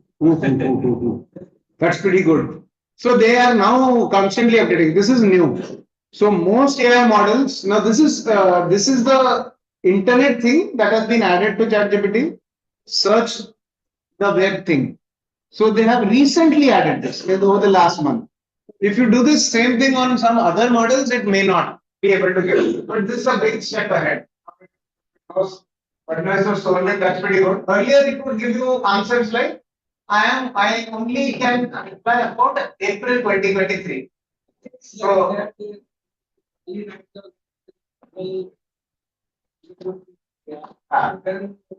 when we search for something, Google thousands of options. Correct. Just data is just feed to the Google, and now Google is answering. Correct. Google controls this data is updated each and every second. Google has perfected that thing of updating web data, crawling web data and updating it. It's very hard to do. They have spent 20 years doing it. That is why it's hard. These guys have cracked it now. They actually, ChatGPT is about to launch a search engine this year. We just take up the question 1, 2, 3, 4. हाँ अलग अलग model है उससे 4 mini S 1 4 है हाँ वो मैं down करके देख सकता हूँ कौन सा वाला है लेट्स सी फर्क नहीं पड़ेगा उससे उतना हाँ Record 3.5. So they had the capacity of the correct. No, so depending on the model, these capabilities exist, and if you use for too much, it will cap you for that chance. All of your to paid initially, I had paid, so that is 2,000 rupees a month. So it's fairly expensive. So if you're really using it for a lot of things, then it's worth it. But otherwise, not spending on that. Ma'am, you had a question? You suggested we should have it on Wikipedia. So what are the do's and don'ts of getting that page on me? Just go to Wikipedia, sign up as a contributor, create a page. Identity for India, I think you are just follow the instruction. अपन पावड़ा करतो ना ये में से पावड़ा अपन type में Wikipedia में करतो ना anything any way that all these NGOs can get the Wikipedia presence anything program for them get them how to make their own अच्छा ना one time मैंने we can provide service nice maybe but it's very easy First question, since there is an offer from Inauguration how many NGOs or organizations want their Wikipedia to be created with this help? Ask for How many who are most interested in using this help? How many of them? 1, 2, 3. Yeah. Okay. So next, I want to show you a couple of other things. One is images. Okay, so the same ChatGPT that you are currently using can also generate images. So images, let's say I just asked about Chief Minister of Maharashtra, right? Can you generate an image of this ceremony? Now this is where governments get very scared about AI because you don't know what image it will produce. Right? Nobody knows what image it will produce. You can't control it. So anything bad that comes out like this, and then somebody sends it on WhatsApp, becomes a big problem for everyone. So let's see what it did.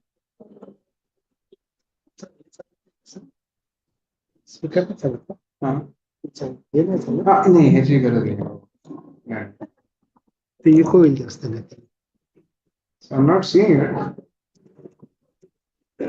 So another thing you need to know is be very direct about it. As image should be visible in chat interface. Nothing is visible. Let me just refresh this thing.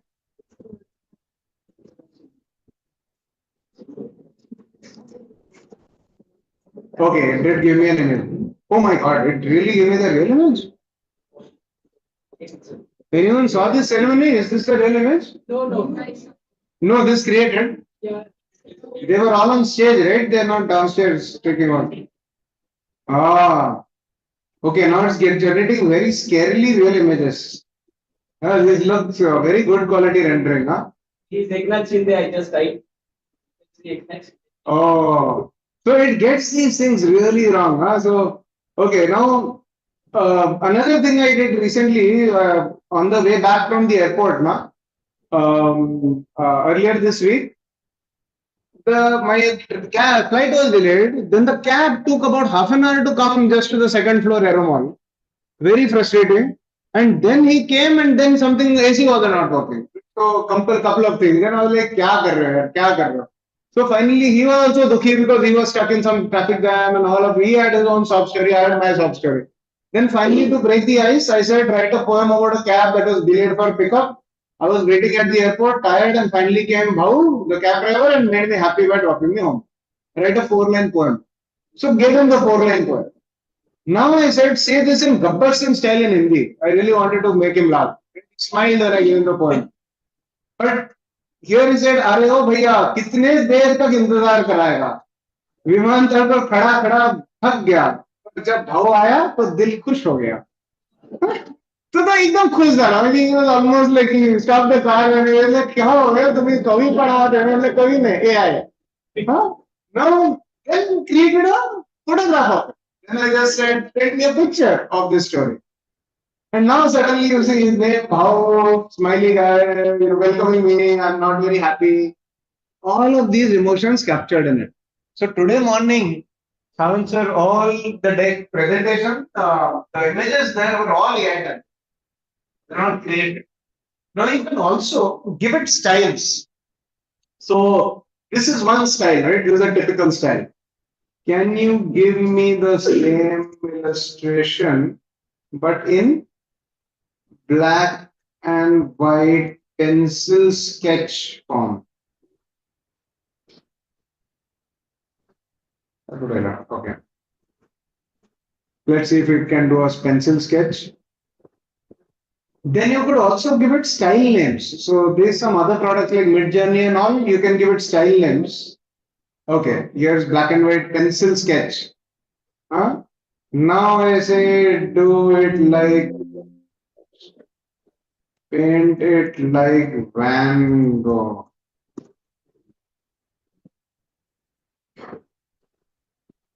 So you can give it styles, you can ask it to do things. So don't assume कि एक बार बोल दिया तो हो गया.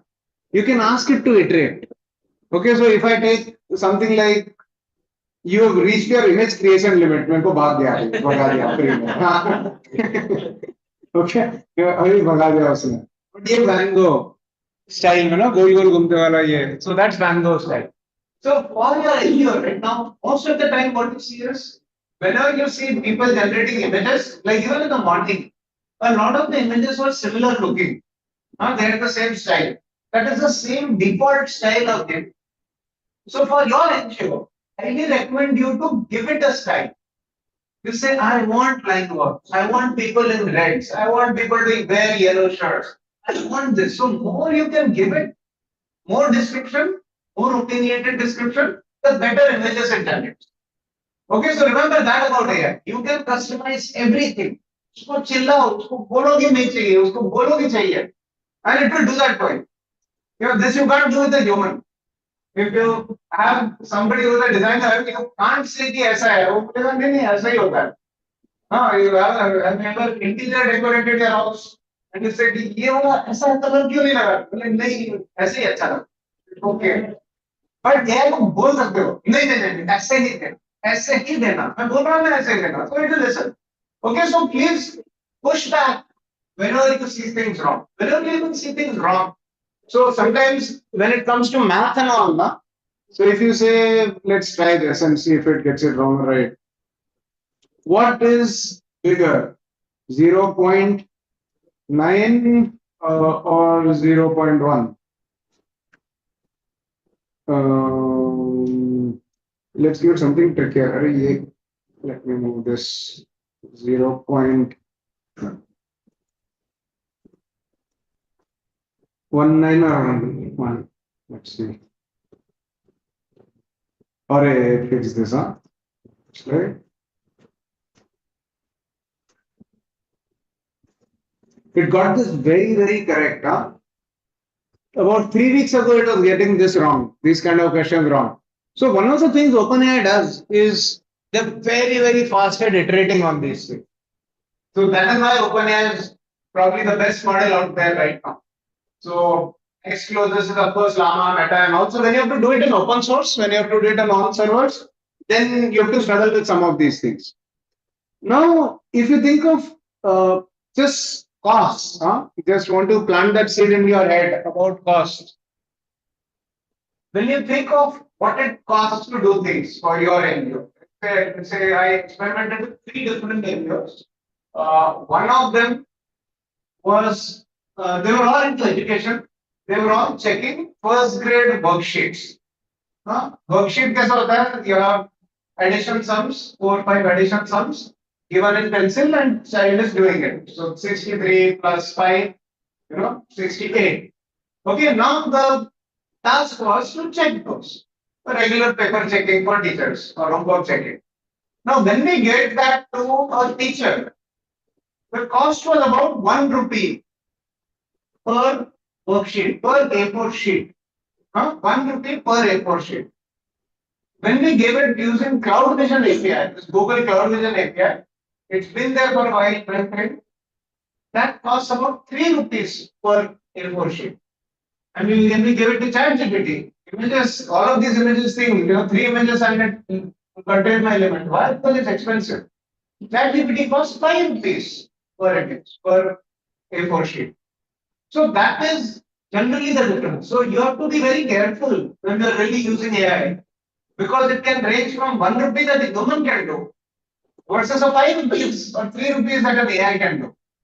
Okay, so unless you have a very good reason to need to automate it or need to scale it without doing it, when are not available, then sometimes AI is not very helpful. That is what some was warning us. It is just technology has the marketing.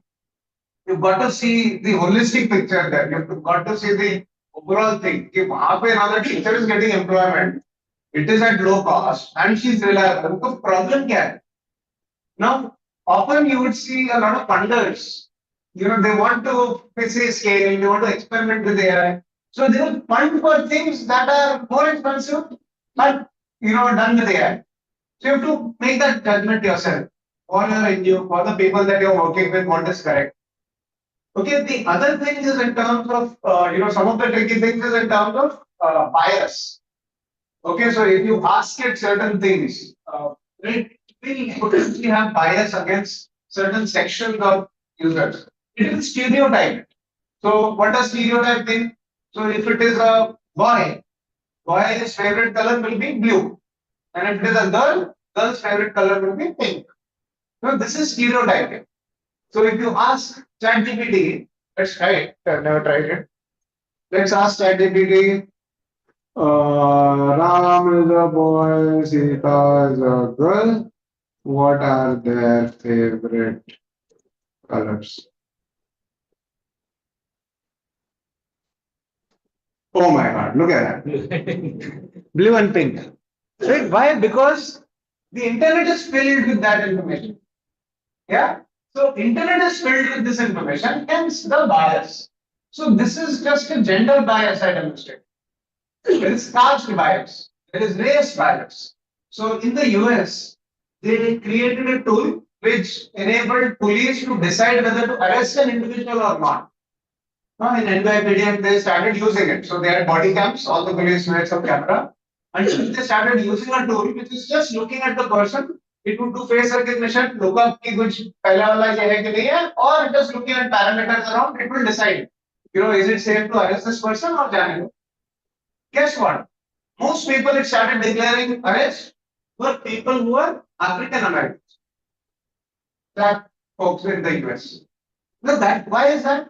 Because all the training data, most of the training data it sees as criminals were people who were that. And so now anybody says that is criminal.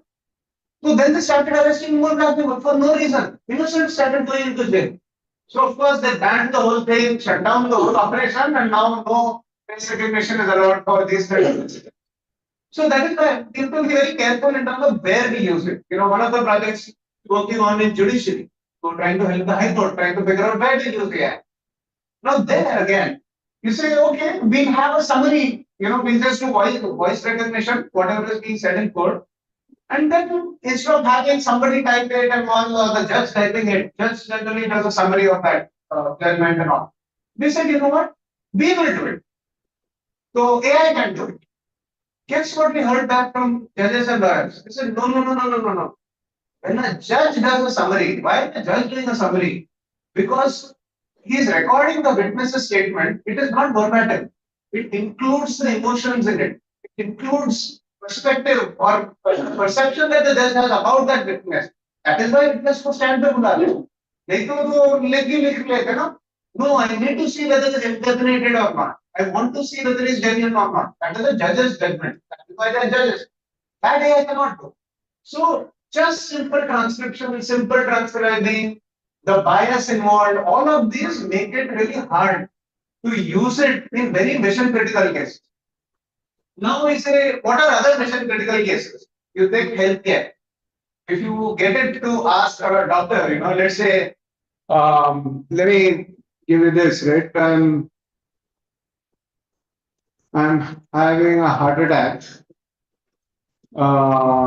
Ambulance is 1 hour away. Let's say if नहीं तो police भेज देगा घर पे. If I'm having a heart attack, ambulance is 1 hour away. So what medicine can I take?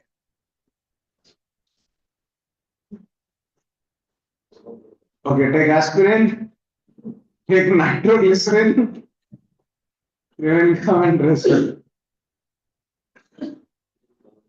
Even come and rest finally. But aspirin, nitroglycerin, at least it started talking like that. It started giving something. Now, what if this is wrong? So, aspirin from someone who is, let's say, already having some challenge, other complicated issue, definitely may do more harm than good.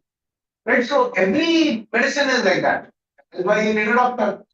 So, that is one challenge in healthcare. And that is why healthcare is not, you don't replace it or even think about replacing a doctor with AI. In healthcare, what do you do? Like some people are experimenting radiologists, MRI reports.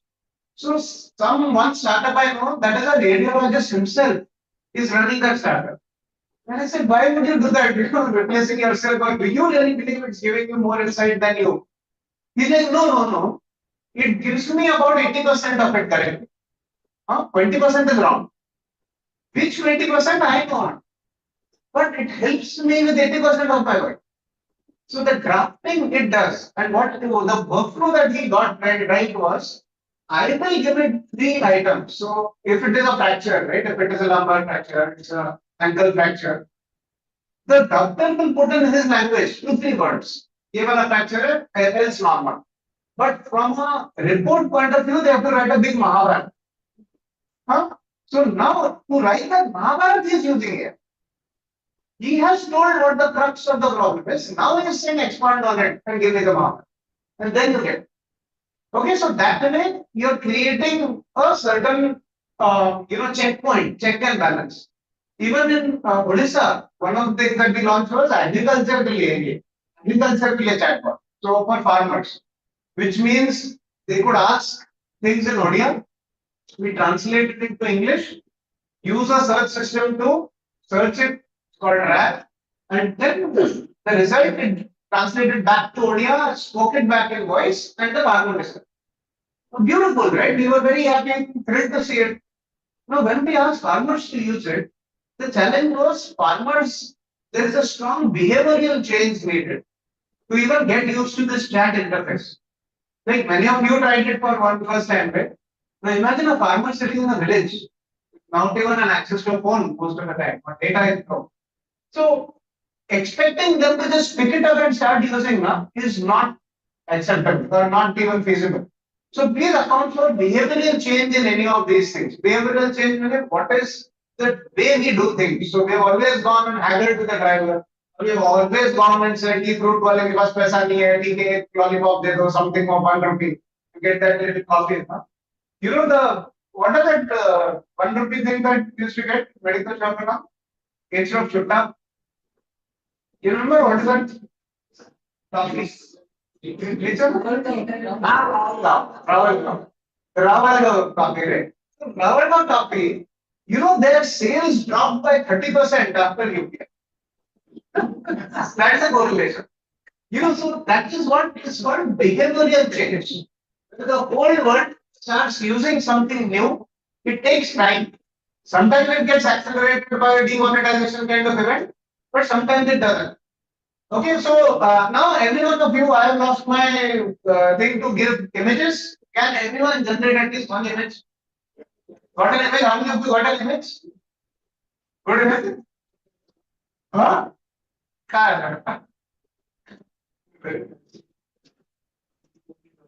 Oh, beautiful. Home page पर डाल दो. By the way, now in case you are worried, what about copyright? These images. What about copyright for that? The good news is any AI tool, most of the AI tools that we use, at least ChatGPT and all, it is copyright free. These images. So you are really free to use it. Nobody will ever come and sue you. So images that are generated are copyright free. Now there is one tricky part. When I said generate in Van Gogh style, so it has parsed so many Van Gogh images, learned how Van Gogh produces or creates images and then produced it. Van Gogh को बेचारे को पैसा दिया आपने? नहीं.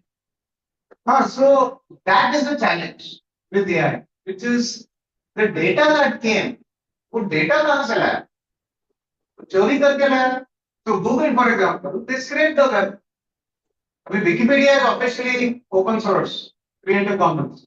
But all the other sources of data, that is scraped. Scraped matlab, you go to the web page, copy, paste, and you keep the data. But it violates all terms of service.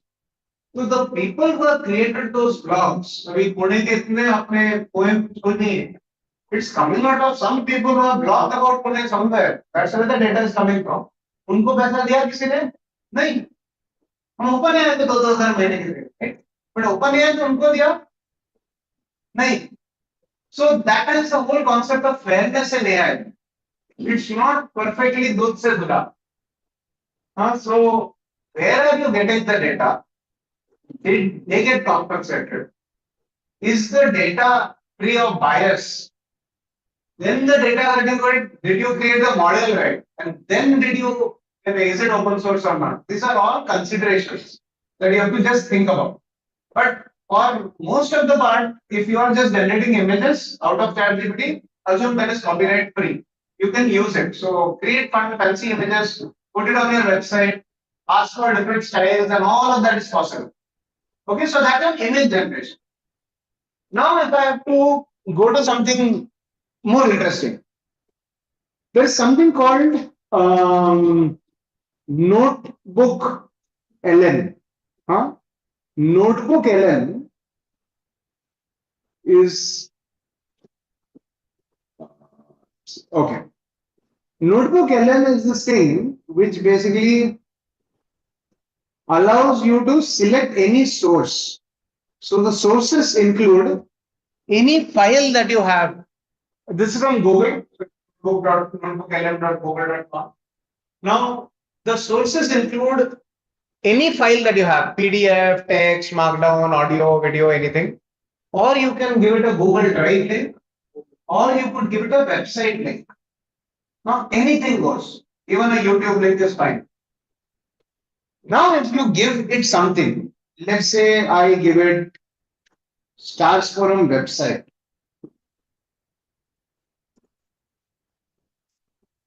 Let's say Stars. Or anyone else want to give your website? Which one? मतलब गिन सकता है action? Just tell me.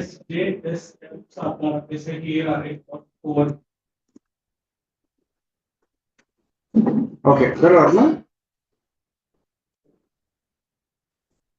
Okay, now can you just quickly tell everyone काय करते हैं अपनी संस्था? Organization works in wide issues of working livelihood, community development, sustainable community development, agriculture, then tribal development. छान. अच्छा, मस्त मस्त. नाही छान, एकदम मस्त काम करतात. आता हे बघ, आता let me remove this. Okay, this one, right? So see, this scrolling part, right, from the net, I just gave it a URL, it got this directly. Now, let me just do this again with a different notebook.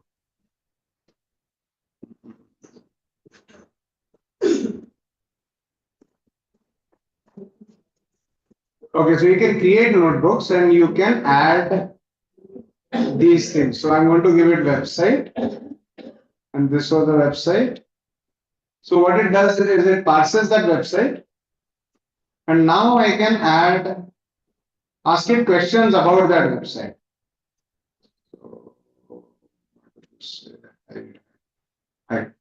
Okay. So now you say this. Now I can do a whole bunch of things. It gives me a summary here. Let's say what is SJSM's overall impact on communities it served? How sustainable are the things? Let me just say, what does SJSM do? Let's start with what does it do. Now, one of the things it does is it will give you a very nice.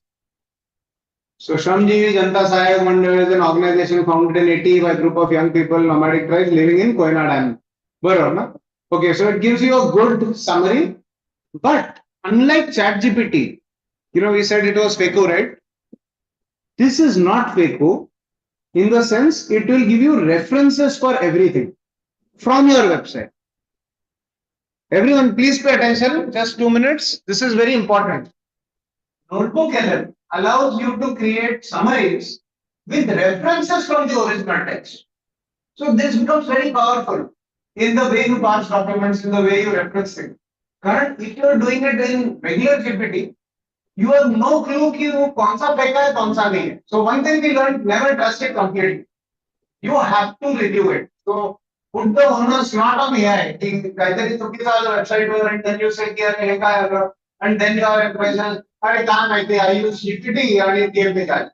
That's not an excuse. You finally signed up on it. GPT can help you help your work, but GPT cannot be responsible for your mistakes. म्हणजे चाकराला पण चाकर. Yeah, so you cannot have a charter who's outsourcing it to LLM and then saying, but charter did the mistake. Okay, so this is a very powerful mechanism of getting references. So all of these are referencing. So it's giving me all of these references. I can have multiple things here. Now another thing I can do that is very interesting here, which is I can click this thing, which is create a little two-host conversation. I can create a two-host conversation, and I just did that for Star Forum 2 minutes ago. So let me try this. Let's hope the voice works. Hey everyone, welcome back. It's time for another deep dive, and today we're heading to rural India. Ooh, interesting. Yeah, it's a place where, access to opportunity isn't always a given. Right. But we're going to be looking at a really unique organization called the STARS Forum. Okay. And how they are using some pretty cool approaches, some even involving AI. Wow. To try to tackle this challenge of bringing skills training and advancement opportunities to these rural communities. That sounds really promising. I'm excited to learn more. Yeah. And our main source for this deep dive is going to be the STARS Forum's website. So let's just dive right in. Let's do it. So STARS Forum, it's been around since 2010, and their website is just packed with information. It's clear they're all about connecting the dots between NGOs, government folks, educational institutions, really trying to create a network and make a difference in these rural communities. Notebook. Notebook.google.com. And what I exactly is share a link, set of links with you, or more than what we have covered, but try it out. So most of everything that we have tried out will be in those links, so you can try that out at home also. It is available as a website only. This is not on the phone, unfortunately. If you're trying to use it on the phone, you can enable desktop mode and try it, but it's not very easy. But on a browser, it works beautifully. Okay, so about 13 minutes of content, right? 13 minutes of a podcast. So people go to big, expensive sound rooms, hire some great to do a podcast. Just read it. 20 seconds. Yeah. So the same thing can be done for anyone. Right? Let's see if the other one is ready now. So this is still happening. We'll come back to it. But then you can create anything out of it. So give me a briefing doc about it. Give me a study guide for it. Give me table of contents for it. FAQ for it. So let's say I do FAQ, right? Because every website needs an FAQ. So from our own website, it will just create a new note, which is an FAQ. So this notebook llm.google.com, look at this now. What is the STAR Forum? What is the mission? Oh, I had selected both at that point. It's now doing it for both. Okay, what is the livelihood, what is the vision for this, and so on. Now, one of the interesting use cases I used it for a few days ago was when I had a lot of receipts, or actually a lot of bookings. Where was that booking? I was going to Bangalore, then going to Bhubaneswar, then coming back to Pune, and I had like multiple flights, I had multiple cabs in each place. And I had multiple places to go and booking, right? Hotel booking. So hotel confirmation number also. I couldn't remember exactly what time is what flight. So because I had meetings, I was going to forget do I need to catch a cab or anything. So I gave it all my receipts, all my booking documents. So this is my cab. These are some PowerPoints. This is my hotel booking. This is my flight booking, and so on. And asked it, just give me a summary in a table for this whole thing. So let me just do it live here. Summarize my travel in a table in chronological order. Chronological by time and with confirmation numbers. Now it takes all of this info, all of them are PDFs, very hard to read PDFs, and look at that. So it got me this 8:30 Desire cab picks you from to Pune airport, confirmation number this. 7:30 AM this flight to Bangalore. Arrived in Bangalore, this, another cab here, confirmation number this. All of that summarized in one table. So when you think of expense reports, when you think of anything that you have to do which involves a lot of documents, this is golden. Another thing that you can try out is, let's say you take any, let's say some policy. So let's say this is a marine cargo policy. This is a very, very complicated doc. It's a very, very complex document, which is some policy around marine cargo insurance policy. The insurance policy, everyone knows, right? It is the worst thing possible. Can't do, don't know what it does, how it does. Can you explain me in simple words what is this policy for, and what should I be worried about when signing this? What questions should I ask before signing? Okay, so this generally with legal documents, if lawyer sends us something, we blindly sign, we don't know what we are signing also, no? It's always good to put that PDF into a notebook and say, can you tell me what are the things that can go wrong with this document? And it will give you a good summary. So here, it's talking about these things. Marine cargo policy from Tata AIG, protecting goods during transportation. It covers these modes of transport. Here's what you should be worried, and now the questions to ask before signing. Coverage. What risk does this policy cover? Clarify the extent of protection against theft, damage. बोलते तो है ना, theft, damage, ये वो. But anyone ever has gotten full money back after an insurance policy? Never, ever, anyone, right? So what is the cap? So there is no coverage, no specification of the extent of it. And references are there.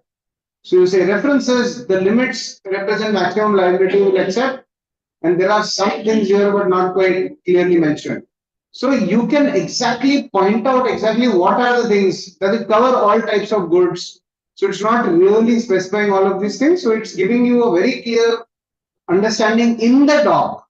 So it will highlight in the doc on the left hand side. This is the clause it's talking about, and this is what you need to ask. And so suddenly you're going to look like a lawyer when you go to this guy and you say, tell me answers to these things before I sign.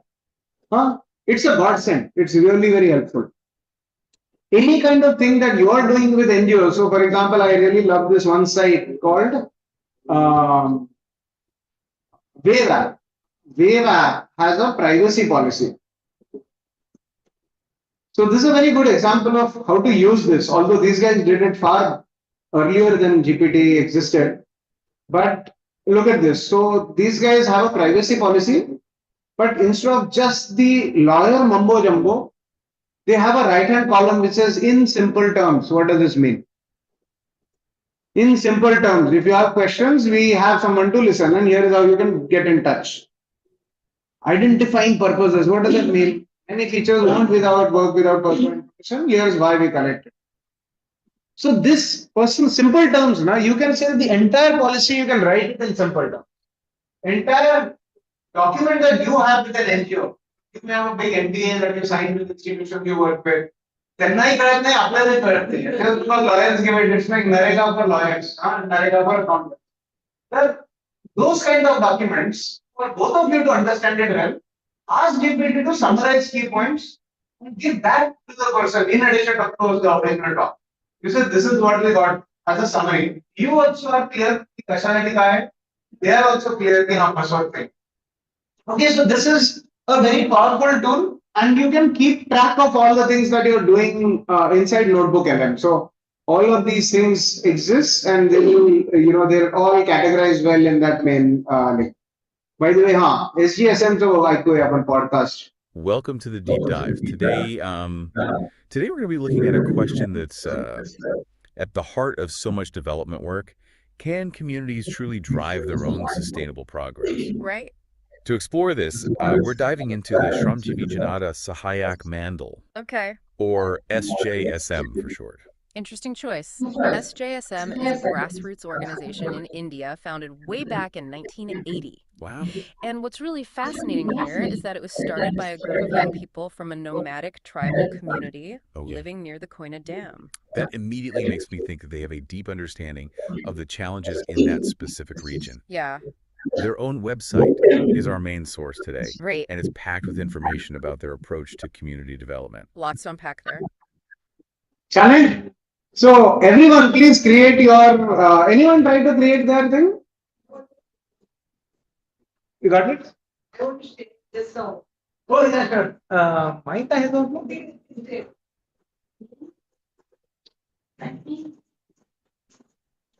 I just want to share the learning that first I said, yes, I would like to take the training of Wikipedia. And then as I searched further, two things which I asked them was, what does Wikipedia preparation involve? And secondly, I asked them to create Wikipedia for Chelsea and give the website. And now I feel more confident that I can move it on my own.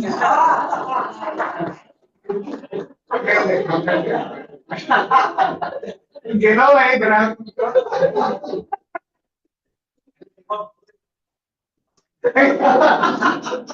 just took some projects out from Vidyashram. And let's see this one also, right? Now, for the others who are still not caught up on this, ask GPT, how should I create a wiki page for my NGO? Please give me step-by-step instructions.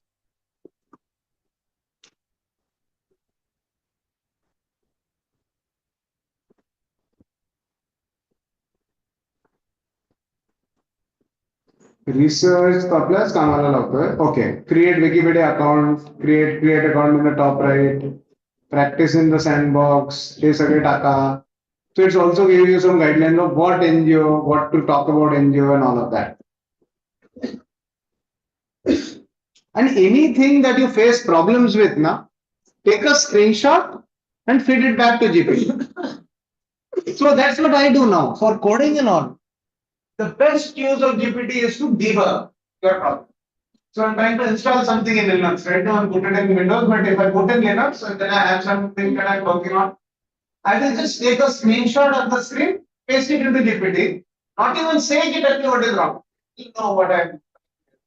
And it will say it seems you are trying to install this Docker container. But this is the error that you are doing. So please use this command to fix it. And you're done. So any computer problem, you just need to take a photo of the screen. So forget taking a screenshot and all this, take a photograph of the screen from another phone, send it to GPT and say how do I proceed. It will 90% of the time it will give you a very solid response. And if it doesn't, ask it, no, this didn't work. Can it help you more? Then it will give you 3-4 ways of trying it out. One of them definitely works. So this is how you can really speed your thing. That adoption of technology can be very, very nice. Then the next thing I want to tell you, give you a sense of where we are in this journey in terms of accuracy. So accuracy, we are only doing English stuff, Marathi stuff, and all of that. But if you really go to other languages, if you go to even dialects of different languages, there's a challenge here. So, for example, first let me tell you about Hashni. Okay, let's look at this tool called Hashni. Anyone heard about Hashni? Okay. So, what is Hashni? So, when Prime Minister generally has a speech nowadays, it is live streamed in multiple languages. And if it's in Tamil, in different languages, it gets live streamed on the site and on YouTube also in that respective language. Now, how is this magic happening? Hashni is a tool that allows for translation from one language to another. Who created Hashni? Hashni is created by 25 plus universities across India. So you take IISc, IIT Bombay, IIT Hyderabad, IIT Delhi, IIT Madras, and so many more universities. They've all for the last 10 to 15 years. They have been collecting data, they've been creating their own models and all. But there was no way for all of these guys to share their learnings, their data, and all of that. Paper that was the end of story. Now, for internet or for AI models to be created, you needed a lot more training data. So you have to join the efforts. Take IIT Bombay plus IIT Madras plus Wikipedia, and all of them together will get you something. To do that, there was an initiative the government pushed for, and of course, Mr. Nilikani and all really drove vision for it, which was standardization of how data sets are collected. how models are created and made available for others.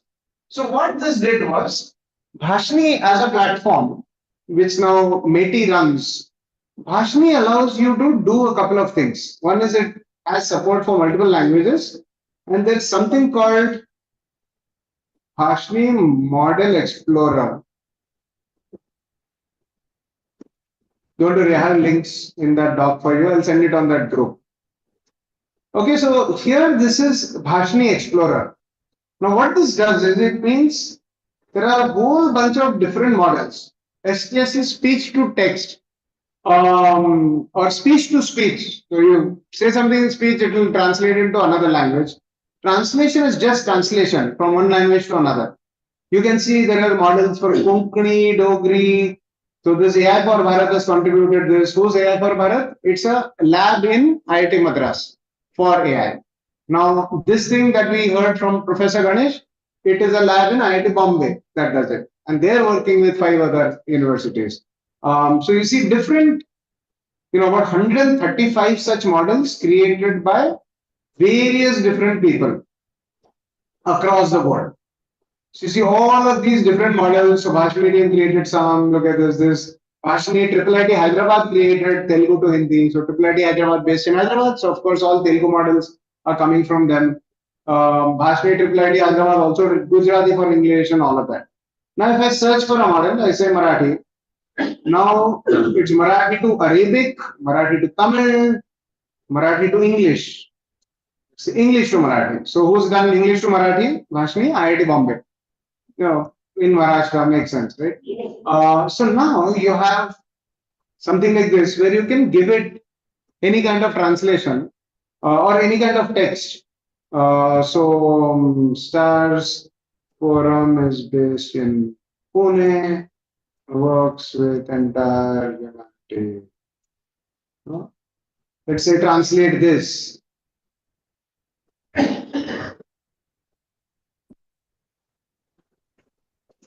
So these are standardizations. So star forum पुण्यात आधारित आहे आणि संपूर्ण मानवतेसाठी कार्य करते. Okay, so these are some things that are the basis for a lot of AI that you see. So a lot of things that you see on real-time translation, voice, and all of that is coming out of this server. Now the effort to take it to the next level, where you can sync voice, lip sync, and all of this. That is what IIT Bombay organization came out with. Now, if you see, and by the way, you may not know of these things. Like every IIT, mostly, right? Say AI for Bharat is a very, very solid lab at IIT Madras. So they're building AI for India. There is LTRC, in fact, LTRC, Language Translation Research Center at IIIT Hyderabad. IIIT Hyderabad Language Translation Center today only is celebrating their 25th anniversary. 25 years they have been working on AI, on language only, just language translation, language technologies research center. Like they work with a whole bunch of different corporates also, but also contribute to a lot of these local models. So generally, in India, we don't do marketing too well. So our things are always not there. Our institution, none of their institutions, we don't even have a Wikipedia page. Like the amount of work that you're doing in the grassroots of India is far better than most corporates that they do with billions of dollars in revenue. But that marketing, you don't get time for it. Right? Most academics are also like that. And so sometimes if they've got to dig in more, as opposed to saying, hey, India kuch nahi aata, kuch nahi karta, aata hi nahi hai. It's not quite true. I mean, a lot of hidden gems exist. It's just hard getting hold of them. They're always sitting in their space and so on. We need to just create more synergies there.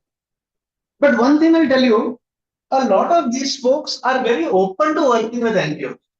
So if a corporate comes to them and says, do this for us, there is of course want money, right? Want funding. But if an NGO goes to them, many of these universities have a social bent. So they do have scope for taking on social projects funded by the institute themselves. So for example, I am at IIT Hyderabad, just Monday, Tuesday I was there. They were very open to doing it. You have interesting problem statements, we'll help. Why? Because one is socially they want to help. but also it helps getting data for them that can help build better models for everyone. So in the AI world, if you are open like to working with some institution, I will tell you they will have a red carpet for you. Even Professor Ganesh would have a red carpet for anybody here. Why? Because you have a lot of good data. Using that, there will be better things built. And you can dictate terms, huh? By the way. It's your data, you dictate terms. So are you okay sharing that data? What needs to be hidden? What is okay to share? What is not okay to share? Who owns the copyright long term to the data? What can the data be used for? Scope of that use. ऐसे नहीं कि दे दिया तो कुछ भी हो गया. So you can dictate everything. So don't be under the pressure from anyone to give data. It is your data. You have created it, or it may not be even your data. Maybe the people's data, right? So be very transparent about it and clear about it, but don't be afraid to ask those questions. They will help you figure out. They will give you options. That is why academics are good. Academics won't persona name. Corporates, you have to be very careful about. But academicians, go to IIT Bombay, go to India, you won't get run over by some lies. They will be transparent, but you need to make the call as to what you want to do. To add on to what Rahul was saying, I don't know how many of you caught what Professor Ganesh was saying and some of the examples he was giving. Many of his team members, he himself, are very passionate about natural farming, sustainable agriculture, all that. So actually they are looking at, they are saying, हमको तो उसके बारे में कुछ आता नहीं है. We are technology people. Now, if we want to make this possible, available to any farming community or anybody who wants to move into this thing, then we need experts on the other side. So that our current GPT gives the right answers. It should not give answers coming from some European or some Japanese or American context. It has to come from Indian context. So that is what the thing that we talked about, public-private partnership. I must have, many of you may have noticed when Professor Ganesh was talking about this partnership, he was saying that many parts of the society will have to come together to make it work. Yeah. Okay, we are technology people, we are research people. We are not. Our job is not to develop solutions for the farmer. You can take our solutions and deploy it in your community. Maybe like Nityanand and I were talking last night. We were talking about swimming, livestock issues, dairy issues, farming issues. So true. Like even Risa, we launched this chatbot for farmers. Then nobody likes text. Problem is now the real problem they're trying to solve is kida aa gaya, crop plant. What fertilizer to put, what pesticide to put. Now I'm supposed to write that. The way they will change, right? What is the mental model for them to ask questions? They typically will take a photograph of that pest and send it on WhatsApp to someone. Here, bata rahe kya kar. So now we are asking them to type in chat and then go back and forth. Do you have whitish leaves? Do you have, these red dots? Do you have black dots? And all of that back and forth is not the mental model that a farmer would have. Farmer has an image mental model. Now, who has image data about it? No one in India. Very, very few people, because they've not bonded together to actually share that at scale. And so what is happening? Now there is one company, German company called Pramtex. They have the best data set for this. It doesn't work completely for India. But kya kare? That is the best that exists. And that's paid. So is it worth it? Is it not? It's become a big problem. So now in India, if sometimes many people working in agriculture just come together and say we will pull this data and we'll package it and we'll work with one of the institutes to help us do that correctly. They will help. Like that is also saying, all of these guys want to help, but standardization is very key. So when you submit image data, it will need to be in a certain format, with a certain resolution, with a certain file name structure, with some metadata associated with it. So only if there is a standardization established, only then that data is used. Okay, and that the institute can guide us. So anybody interested in working with any kind of institutes on this, please maybe connect it through the internet. And we all something. I would also love to help facilitate any of this, because there's so many initiatives in the government, in academia, across corporates also, even foreign universities, like University of Chicago booth, Professor Sanju Mishra, he was here this week in Pune. So I met him, and he was like, any NGOs wants to do analytics with AI? I'm very interested. And I was like, then what would be the mode from a data point of view? Would you need to own the data? Would you be okay with confidential data and all of that? He's like, no, I don't care. It's not like I want to publish a paper only. It's okay. I just want to help. I really want to give back to India, but we will not how. But using the latest in technology. So his expertise is in using AI for analytics. So he takes numbers, and I'll just show you an example of that. He takes a lot of numbers and does predictions. He optimizes marketing campaigns and so on. In fact, they also fund some of these initiatives. So sometimes you never know. Something that is your need in using technology may actually come up as a bigger project where it's data collection also involved, everything involved, and that becomes a funded project for the end.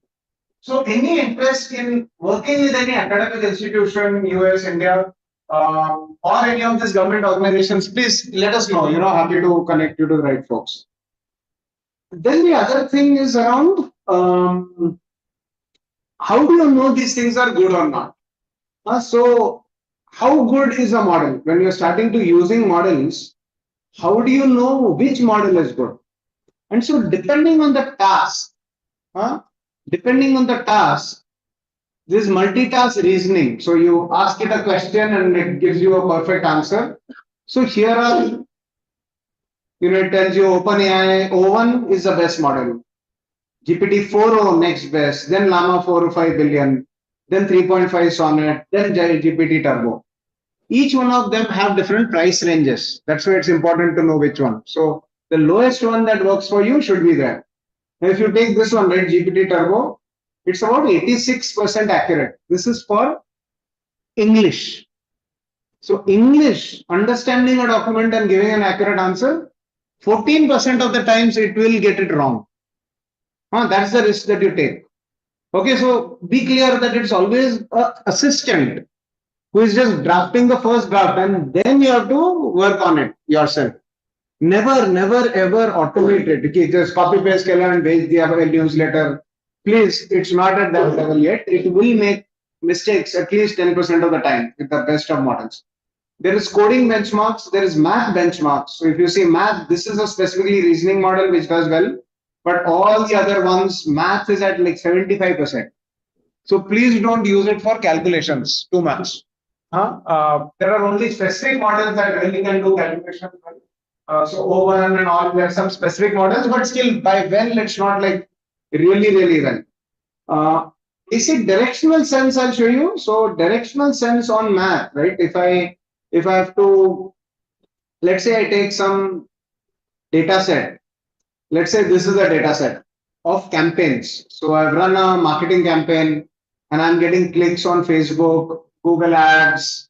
Generally your agency will send you something like this. How many of you do Google Ads? Not anyone here, huh? Okay, but any kind of CRM activity, if you're doing, this holds true for that. So any basically Excel sheet you have, you did call outs for fund calling.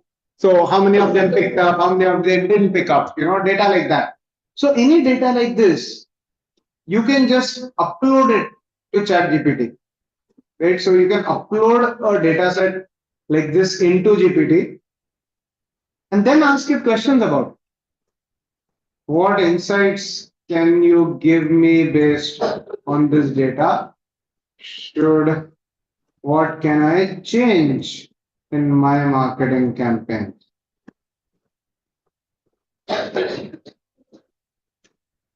So it analyzes that sheet and reads data. So that's one thing you need to know is interpreting data, whether it's an image data like the handwriting thing that we saw or anything, that is pretty solid with AI now. Generating things, cooking up newer algorithms, cooking up some code, all of that is a little weak. But understanding what is in something is pretty good. So you say, oh, populate columns. No. I want. So here, see, it's giving me a general thing, right? I say, give me action items for my campaign specifically based on the data there. Also give me two key visualizations. Let's see. So you can keep pushing it until you get it right. Don't think कि यानी ऐसा ही आता है. So I'm just pushing it to say, let's see if it gives me this.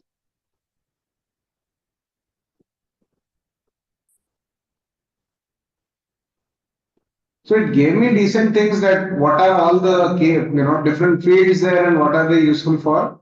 But it's still not given me the perfect. Oh, I've reached my data analysis limits. Na, bhul gaye. Okay, let me pull something that I've done earlier. Okay, look at this. So this is what I have run earlier, and that is why I think I blew my limits.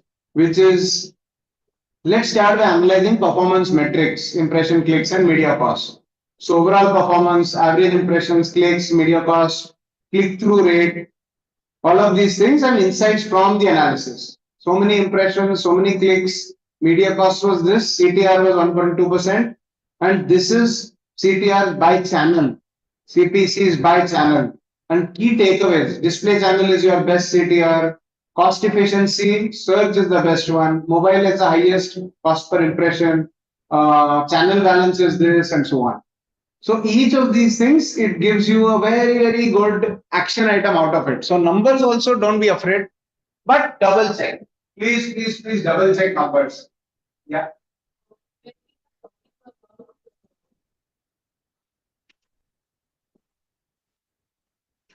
When we are talking about analyzing data, putting in figures, getting some insights on the data. So some data points are highly personal. Yes. And highly confidential. Yes. For example, if at all I need an input or I'm putting up my team's performance metrics, or for that matter, my NGO's financials. I want to see that for the last 4-5 years, how is it, what are my standards, and how do I perform. So it saves the data which I'm giving is getting saved on someone else's data. What is the security of my data when I'm putting it in the public? That is one. Secondly, if at all that data in that form is something which someone else is not able to access. For example, I have uploaded the PPT of my financials. No one else is able to get that. But if at all someone else puts a prompt that given the financial status for this particular organization for these many years, that data will be easily accessible. And in the era where there are laws coming in terms of protection of personal information, while we are working in the communities also, we have to many a times take a consent in terms of using the personal data when submitting it to the corporates also. What is the legal stand and what is the safety when we are asking any data analytics from ChatGPT? Good.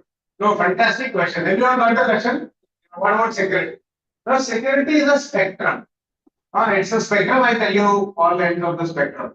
So one end of the spectrum is free for all. We are giving data, all of the prompts that we gave just now, everything that we did, ChatGPT has taken it. It will use it to train more models. Then once in a while, that thing where that specific name starts appearing is possible. Yeah, nobody can guarantee that. So it's very much possible. Simple thing, this is not very, very, very sound, but still, whenever you're doing a new chat, where is that place? I'm forgetting.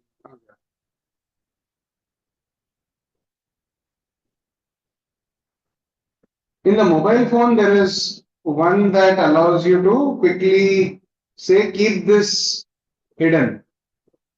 Temporary chat. Look at this temporary chat. So this is ChatGPT claims that they are not going to look at this data. But Bhagwan bharose thoda, matlab ChatGPT bharose. Okay, it's as much as we trust OpenAI. So that's one challenge. But this is, if at all, you're okay risking it a little, but still want to use it, but want to be safe. This temporary chat is a way of ensuring OpenAI doesn't use.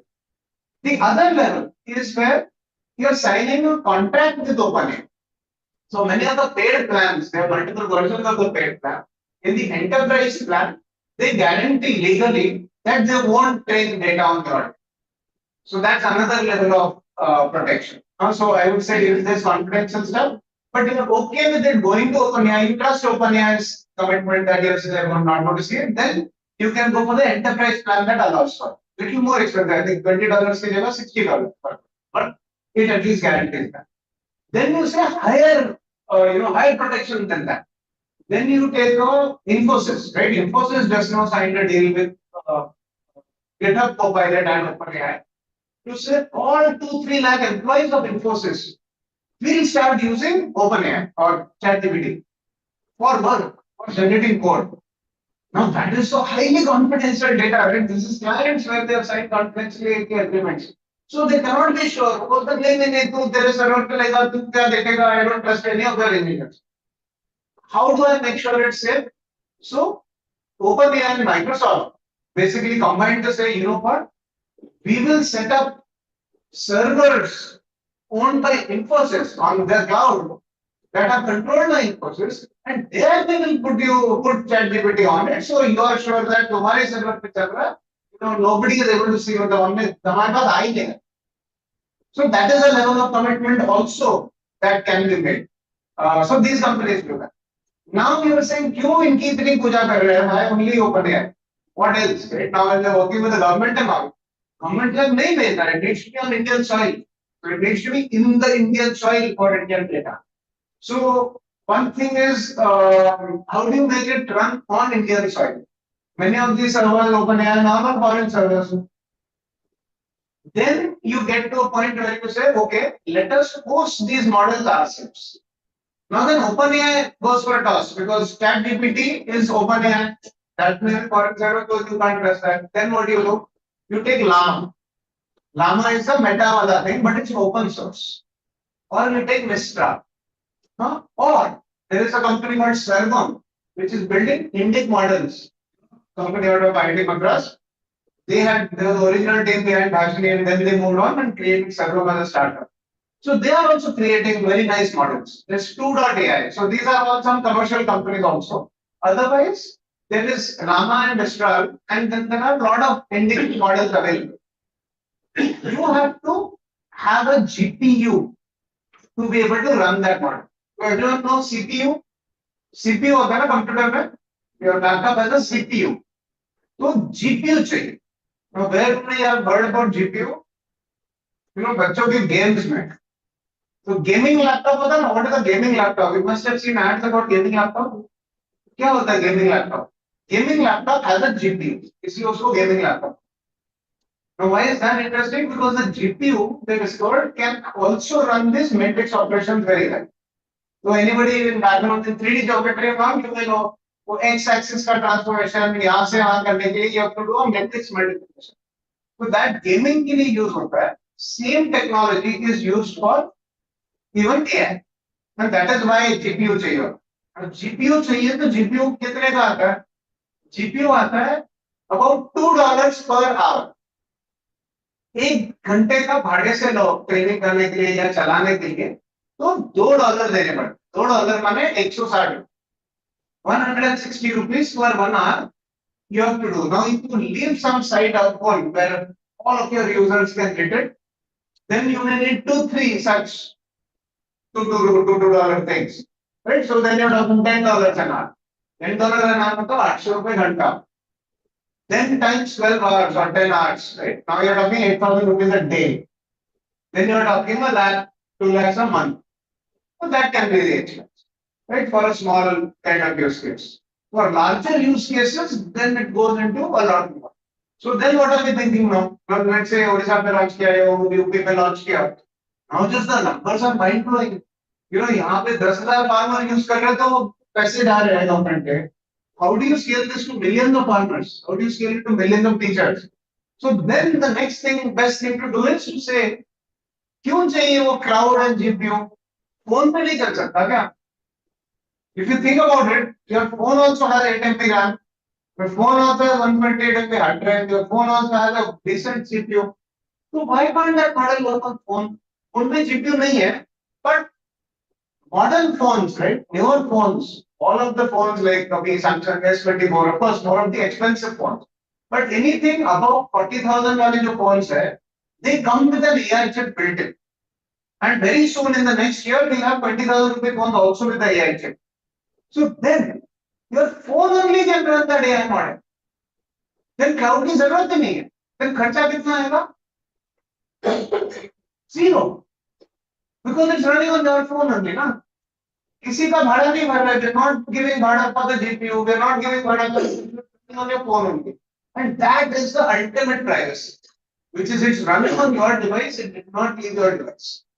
One company that has bet big on this, and all of those the AI things that they're doing are running on the device is Apple.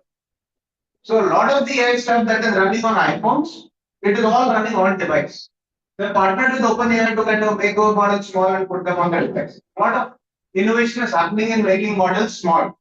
So one of the things that I have run is code for GovTech. We have a lot of computer projects, open source projects, and contributors to it. So all of these institutions come, government agencies come, give projects, and then contributors, students, and all give those.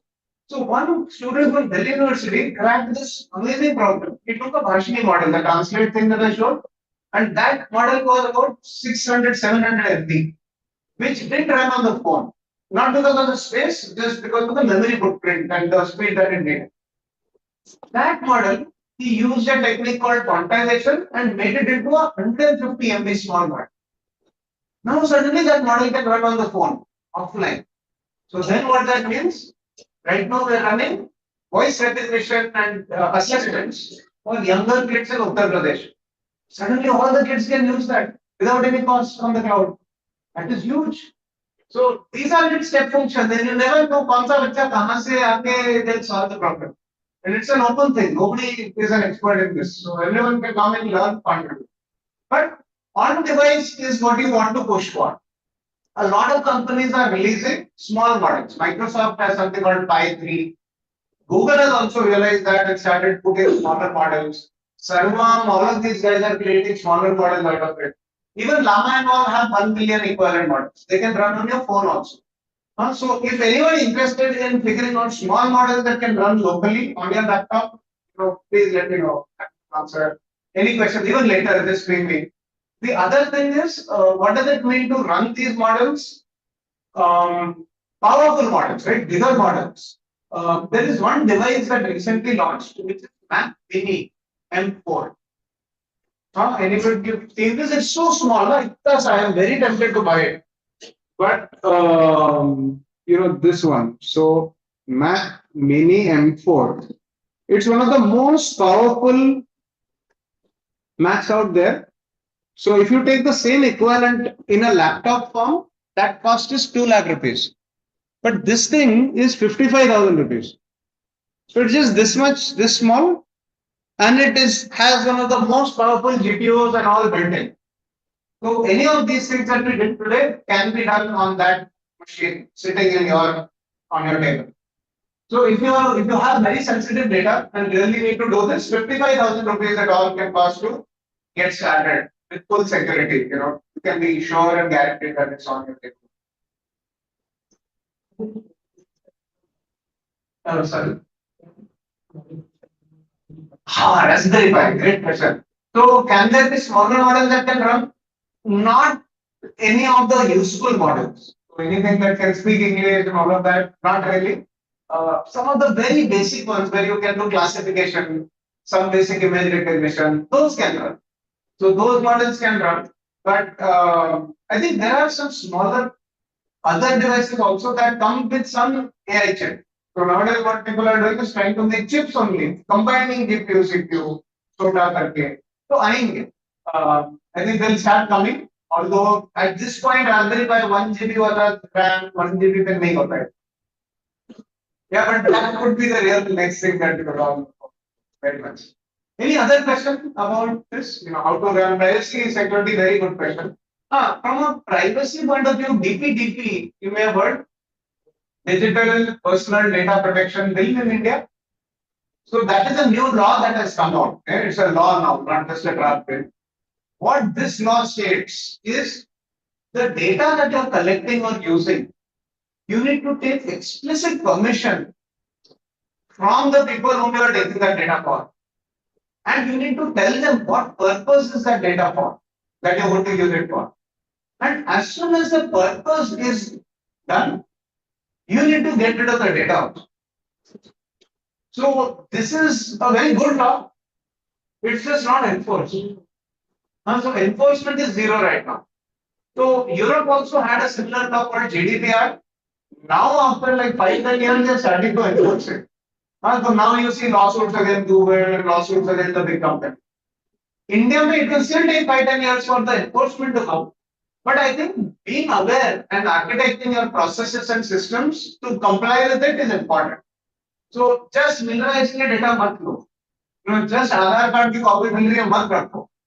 Why? Because you will get a ransomware attack, and then somebody will blackmail you to say कि now तुम्हारे नाम से मैं इतना Aadhaar card leak मैं कर रहा हूँ, because you have plain text Aadhaar copies in your hand.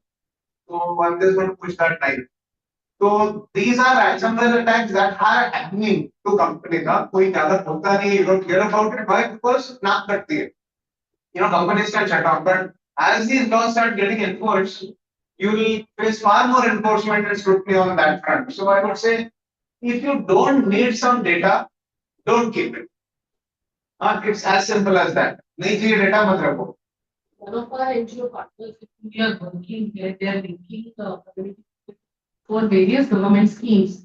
They have specifically said this, that Aadhaar card is required, but we need number. No more copies are required, no Xerox copies, no digital copies. Nothing is required. Only the number is good enough, and that also we will take and put it on portal. We are not going to store it in our Excel. So whenever the beneficiary is in front of us and we are doing registration, it is directly going on the portal. We are not going to store it. Excellent. These are best practices. I don't know if there's a forum for people to share this, but I think data and all best practices need some sharing of this best practice. So if you have best practice, please share it with others. Everyone, please follow that blindly. Because नहीं तो बहुत problem आती है. हाँ. हाँ. For civil society organization, there are a lot more policy document, cybersecurity and these policies also. One is that putting a piece of paper just and people are going into it. And is there any basic kind of outline which, if there are certain doable things which they should be doing, otherwise sometimes they not on cost as you have involved. So unconsciously we are doing something which may Correct. more than just claiming. So I think just being very careful should be right. Right. So thinking about it, just assume कि चोर के हाथ में वो data गया. So how badly can that person use your data? Just think about your own data. Let's say I share my Aadhaar number. Let's say I share my phone number. Let's say I share my birth date. Let's say I share my mother's maiden name. Now, can you not make a call to my bank and say कि मेरा card घूम गया है, please मेरे को ये करके दो? Then they will ask you this question only, ना? तो birth date, मतलब मेरे लिए वो 4 question पता लग गया, हो गया आपका काम साथ. So if you can think of use cases where that data can be misused, just think with your own data. मुझसे किसी ने ये 4 आइटम मांगे, तो how badly can someone use it? That's the question to ask. And if the answer is yes, there's some risk here, then please don't ask it of your beneficiaries, because वो तो बेचारे वो तो illiterate है, they really don't know implications of this. So ensure that happens. Another one thing that we've seen in Europe में एक ही है, no country is very evolved. In fact, India is pretty well evolved, very savvy in these things. But Luxembourg में there is one experiment called Lux Trust. So there is emergence of data trust. So what they say is data पूछना है ना, जाओ मेरे lawyer से जाके पूछो. Like that would be the ideal answer, right? I don't know giving consent or what am I giving consent for. So go ask my lawyer. Who is the lawyer here? For a collective, for farmers, then क्या farmers का data trust. So farmers 5-5 रुपए डालेंगे, उस 5,000 रुपए से lawyer का salary आएगा. then that intermediary that sits in, right, is responsible to protect the farmer from any data kind of purpose challenge. So those data trusts don't exist in India. I will tell you how that works. In Luxembourg, what they have experimented with this, if someone is asking for my birthday, so this data trust comes in between. हमें क्यों चाहिए birthday? हाँ, हम क्या दे देंगे ना birthday कुछ है तो दे देंगे. मतलब क्यों चाहिए birthday? नहीं वो पता एज पता करना है. एज क्यों चाहिए एज? नहीं पता करना ना 18 प्लस है कि नहीं, वो कहीं तो कुछ तो खरीद रहा है. 18 प्लस चाहिए ना, तो यस नो क्वेश्चन पूछो ना, किसी यस किसी ओवर 18 और नॉट, बता दूंगा yes. So why do you need to know the age or the birthday? Right? So they protect you in terms of saying what is the least amount of information you need to perform your job. So I would say same principle. These are all some good guiding principles. So use that principle yourself also. कि अगर कुछ पूछ रहे हो, क्यों पूछ रहे हो? Please think about it. If you can ask lesser granularity of data for the same thing, then get done with. So if you store things at a at a zip code level, you need a home address, zip code mango. So little things like that. And one note on Aadhaar. So while ma'am just now described that scenario, like copies नहीं रखना, बिल्कुल copy नहीं रखना कभी आना है. Number रखना. I would go a step further to really protect yourself. Supreme Court says number भी नहीं रखना. So now क्या करें? There is something called one-way hash. Think of this. I'll explain you this in simple words. One-way hash मतलब क्या? Let's say my name is Cat. C-A-T. So now C-A-T. C is third letter in the alphabet. Okay. So C बोला तो 3. A is first letter. तो 1. तो T पता नहीं क्या है. Let's say 15. So 3, 1, 15 is a number. Now 3, 1, 15 ये जो नंबर है ना, ओनली इफ आई नो कि CAT है उसका उल्टा, तो I can go back to CAT. नहीं तो मेरे लिए तो रैंडम नंबर है ना. उस रैंडम नंबर को और कुछ कचरा करेगा ना कि 3115 को 29 से मल्टीप्लाई करके 96 से डिवाइड करो और 29 से डिवाइड करो और लास्ट टाइम डिजिट ले. Now there is no way you can get back CAT, right? So इसलिए उसको बोलते हैं वन वे हैश. हैश मतलब उसको कुछ को मैथमेटिक्स करके उसको छुपा दिया. Now you get some 4 digit. Let's say 3179 आ गया है. How is this useful? You can't get back that out of it. But what is this used for? Deduplication. So now when you get that patient coming in again and producing that same name called cat, that number called cat, you follow the same process to one way hashing. And if you follow the same process, you will end up with that. You will end up with 3179. So then you don't need duplicate. But 3179 आपके database में रहते हैं, you cannot get cat. If you give me cat, I can get 3179. If you give me 3179, I cannot get cat. So anytime anyone comes in with their Aadhaar, with the word cat, you can know कि ये duplicate. So that is the concept of a one-way hash. So I would say Aadhaar भी नहीं store करना, one-way hash store करना. And the government guideline for Aadhaar is you store it in an Aadhaar data vault. उसके 50 rule है, 50 technology की चीजें हैं to follow. But NBFCs and all microfinance के लिए they use Aadhaar data vaults. Most of them don't. That's sad. But अभी enforcement area is like really double down on that. So please be careful about Aadhaar. Aadhaar is the biggest challenge, especially if you're involved in microfinance and all. Because वहां पे तो सारा KYC लगता है, भर के data आता है. तो minimize the risk. Copies on laptops तो हरगिज नहीं, कहीं तो एक ही जगह पे होना चाहिए, वो किसी को एक्सेस नहीं होना चाहिए, एक दो दिन के बाद होना चाहिए. जब काम होता है ना, delete it off. नहीं चाहिए.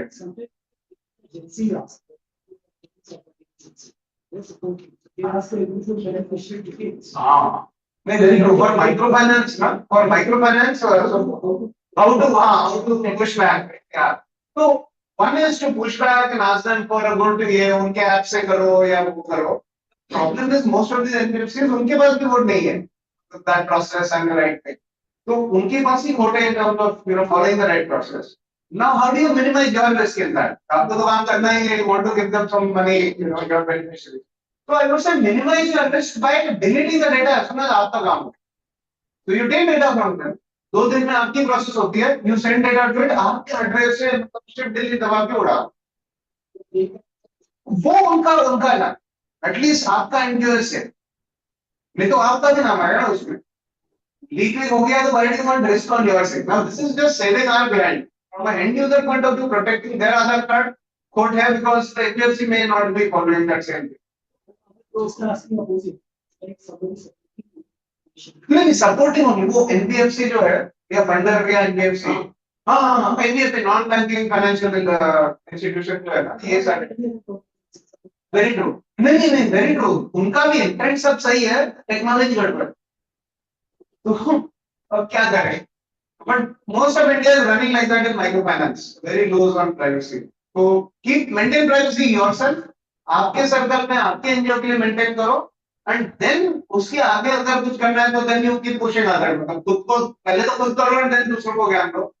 10 बार सुनेंगे, आइडिया से सुनेंगे, सब लाइन पे आ जाएंगे। I think it take 2-3 years to happen, but just be protected. I think we are. Yeah, take some questions. Please.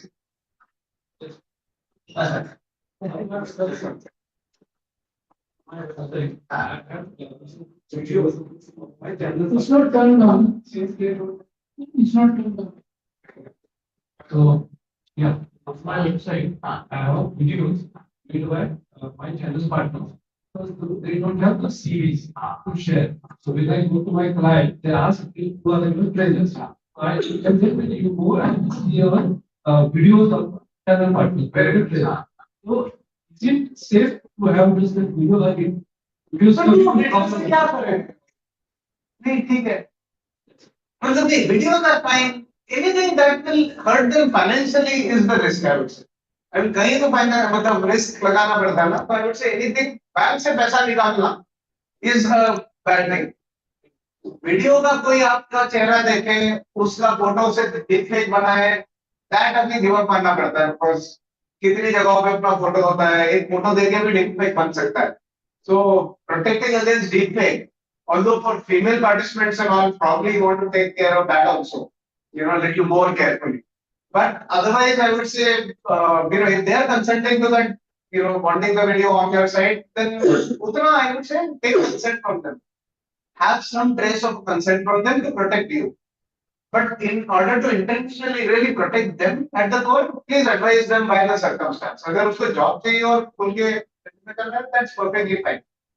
But if you think that person's video may get misused, deepfake बना उसका और कुछ हो सकता है, तो yeah, just be a little clear. मतलब in the context of their culture, आज की तारीख में in cities, right, in Pune या मुंबई, कोई deepfake बना है, तो इतना तो genuine people will ignore it. यार हाँ, मतलब तुम्हारी गलती नहीं है. But गांव में ऐसा होता है, तो सडनली लाइक नहीं ऐसा कैसे हो सकता है, अलग कैसे होता है, वीडियो देखा मेरे को, तो उसने तो ऐसे बोला. That believability is far higher in the villages, so you have to take it in account, take into account cultural context, then see internet wise and all. Just use your judgment, but data protection bill privacy के हिसाब से video are very enough. Yeah, sir, and then you. My experience has been just to can only protect the back, not the front end. Let me explain what I say. Because they ask for this information: your name, where you're born, your address, your number, Aadhaar card. In the last 24 hours, I signed so many places because they have forms from the government. You cannot ask that person, no, this is what they require. When you go, they will give you one. Every time you want to go in a hotel, put your Aadhaar card, or your passport, then make a copy. What they do with it? Every time you buy something, you're doing your credit card. They have your number. So you cannot protect the information going out. There's no way. There's a little dhanda karni, you go somewhere else. And you need that. You can walk. Ultimately, what are you protecting? You are protecting investments, your bank account, your title, your car, things like that. So I'm saying back end at that level. That means your credit report, you should block. If you want a bank report, you should at least have not one, but two verifications before they go. So they cannot get that. So you should protect what you're likely to do. Yeah. You cannot protect the information getting out. It's already there. And who has it and who has shared it, I have no idea. You can only back. I'm not protecting back. I just there you want verification and box. That's all you can do. Thanks. Question there? Yeah. So I have a question is on Google Drive, there's a lot of data maintained on G Drive. People's photographs and other data. And because we don't maintain on computer systems, we don't have a backup. So how safe is this system maintaining the data? One person that also do that. So Google Drive is safe. I think it's safe from a security access point of view and all. It's safe. Google does parse that data to come up with more preferences about you. So Google does look at Gmail to give you some insights or ads targeted to you. That said, a large company like Google has the mechanisms and they're legally afraid of the law to not mess with some little thing like that. They won't leak your data. So trying and all with large companies is safe. Recently, some smaller companies or newer companies have started offering drive services. So basically, one thing you have to remember is anything that is free, there is some catch. Nothing can be free. So in Google, you are selling your data, you are selling your data content for them to create preferences for it so that you get better ads that you hopefully will click on and then they will make some money by selling you something. That's the hope. So the money you get or money they get by you clicking on the ads they give you based on the preferences they got from your data, that is the payment for your Drive usage, your Gmail usage. That's how that works. Now, when you're thinking of larger companies like Google and all, while that seems to be a very messed up kind of freemium kind of model, but they're so big that legally they're very tight in terms of their controls and things. Fly-by-night companies, smaller companies who are doing this, right? View them with suspicion. Because smaller companies, they will go out, nothing, you don't know anything. Like one common thing is where do you find all of this data being sold? A lot of SMS aggregators. So they're sending you SMSs about your bank, this much salary deposited, or this, where is this coming from? This is coming from some, they don't tie up directly with Airtel and directly with Idea and all of these guys. They just go to an aggregator who's tied up with all of these three companies. Now, what if this aggregator, they are selling your data in between? They know everything. They know your salary going in every month. So anybody who has access to that SMS on the way is going to be selling that data. So any of the smaller companies, they are not tightly bound by law. They are not afraid of anything. So just be afraid of smaller companies doing it. Recently, Jio launched the 1 TB free thing. It's very attractive. But personally, I'm not sure, how tight they are in terms of their privacy and all. But free is always suspicious. So I think just stick to that. If you have a lot of sensitive data, you want backup and all, Amazon S3 is probably a safe place to keep it. So everyone can, just put it there and so on. Otherwise, Google also, Google Drive is decent, I think. But as Sir said, right, using two-factor auth, having the SMS coming in for validating your login, not just having a password, not sharing passwords. These are some basics to take care of. Okay. Any others? I think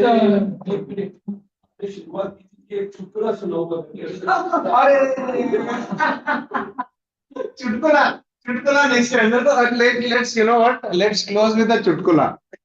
Okay, let's close with the chutkula. मेरा talent limited है. Let's see.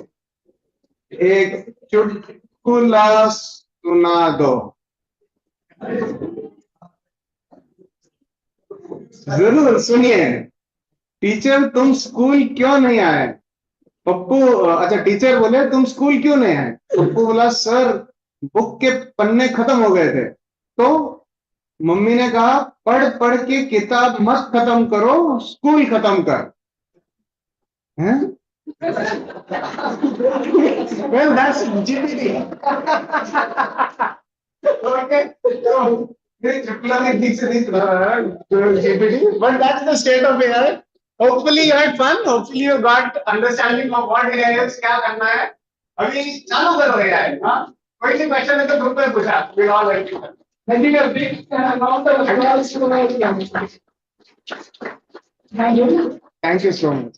And once again, I think we have spoken to him barely a few minutes with this idea, and he immediately said to me, yes, whatever support you need from me, as we will give.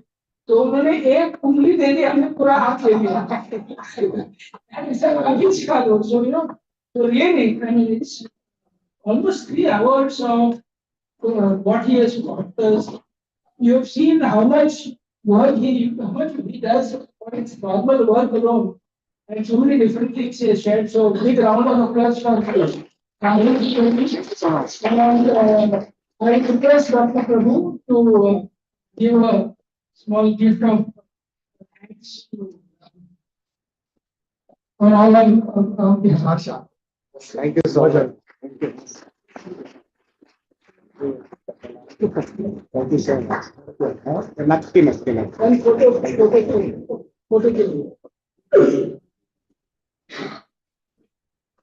Okay, so we'll take a short tea break. A quick listing about what will happen after tea break. So it's around 5 minutes to 4 o'clock. So we'll be coming back by 4:15, 20 minutes. After that, we actually had 2 presentations. One was supposed to be in person, one was on Zoom, but Dr. Ramu, who is the from Center for Sustainable Agriculture, he is in Dantewada, and I'm not able to reach him, so I'm not sure if he's going to be able to join on Zoom. I think Rahul mentioned Plantix. You mentioned Plantix, right? So the lead agronomist for Plantix, Mr. Bouquet, he was supposed to come, but I think he is getting delayed, so he's put to his session online. So we'll have that at 4:30. But we also have 2 things that I want to talk. One is Mr. Ashok Mathur is here.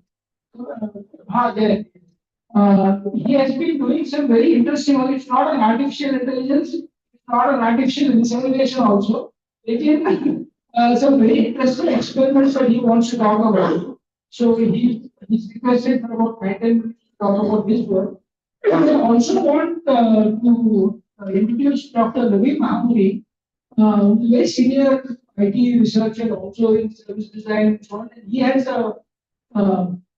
he's one of the he's probably one of the foremost persons in driving service design in India today.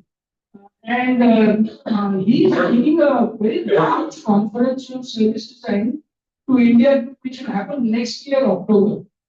And one of the big things that Ravi wants to do is to see how non-profits and NGOs can contribute what they have learned and what they are using with services. And so I request, Ravi, I would like you to talk a little bit about what you have in mind and what people do, who is interested and so on, they can follow. Okay? So, sounds serious. Absolutely. Very good. So we'll take a tea break for 20 minutes. Back at 4:15.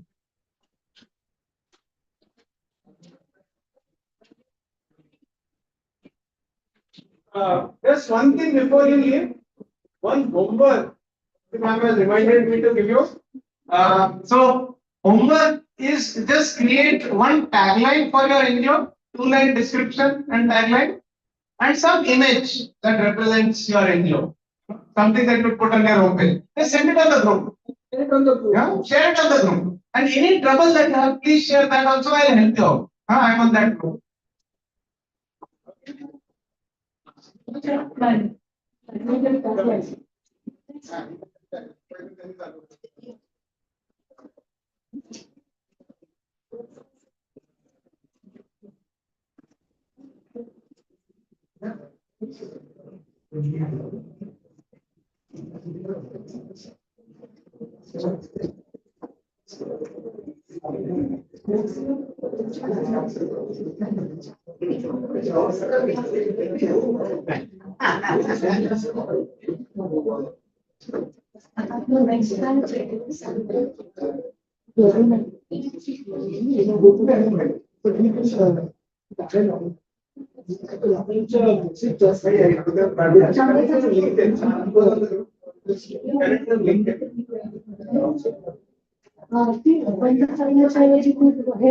Video लावा ना.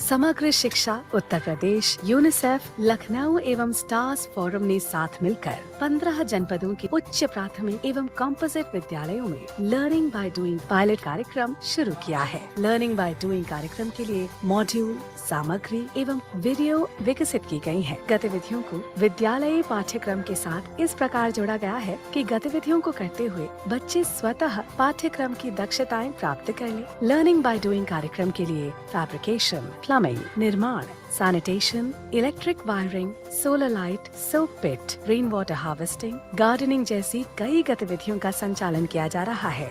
Pilot phase में 15 जनपदों के शहरी क्षेत्रों के 60 विद्यालयों में इस कार्यक्रम का संचालन किया जा रहा है। इस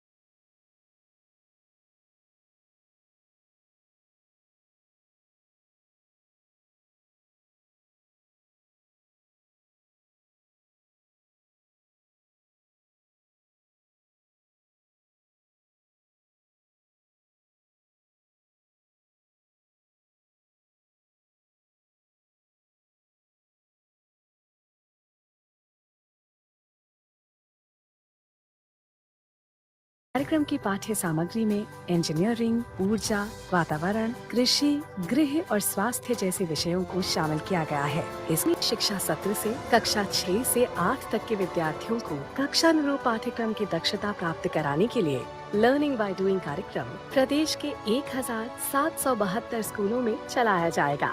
आने वाले वर्षों में प्रदेश के अन्य उच्च प्राथमिक एवं कॉम्पोजिट विद्यालयों को भी इस कार्यक्रम से आच्छादित किया जाएगा।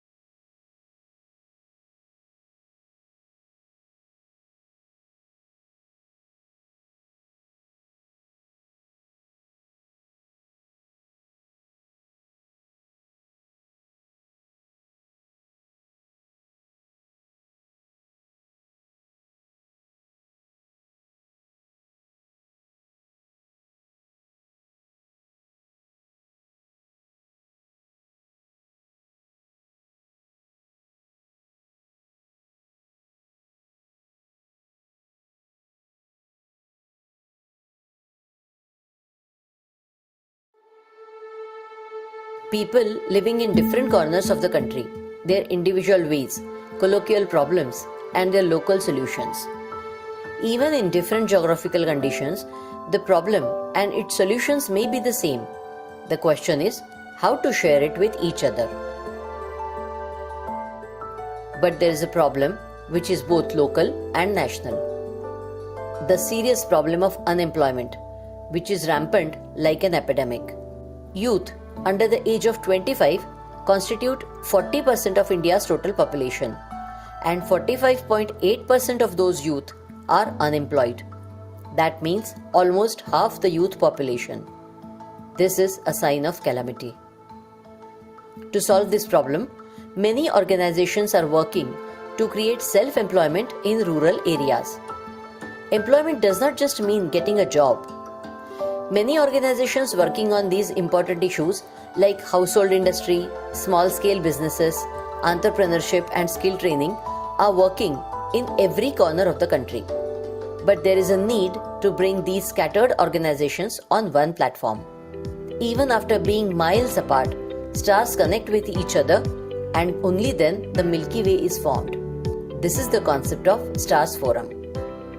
Stars Forum is a pan-India platform which brings together organizations working in rural areas.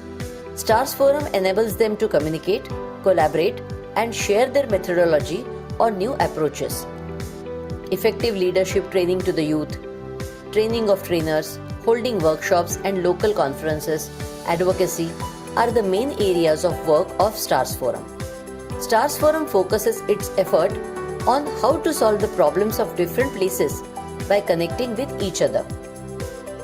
Through this platform, social organizations, experts, small entrepreneurs, and the government also reach out to a large number of rural self-employed.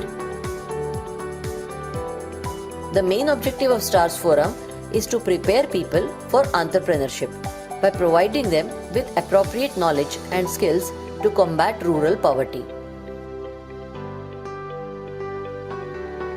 In a huge country like India, the network between the institutions scattered in every corner is woven through the Stars Forum. During COVID, Stars Forum, along with its affiliated organizations, started an online course on kitchen garden.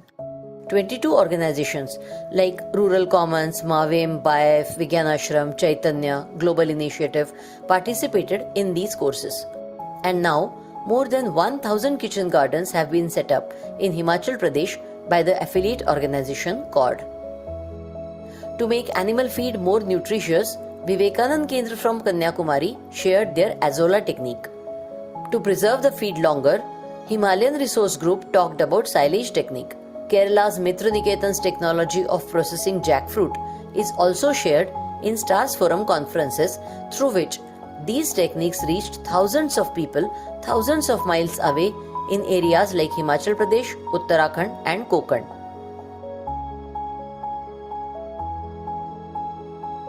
The first affiliate of Stars Forum is Vigyan Ashram, based in Pabal, which is running a course called Introduction to Basic Technology in rural schools of Maharashtra for the last 40 years, which is now being run in more than 100 schools of Uttar Pradesh through Stars Forum. This is supported by UNICEF. Known personalities visit schools in Uttar Pradesh to see this program. Training on finance management by Chaitanya from Maharashtra, the kitchen gardens created by CORD in Himachal Pradesh, unique methods of sheep rearing developed by the Goat Trust of Lucknow, Ajivika Bureau from Udaipur, Rajasthan, Indo-Global Social Service Society of Kashmir, Seva Rural of Gujarat, Self-Employment Voluntary Association of Manipur. All these affiliates work in the same direction: rural self-employment. Over the last 14 years, more than 350 organizations from 15 states across India have joined hands with each other for rural development through Stars Forum. An important tool of Stars Forum is the internet, and through it, distance learning. Many times, the skill training institutions lack proper and certified resources to impart education. That's why STARS Forum started creating instructional video lessons that teach employment skills. Member organizations of STARS Forum help in making these videos. Any trainee can take this training through internet and can do their practical at the nearest STARS Forum members. Many courses are available through the website theskillguru.in. Pump repair, communication skills, maintenance of solar water heater, biofloc fish farming, paver block laying, welding, etc. are available on Skills Guru.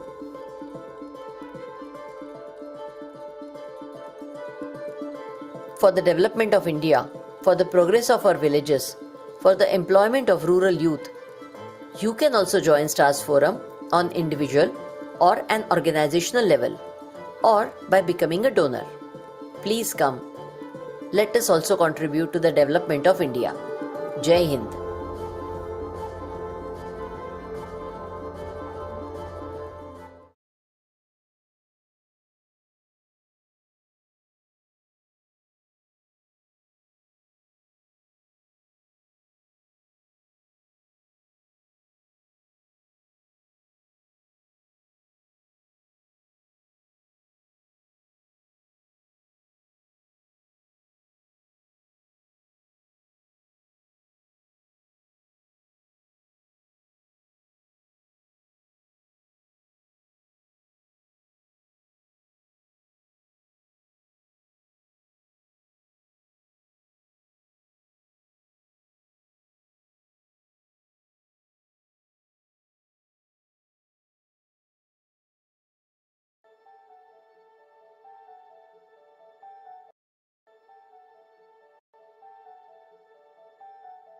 भरण्यासाठी लागणारे साहित्य राख, cocopeat, माती, खडी, चांगल्या प्रकारची रोपं, कडुलिंब, कुजलेला शेणखत आणि उंदीर मादीचा पाला.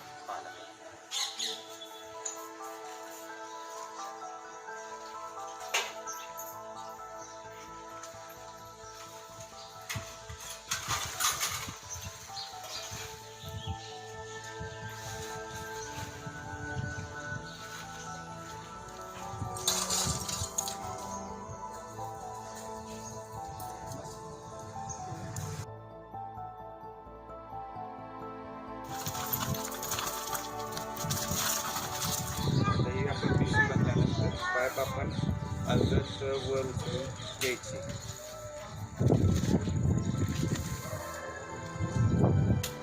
पिशवी भरताना वर 10 इंच एवढी जागा रिकामी ठेवावी, जेणेकरून पाणी आपल्याला आतमध्ये जाता येईल असं, सांडू नये म्हणून. नंतर मग खालनं 1 ते 10 इंच असा त्रिकोणी आकार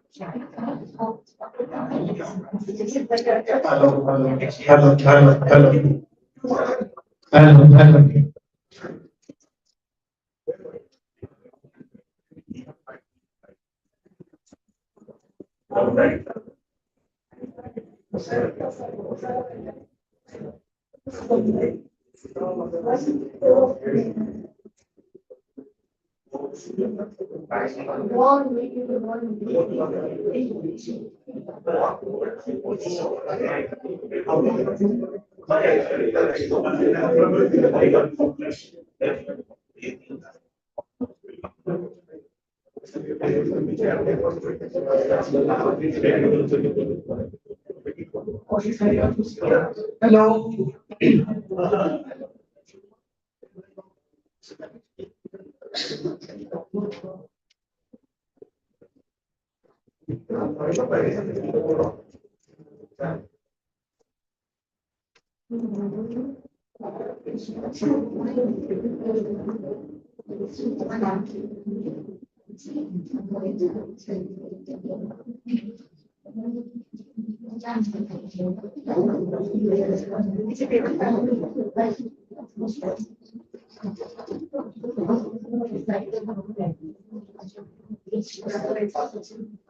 We will start the last session for day 1. Is everybody here or people have gone home already? Some of कुछ लोग चले गए इधर. No, I think people are coming. Huh?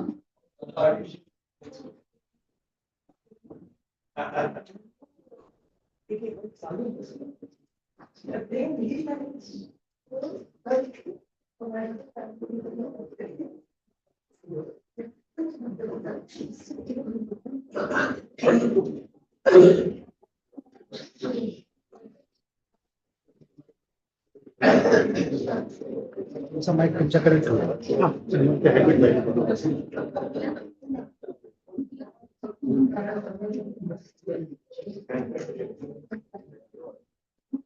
So we'll start our last session for today.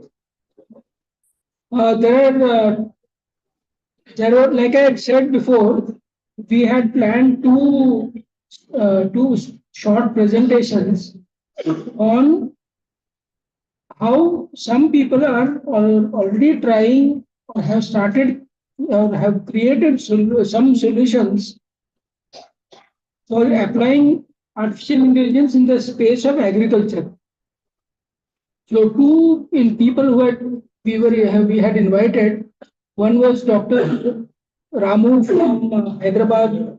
He is the executive director of Center for Sustainable Agriculture.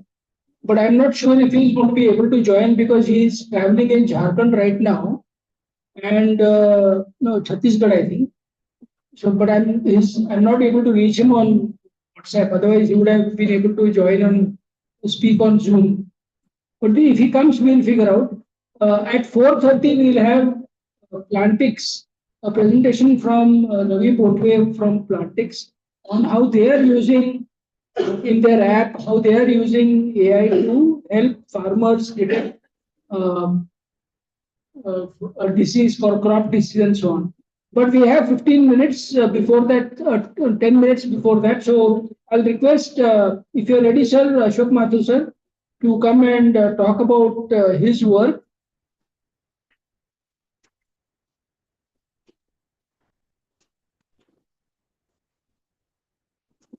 इधर से आइए.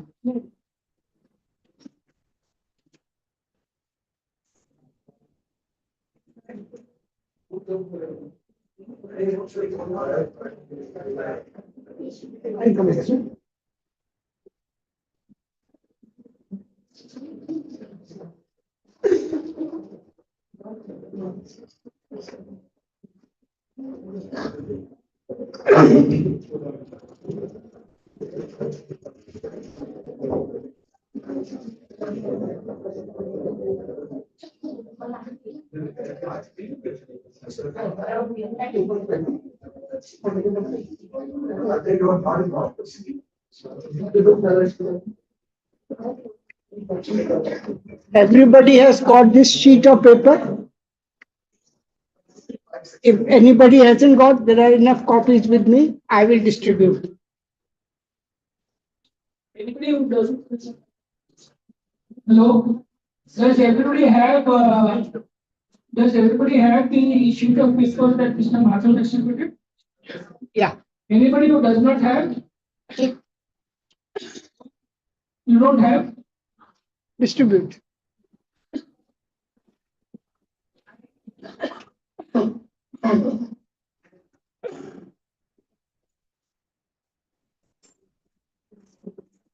Yes. Okay. I am Ashok Mathur.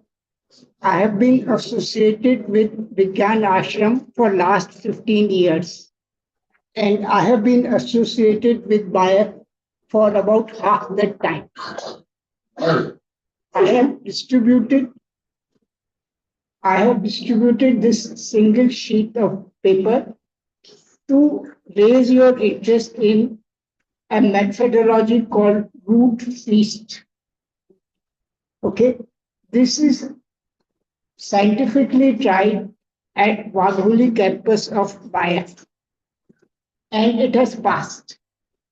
What it does is it allows you to grow a tree, any tree, anywhere in the world, using just 1/4 of a bucket at the time of planting and a glass of water every month for next 11 months. At end of 12th month, you don't need to water the tree anymore. If you look at the last picture on page 2, it shows trees which are 3 years old. Now, Wagholi is typical of 40% of India. That is place where nothing has ever grown. This is red laterite soil. The water doesn't stay for any minute. At Bor, there is 2000 millimeter of rain, and by December, the villagers are crying for water.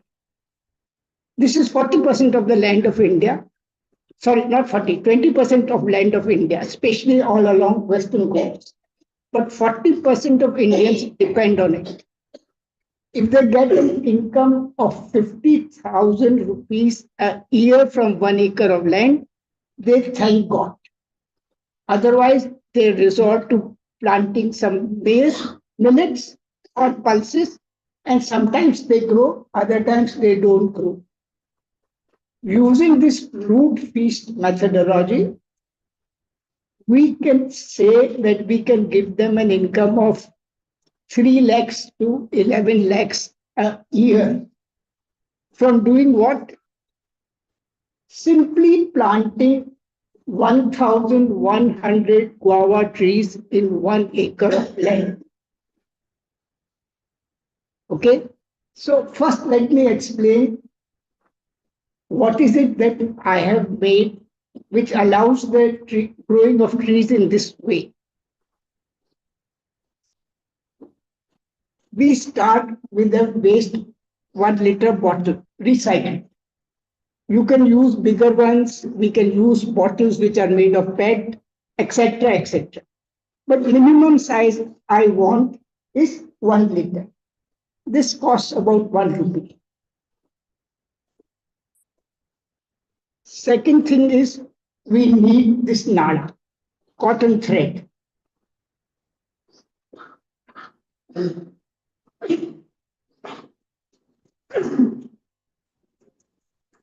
We need about 40 inches, right?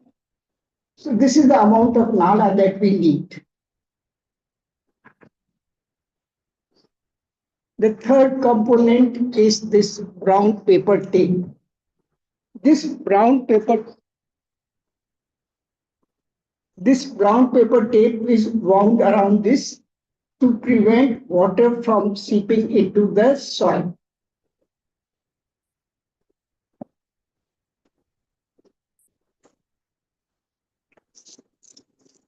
This is what it looks like. The brown paper tape has been wound around the nala, and now it is ready to work. And how it works is like this.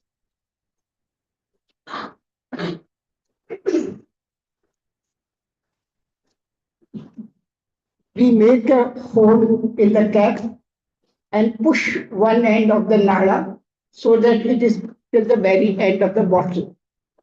This is 10, 12 inches allowed to stand like this, and this goes underground. 10 to 12 inches, and this is wound around the tree's roots. Okay. This is all. This is the cost of the apparatus. It is designed like this so that it can be replicated all over the world in the simplest possible way. This represents about 15 years of thinking and trying that we are able to work with just this little cost. Now, thank you. There are a number of other small things we do to make it work. First, we need to dig a hole 15 inches deep. Normally, when we plant any tree, we are digging 15 to 18 inches. And we are digging a hole 15 inches by 15 inches by 15 inches.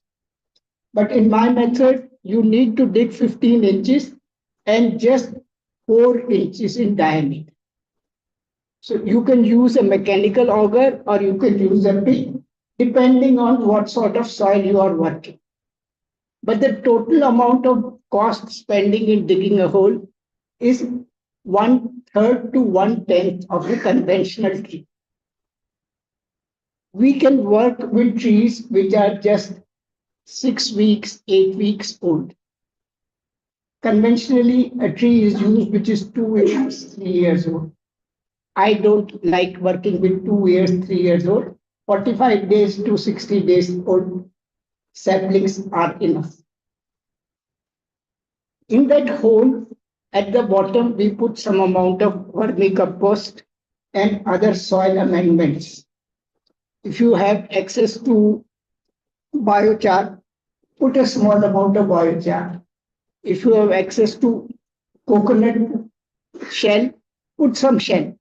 Both are not nutrients, but they encourage microbiological activities.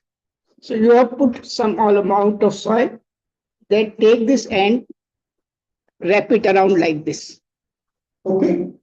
Then we take the root ball and push it with our hand down below, place it, and then place more soil and give 1/4 of bucket of water.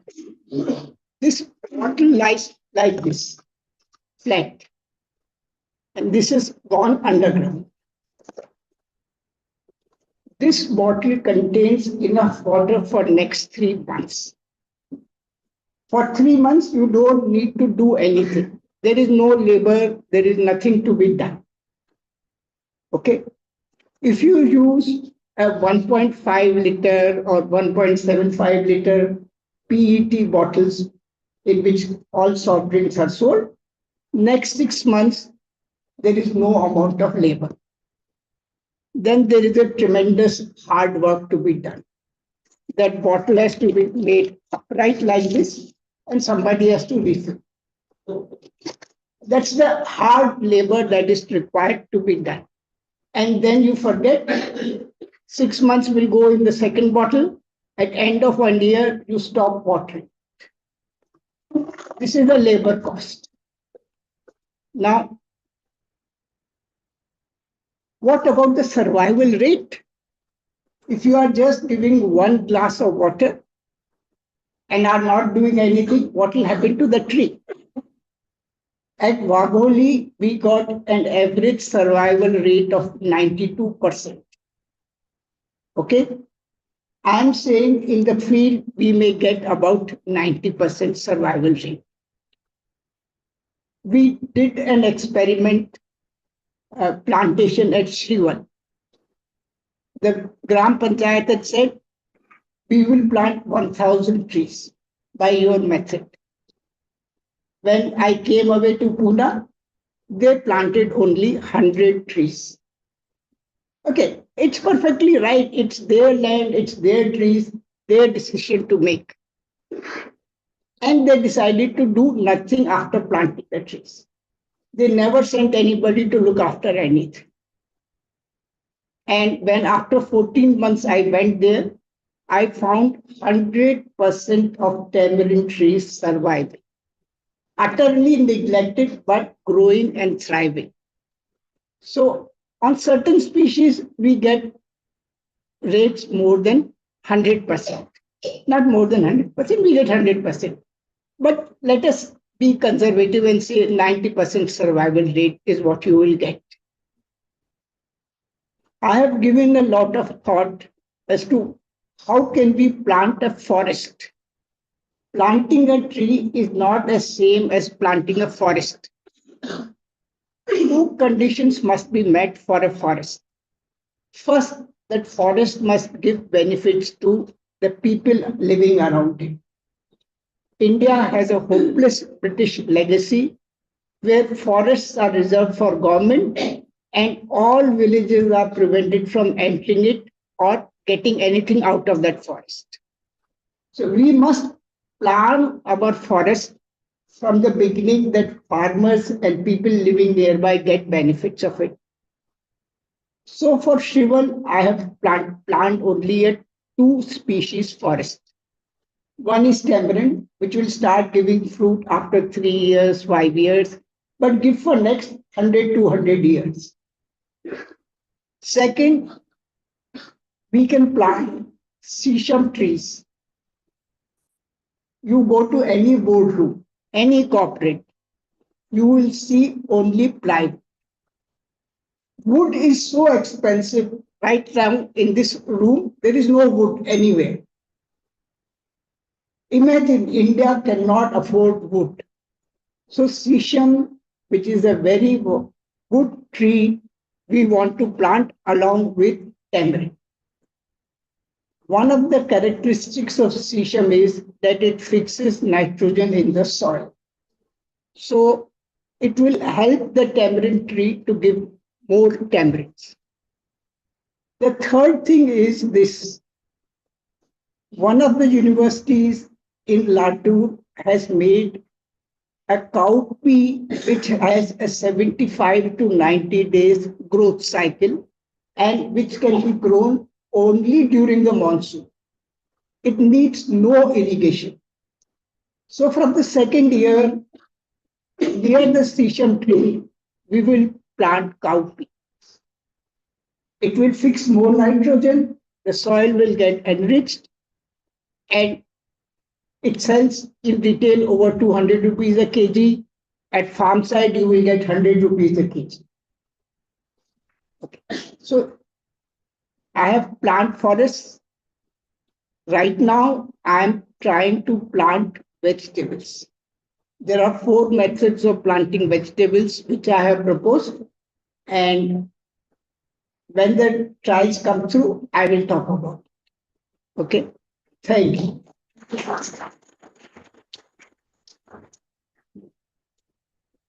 Thank you, Mr. Mathur. Thanks a lot. We'll have Mr. Ravi Gotwe. He is already on, I think he's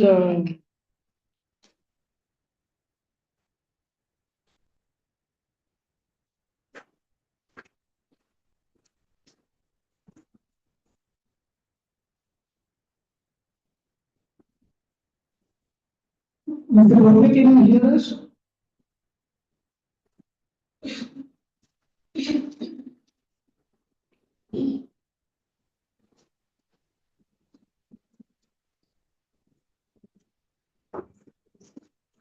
Mr. Gotwe, can you please speak up?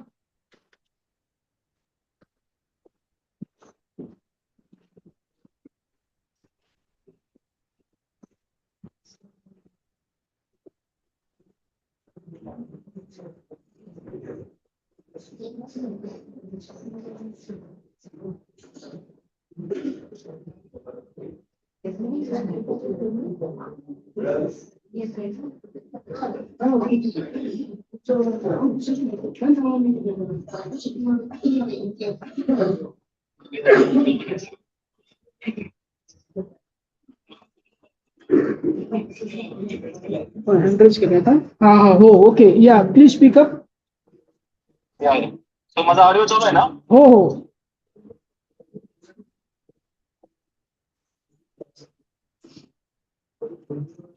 Mr.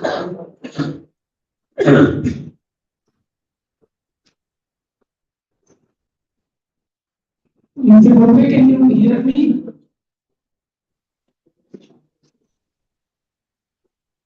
You can turn your video on.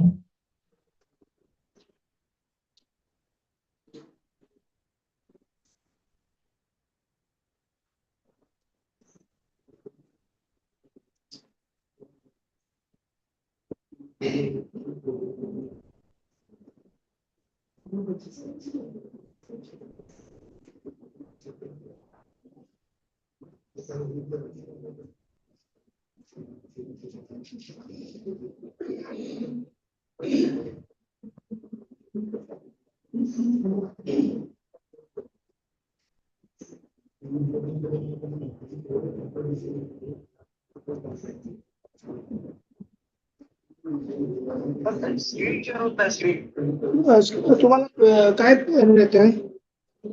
मी तुम्हाला PDF share केलं होतं बघा. हा ते PDF share करता का? Okay चालेल. तुम्ही तुमचा व्हिडिओ सुरू करा आणि बोलायला सुरू करा. I edit here.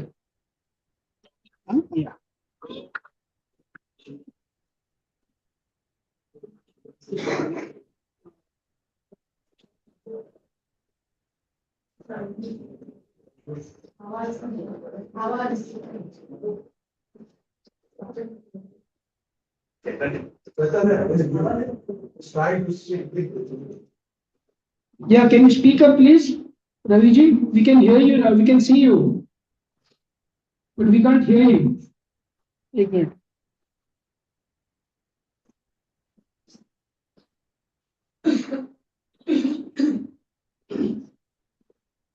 हाँ तुमचा स्क्रीन दिसतोय.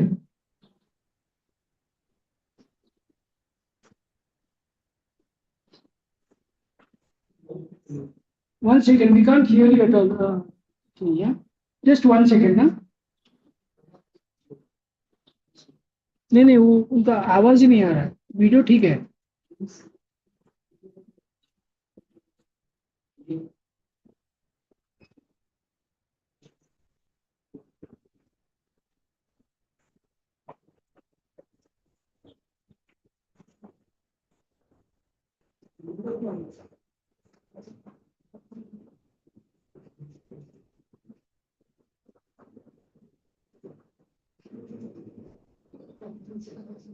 Are you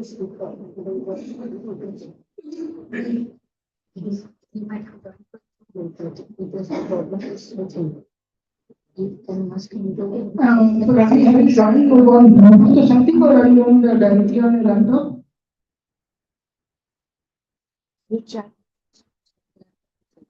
तुमचा आवाजच येत नाही.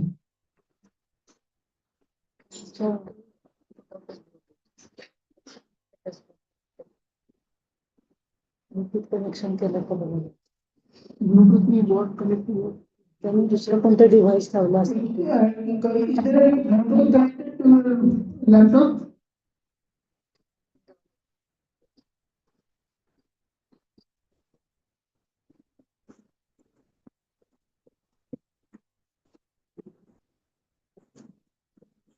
हाँ हेलो.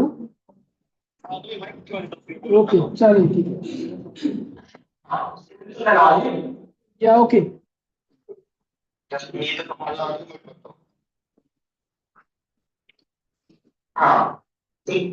नेक्स्ट मध्ये सगळ्यात महत्त्वाचं आहे Raviji, one second. You speak in Hindi or English, please? Okay. Yeah. So Plantix has one of the best pictures. So farmers, a lot of farmers face one of the biggest issues. They are able to detect the disease and by the help of Plantix, they just need to hit the one from that part and it will take them disease and pest. These are the first feature in Plantix application. Second one is the most of the farmers are able to connect with experts. So Plantix has developed one feature also, online community. So farmers post their query to this platform and expert will answer that query. The third feature we have developed is the crop advisory, which provides farmers this type of thing. Only farmer need to put the sowing date as well as the land area. So it generates the average area based on the crop and the land area. So this are the ongoing crop picture of the land simplification. So it's a process how to work for the farmer. And after this one, we can select the crop there is a feature, in particular calendar and in the land calculation tips. And like that one, farmers will take the photographs of other their part and it will generate the solution, that is the solution. And the solution is has to check operation. We provide the first physical, second biological, and third is the chemical. Along with that, we also mentioned nearby shops and the product also. These are the nearby shops, so farmers directly connect with the nearby shop. So it has a 700 widespread library. So farmers can explore the database, which is available in the 9 language. So this is the example of how it looks like. For example, there is a farmer crop. So what kind of agreement farmer can use? This application is free of course and available on the Play Store. We also mentioned the pesticide category also. For example, red label, yellow label, blue label, and green label. So these are the example of my community. So where the farmers can answer the question. So these are the purpose plans and I am thankful for the opportunity. One of the challenging features of the AI in agriculture while I stay in future is like planting without another opportunity is a new platform. क्या होता है बहुत जरा एक नहीं बताता हूँ कि बहुत सारे किसान solar trap, yellow trap, blue trap का इस्तेमाल करते हैं। उस ट्रैप को अगर हमने फॉर एग्जांपल डिटेल और पेस्ट को मोस्टली पेस्ट जो होता है इसका अगर पैटर्न समझ लिया तो हमें एवरी लॉजिक सेंटर्स हम दे सकते हैं किसान इस तरह न्यू ऑपरेटिंग है। So that way we just also it is alarm system for the farmers. The second thing is right now, by using the AI tools, we can develop the customized crop advisory. Customized crop advisory means right now what I available. Most of the university, most of the online literature is like the SOP. It is not based on your soil rate, your soil type, and whatever your environmental and soil is. Physical and biological condition. For example, if you have the soil report and you mention the pH and nutrient value of your soil, based on that one, we generate site-specific fertilizer application. That is the unique feature we can develop using the AI application. These are the wonderful opportunities of AI in agriculture. If anyone has a question, please raise your hand. So this is the way to discussion. Unfortunately, I am able to join physical meeting just to interaction with the more better. But you can ask me question, so I will try to answer. From the last 15 years, I am working with farmers on sustainable agriculture data and the soil and biological management. If you have question, please raise your hand.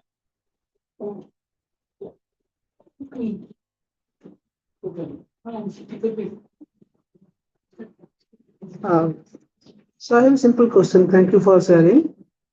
Am I audible? Yeah, I am hearing you. Yeah. So I am Nityanand from Padar. So you said you are promoting sustainable agriculture. Am I correct? Yes. And the techniques or solutions you shared now is more about conventional agriculture. So are you making any progress towards sustainable agriculture practices in this technique? In sustainable agriculture, we are providing right now the and zero. So if you see our crop bed feature, here is the crop bed feature. So based on the crops, for example, in banana, we encourage farmer to go to pineapple and mix crops to avoid the tourism lands. Like tulpa and rice system, we encourage context crop. So we also provide the sustainable agriculture practices in most of the real fuel efficient solution. Okay.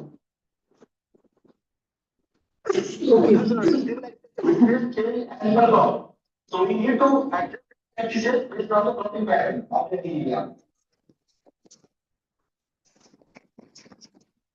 Thank you. Anybody else has any other question? My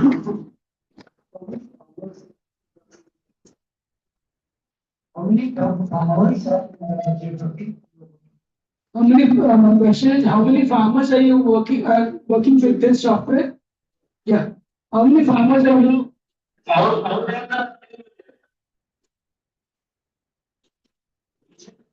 Which all regions?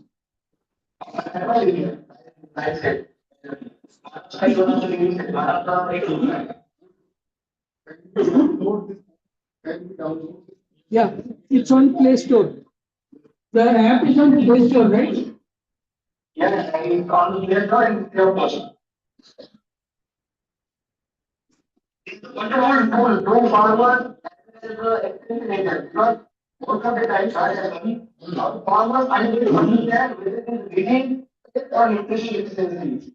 By taking a photo within a 5 seconds, it will tell you whether it is the disease or nutrition deficiency. Right now, major challenge for our farmer is when he go to shop, the retailer will give him three products, one pesticide, one pesticide, and one fertilizer.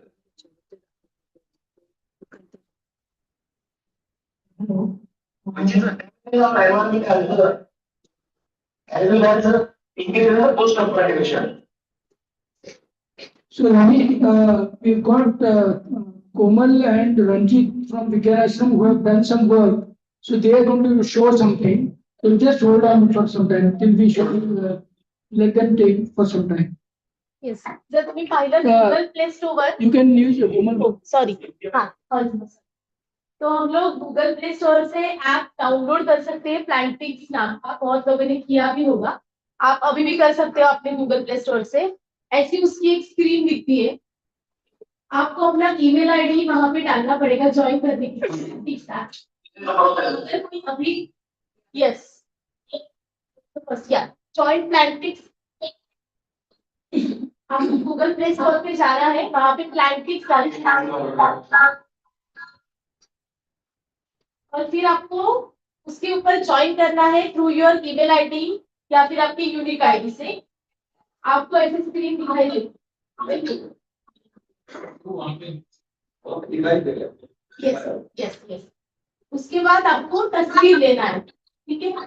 तस्वीर मतलब आपको एक photo लेना है, कौन सी भी, अगर आपको दिखाई दे रहा है कि मेरा पेट बढ़ नहीं रहा है,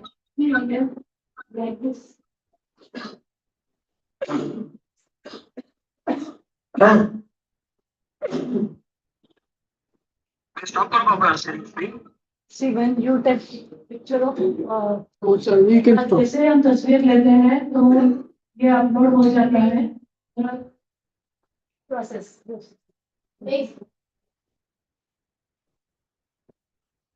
next you have to upload this photo, आपको अपलोड करना है।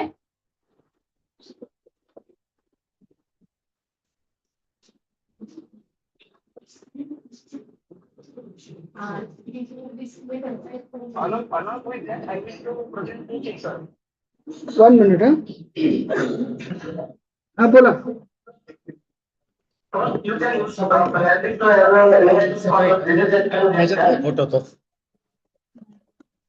Along with that, in Maharashtra, I am going to prepare in a decision. Very soon, because right now, what the biggest challenge is our young farmers, and most of the farmers are on the digital media. So based on that one, I also work in a rural corporation. Hello. Yes, we can hear you. So, if you want to generate a chain or one better chain, then I think the digital media is the best one because I realized this one. Last 10 years, I was taking meeting in the villages. To the system education practicing. Right now, gathering people is the biggest challenge. So using the different media, we can connect to millions of farmers. When we need unbiased and research content, I encourage all of you, please share your thoughts, experience, those are experts in the area. Because the social youth and farmers are connected to this digital media. मैं यह कहना चाहूंगा कि आज हमारे देश में जो युवा किसान है 25 से उम्र आगे 25 से लेकर देखा जाए तो 45 तक तो सभी लोग फेसबुक इंस्टाग्राम यूट्यूब के साथ जुड़े हुए हैं और आज अभी का एक बड़ा दिक्कत है कि गांव में लोगों को इकट्ठा करना सबसे बड़ा मुश्किल चीज है मगर सोशल मीडिया का इस्तेमाल करके अगर अभी चैलेंजेस ये है कि सोशल मीडिया पे एक्सपर्ट लोग बहुत ही कम है हर एक सेक्टर के जैसे फिजिक्स है बायोलॉजी है केमिस्ट्री और अप्लाइड साइंस है और लोगों को बहुत जरूरत है मैंने 3 महीने पहले शुरू किया था right now I reach more than 10 million farmers और मैं मराठी में उनके साथ जुड़ चुका हूँ तो ये मैं ये कहना चाहूंगा कि डिजिटल टूल का नुकसान भी उतना है फायदा भी उतना है ये हमारे ऊपर है कि हम उसको किस तरह से वैसे हम टैक्सी किस तरह यूज करते हैं इस तरह से ही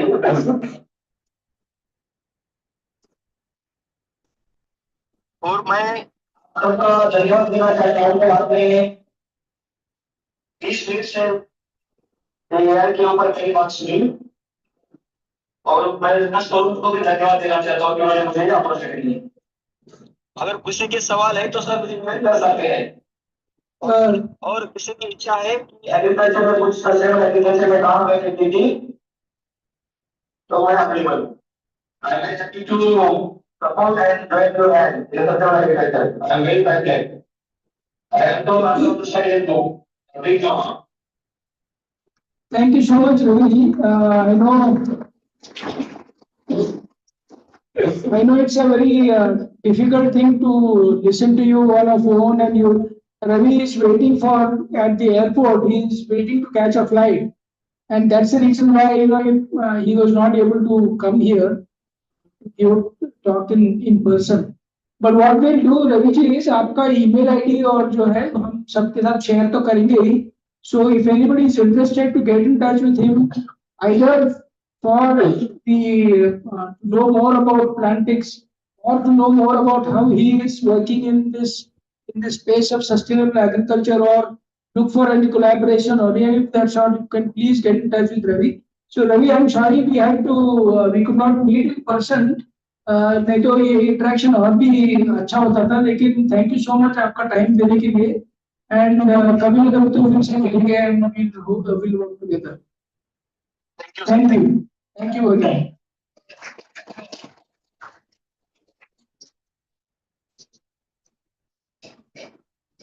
So with that, I don't think Dr. Ramu is still reachable. So we'll skip that part. If and when Dr. Ramu does come online, we'll figure out if we can squeeze a short talk from Ramu tomorrow.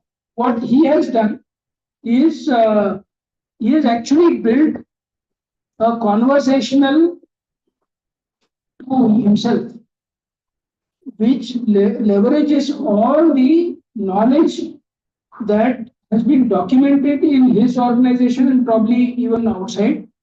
And that conversational chatbot, जिसको जैसा कहते हैं, it is an AI-powered chatbot, which is used to answer any questions a farmer or anybody has on natural farming or organic farming. And he has and that chatbot is also available on their website. So if anybody wants to try it out, you can look it up. But hopefully, if we are able to get his time tomorrow, we would definitely like to see if we can get him to speak for 10-15 minutes to tell us how he is thinking about what prompted him to build such a tool, how successful has it been, what challenges are there and what he plans to do in future as well. So we will hopefully, we'll get that opportunity to interact. But with that, I would like to invite Ravi, Dr. Ravi Mahamuni, who is the head of design research at the Data Center for Research set up by Sjsm Pune.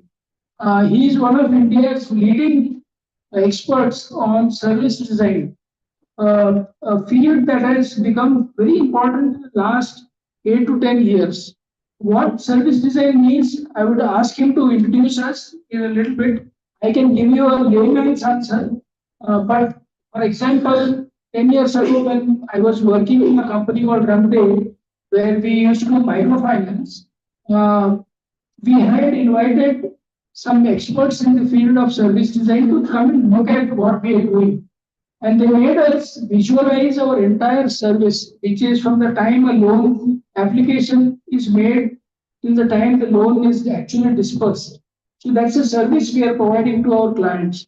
The visualization that was done, the description of that which was done, allowed us to find many things that we were not doing correctly. अगर आप हमको ऐसे ही पूछते तो we said ये तो perfect चल रहा है, but they were able to tell us how many areas of improvement were there in that service, and there was significant improvement happened when we implemented some of their suggestions.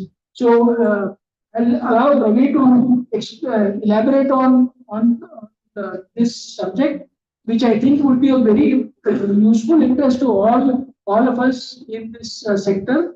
Plus, talk a little bit about the international conference that he's organizing next year. Come on. So, thanks, Chaitanya.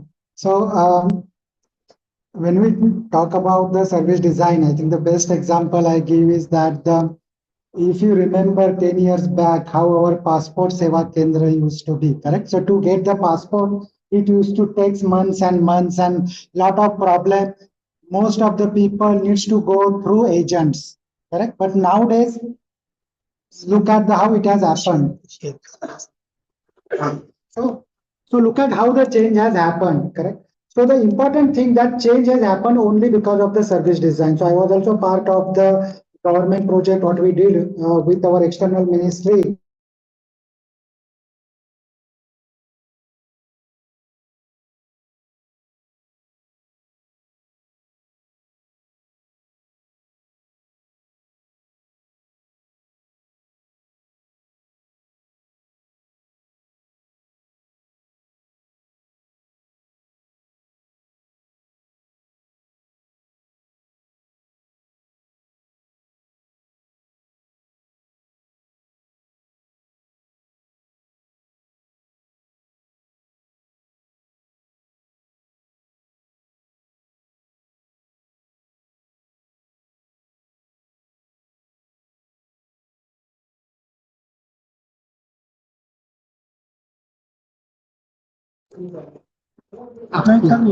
त्यांना ऐकू येत नव्हतं ते ऑनलाईनच्या लोकांना.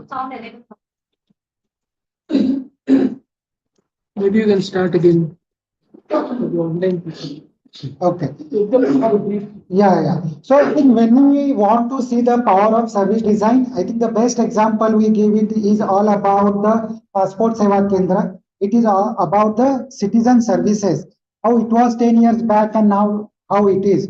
So the all transformation happened is that looking at the problem from experience perspective. When we talk about the experience, we always say user-centered design. But when we talk about the experience as part of the service design, we consider 4 important stakeholders: service user, service provider, service staff, which is a human touch point, and the 4th node is society and environment. The idea here is that whenever we are designing any intervention or any service, I think we need to address concern, constraint, and the expectations of all these 4 important stakeholders. We believe that there is no need for separate CSR activity, that we are doing all bad, but we keep the 10%, 20% showing that we are doing good for society. Why can't we consider that as part of our company strategy itself? That is the 4th node, and that's the reason I came up with empathy square as part of my PhD. I was one of the first person in India to do the PhD on service design from IIT Guwahati, and that's where we came up with this framework called as the empathy sphere. That how we can do. And after doing that, I felt that because I was working with Chaitanya and other, I think we that time worked with various NGOs. I felt that all the NGOs, the type of work they are doing, they are giving the services to the society. And nobody is looking at this from a service design perspective. So I started an organization, Service Design for Society, through which Service Design for Society India, through which we are helping all the NGOs to replicate their work and increase the impact. Because currently it is most of the time it is person specific or person centric, and that limits them. If we really think the way Chaitanya mentioned about the run day, if we look from a service design perspective, we will able to increase the impact as well as we will able to replicate the thing. Because all NGOs are doing great in pockets, but whenever we request them to replicate or the increase, I think they get constrained by a lot of things. So the idea here is that service design can really help them. But unfortunately, it's considered as a niche expertise and it's very costly. Okay, there are very, very less people in India where even we don't have masters in service design in India. It's in the Scandinavian countries and all. I'm working with a lot of design institutes in India to start it. In last 4 years, I managed to start at least a service design course in lot of design schools. So I'm also adjunct professor at IDC IIT Bombay as well as Department of Design IIT Hyderabad. So also we are working with other design institute to start it. So coming back to here, so wherever you feel like you need some expertise. So the idea of this SDS India was that for our design students, give them train them on service design free of cost, give them the chance to work on the real life problem which is coming from NGOs. In turn, it helps the design students also to the NGOs where they can really get this expertise and also start building the in-house expertise. Like if there are few interested people in your organization, they can get trained on this and then they become self-sufficient, and wherever they are facing any problems and all, we are always there to help. So with this, I got involved in various international things and served as, that is a Service Design and Innovation Conference, is considered as one of the top conference in the world. This year, we managed to get it to India, actually first time in Asia, and it's coming to India. So it's like generally for such international conferences, we have to submit the proposal. So multiple countries will submit the proposal as called as a hosting proposal, and then one gets selected. And fortunately, our proposal got selected, and now the hosting rights are awarded to us. So because I work for TCS Research, and managing conference of this scale is difficult without having a support from academia. So IIT Hyderabad graciously accepted that let's jointly host it. So it will be hosted in IIT Hyderabad next year, October. So from 8th to 10th of October it is. But what I thought is that it is a service design conference, and if we are not applying service design principle, then I think we are not doing justice. So we are doing this conference in a very different way. When we talk about service design, we consider three things, three phases: pre, during, and post.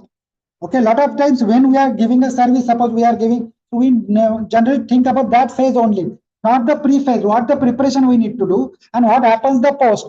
The idea of the post is that instead of looking at a transaction, how we can look it as a lifetime journey, and hence that post.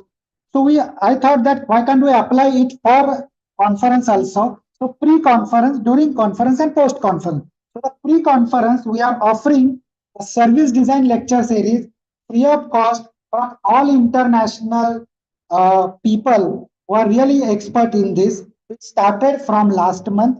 So I think if you look at in the here, so if you just, I have already shared the surveys, so it will talk about that, and there is a registration. So you have to do the registration only once for a lecture series, and you will get access to all the sessions. So it's happening every month once. So first lecture on foundation of service design happened on 13th of November. Second is happening 20th of December by Professor Pramod Khambate. The third lecture, the second one I think will be very interested for you guys. It's a service design in emerging markets like India. And we are also going to talk about the social sector also. Request you to register and attend. The third one is about the digital transformation through service design. So how we can use AI, for example, okay, or other thing in what are the services we are giving to our citizens through our, and how we should do that. And the important thing when we talk about the design, how we can measure the impact. All is intangible. Experience is intangible, correct? And everybody will ask when you go for sponsorship or something, funding, then they will say, "Kya impact liya?" How we should measure it? So we are getting an expert who has done PhD from Politecnico Milano, talking on the measuring the impact of service design. So that's the fourth lecture. The fifth lecture is on what are the future trends in service design. What is the new thing happening? That is coming from the Daniela Sangiorgi. She is the person, along with Anna Meroni from Politecnico, who has written the first book on service design in the world. I think we are getting really very good people. And at the end, I am summarizing, recapping everything. But a lot of times when we have an invited speaker from outside, they give the examples in their context. So I thought that all that things I will try to summarize in a very our lucid way with our Indian examples and all. And what is the way forward? So I think that's the sixth lecture I will be taking in month of April. And this is how it is. But this is all about the lecture series that where you can get more about, learn more about the service design. But what I want you to highlight is that these are the topics. So this is the conference where we invite the papers, research papers. Okay. So what a research paper is that, have you come up with new method, tools and techniques in service design? Are you doing differently? Are you applying service design in a very interesting way? That's where I feel that a lot of good work what we are doing, I think we can bring to international focus through this conference. So can we write the case studies type of research paper? What are the work we are doing? And I was discussing with him, I know this might be a lot of you, it might be the first time writing research paper. So I'm thinking of taking a workshop on how to write a research paper, especially for you guys, maybe in the month of Feb. Okay, so that we'll get some time to put, but you can start putting, think about that, what type of paper you want to write, what problem you want to see, what type of good work you are doing. And these are the things. Even if you are failed, we have a category called as dare to try. I think we should celebrate the failures because from that only we can learn. So this is the first time I have introduced the category called as dare to try. Because if you look at all the research paper, all talks about success. Nobody talks about failure. And then I don't know what works. I don't know. I know only what works. I don't know what doesn't work. Correct? I think that's the reason we have that category. So in certain cases, you are suppose fail to scale up. Those type of things also you can put through this dare to try category. And this is what it is. So I think this is happening in IIT Hyderabad. So I am the one of the conference chair. So we have a lot of good things happening here. And post conference also we have some events. So the audience we have asking for this conference, of course, the design community, design schools, academics, faculty, all those people, they were, because our professors also, they have to publish the research papers, PhD scholars. Apart from that, government officials, we are reaching on all IAS officers who are working on citizen services.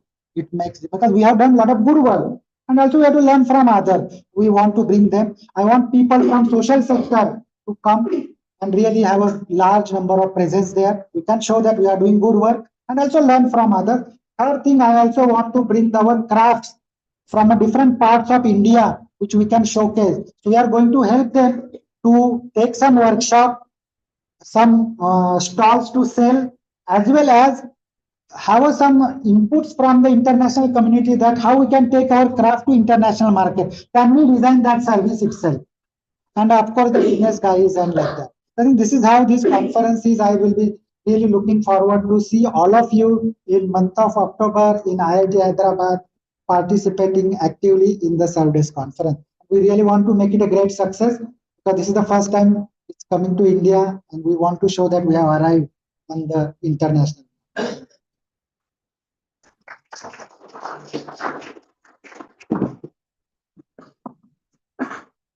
wonderful initiative. It's one of the I have a quick question for you. Most of the service designs, the corporates are very interested in it because they are designed and nothing wrong with it to increase profits. So, how much part of this international conference will be for service, really for NGOs? Because otherwise, NGOs will go there and look at corporate presentations, how we increase the profit. So, have you done like one day or one morning a session on your service and where we can be focused? Yes. And will it be available virtually for somebody? So currently it is in person. We are trying to see that depending on the participation, how we are getting, because a lot of times what happens, for such conference, there will be 4 or 5 tracks parallelly happening. Correct? So doing the logistics and also virtually we have not yet decided, depending on the infrastructure and the, how many people wants to join. I think we'll take that decision. Currently it is in person. Addressing your point, if you look at the conference theme, empowering diversity and nurturing lasting impact. The idea here we have taken is that from our social fabric, the diversity of India, how we can really do that. So if you look at the overall theme, even the themes of the papers,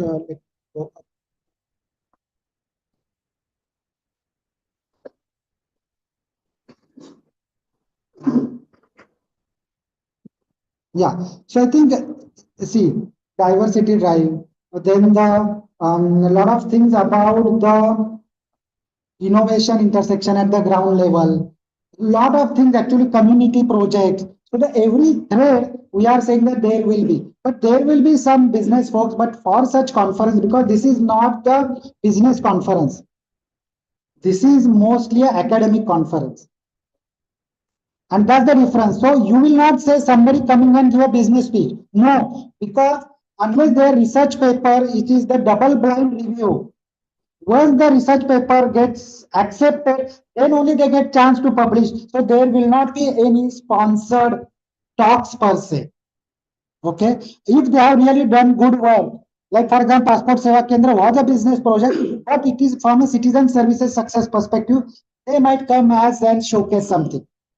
But not like a general people coming on the business side and talking about it, unless their research paper got accepted through these things and all.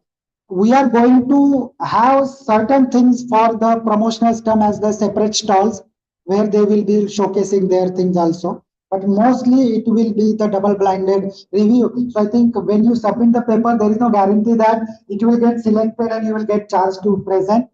For this conference, generally maybe it is like 1 out of 4 paper gets selected. But I was discussing with my core committee just the day before yesterday because I thought I am coming here. But we are trying to see that for the papers coming from our social sector, can we reduce that and see that can we create a separate track itself where we can reduce not the every paper, but instead of 1 out of 4, maybe 1 out of 2, because there has to be some quality, correct? And that also we can think. And if somebody requires a mentor, we can see that can we assign any PhD scholar as a mentor for your organization who can help you in writing a paper. But if you it's like a both way energy, correct? If you show the energy, we will also show more and try to help you out. So I think it's a give and take. So if you really need any help, we will be really happy, because I think we have a very good committee as well as the volunteers available with us. We will be very happy to help you out whatever way possible. Ravi, one of the questions, and if we look around the room today, we have several very large organizations and also organizations who have been in that field for many decades. Correct. So it's very clear that there's a lot of knowledge, expertise, insight that is already there. A lot of experiments have been done, a lot of improvements have been done, and so on and so forth. How much of it is documented, I don't know. Maybe it is documented internally in the organization. But one of the things that I also feel might be of very valuable is if we are able to bring this out and use this mechanism to share what has been done, there is a lot of learning that is possible. Exactly. And somehow it goes back to what I think even Rahul was saying. Many of us are not talking enough about our own achievements. Now, who this young man here, he is definitely younger than me, so he is day and night he has been working to bring service design to a respectable level in India, number one. Number two, he is working day and night to bring international level conferences to India. It is not an easy job to do. Last August, he had organized, along with Flame University, there was, maybe you should talk about it because you know better, but I think Illinois Institute of Design, Chicago. Illinois Institute of Design, Chicago had started one project program on what they called as responsible AI. We all learned about, many things that are not going right if you don't know about AI and so on and so forth. If you remember, Mr. Vivek Samant gave a very, very apt example of nuclear energy, where in the last so many decades, despite the power of destruction, the world has worked together to make sure it is now not going to happen. So similar things are required to be thought from an artificial intelligence standpoint also. If my 30 seconds of my voice is captured without my knowledge, and an audio can be created, like Mr. Vivek Samant said, and sent to my friends, there's a lot of fraud that is possible without my knowledge also. Now, anyway, so that is the backdrop to responsible AI, and they had 4 sessions across the globe. Across the globe, 5 sessions.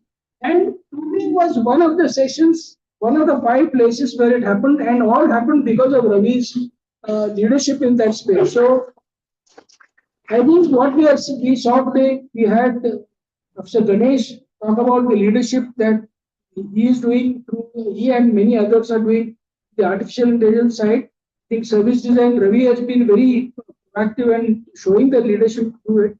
I have a feeling that if we can, and there are many of them, as you saw, are willing to step out and help us showcase what our achievements are.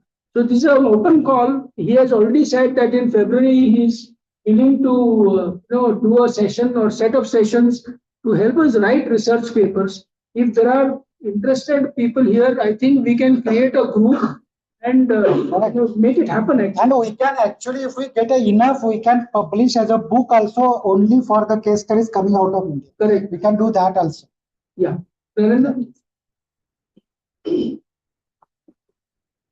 All people who are here who are working in the country, Bharat always remain a service. Yeah, exactly. Exactly. That kind of action. I have only one thing and one that will be the help for because even I publish paper based on our. That's good, yeah. Because this sounds like diversity carry. Something like at this. Correct. So there is a more academic. Yes. How to even simplify them. Correct. So in terms of after looking into from our perspective, and then help in terms of sort of template. Maybe not necessarily all people are competent in terms of academic jargon and that framework, which usually come as a challenge.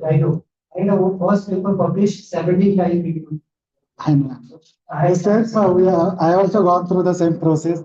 I think that cracking the first one is difficult. So there is some description, but the idea here is that we are trying to create separate actually brochure of this with the detailed one, like what's in it for social sector, what's in it for the government sector. So all the things will be actually catering to that. So we are in the process of doing that. It will be in your language, catering to you. That's how they will explain that why you should come to conference, what you are going to get. It's like what's in it for you. That question we are going to address, and that communication and all we are going to start. Yeah. You have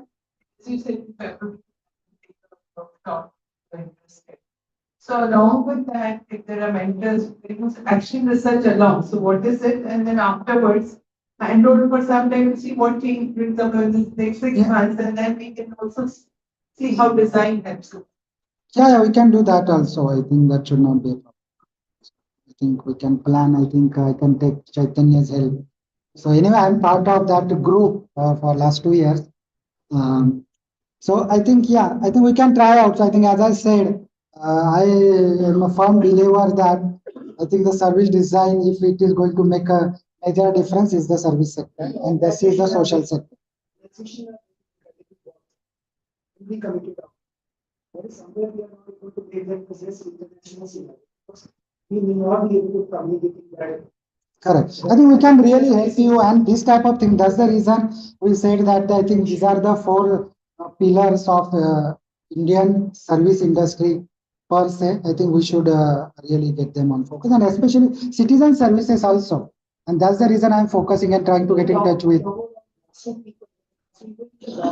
Exactly. Exactly. And we have such case studies in India. Passport is there. We have transport in the AIMS also, AIMS Delhi, their OPD. So if you just search the OPD transport, AIMS OPD transformation TCS, you will see the beautiful video that how we transformed it. Even for the passport seva kendra, if you just see that passport transformation and all, I can even share the links on our group also. You can see that how it can bring the change. We have done, actually, we worked with a Tahan NGO here to make the difference. We have worked with a Bookwala also, the people who go and generate the hopes in the people, underprivileged people and all, and especially where they have lost the parents and all those things, I think. Because generally, we have also generated hopes in us by parents through storytelling. So they have used the storytelling as an approach to generate the hopes in those people or the kids who have lost the hopes. So how it should be designed. So we have helped them in designing all those things. So that way we are working. And as we said, if there are any NGO who is really interested to take these services, we'll see that we can get the students and this, and I will be mentor for both the sides, and then it can be student projects also. Okay, good. Thank you.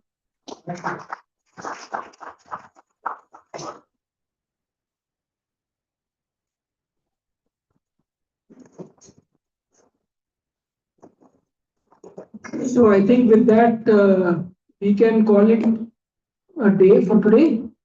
It's been, I think, quite heavy. थोड़ा सा ऐसा cognitive overload हो गया है लगता है. But I think it was also a very productive day in the sense of, I think our eyes, ears, and minds got opened today. I think the opening session by the keynote by Mr. Vivek Sawant really lived up to our expectations, really made big impact on understanding what is the potential. Then, thanks to Rahul and the actual hands-on work that we did, even the small things that we did have sort of allowed us to feel comfortable working with this and going forward with that. So I think that's a good start today. Tomorrow we have, we will continue the thread tomorrow. Tomorrow's plan is we will start at 9:30 sharp tomorrow morning. Okay, 9:30 sharp. अगर आपको breakfast नहीं मिला तो आप बाद छोड़ के इधर आइए. I'll tell you why. Because the person who is going to speak at 9:30 tomorrow morning, her name is Deepa Chaudhary, and she is dialing in from Vancouver, Canada. But she is almost 13 hours behind, and she's a graduate of the ISS Mumbai long time back, one of the founder members of United Way of Mumbai, which did the fundraising and so on. She has been living in Canada for many years now, and she is a one woman army.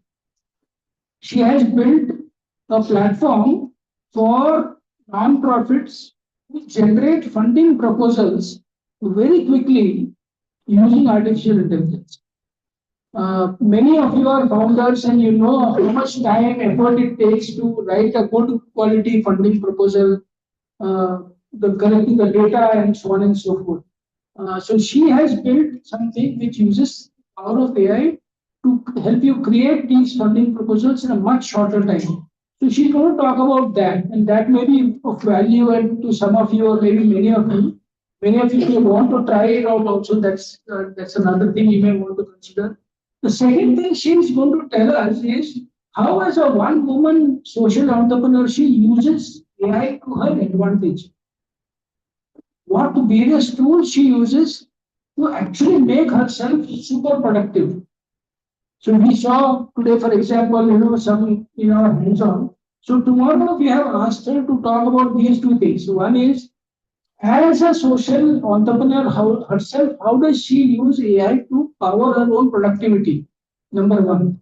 And number two, talk about this funding platform that she has created, which might be of interest to many of you all, which is also AI powered and can bring in significant reduction in the time and effort needed to create high quality funding proposals. So this is because she's going to dial in Vancouver in her night and our morning. I want to make sure we don't delay her, delay it for her. So let us be here at 9:15, not 9:30, so that by the time she starts, we are all settled in and all ready to go.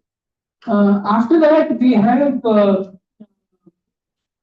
Pardon? You have the conference thing with you, right? What's after that? People to say, yeah. Yeah, so Sagar Sankale is coming. He's part of the organization called People Plus AI. We spoke briefly about it. So he's coming. He's probably reaching today evening. And he's also a very young entrepreneur himself. Very interesting. He has created a Marathi language large language model. Very, very interesting name. But I will not tell you what it is. What's the name of that Marathi LLM? Maybe you can Google search and find out. Oh, yeah, sorry. You are answering So, but that is not the main thing. But he's going to talk about People Plus AI and what they do and so on. And after that, we have Yogesh Haribabu, Dr. Yogesh Haribabu Kurdi, who was with us this afternoon. He's going to take where Rahul left out, he's going to take it forward and help us really go a little deeper into the art and science of what is called prompt engineering. When we met Mr. Vivek Samant in his office a few days ago, he was saying that one of the cultural burdens we carry in India, because of the way in which our schooling system has been there for several decades, is we are used to answering questions. We are not used to asking good questions. So if you put somebody in front of ChatGPT and say, "Usko pucho, baat karo," they don't know what to ask. And if it responds, we don't know how to ask the following questions. Right today, Rahul helped us understand how we can. He said that don't stop. Usko gussa nahi aayega. If you keep asking me questions and say, "No, वापिस करो," I'll get tired. But ChatGPT, Gemini, they don't get tired. वो बोलेगा at the most it will say कि boss तुम्हारा license खत्म हो गया. But so that is the thing, we have to learn how to use it to our power. So he's going to teach us, get ourselves a little more acquainted with prompt engineering. So that will be done. And then after that, we are going to do some blue sky thinking, which is that we will work in small groups and say, how can we create AI use cases for our sector? Okay, so for example, Vaibhav does a lot of work focused on bamboo. He may have certain ideas coming out of AI for the bamboo sector. Yuva Parivartan, Sjsm Singh was talking about today. They are doing a lot of work in skill development, vocational education. Venkatesh sir does a lot of work training people, young students and others to become entrepreneurs. So each one of us is doing different things. So we will explore the possibility of AI in in those specific sectors, and then see how we can articulate that. So that's the main thing that we are planning to do. This last one is particularly important if you want to join the dots.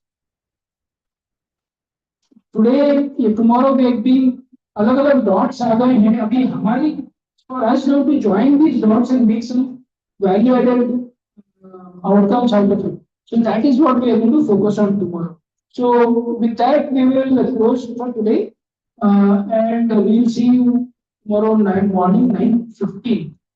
Okay, thank you everyone.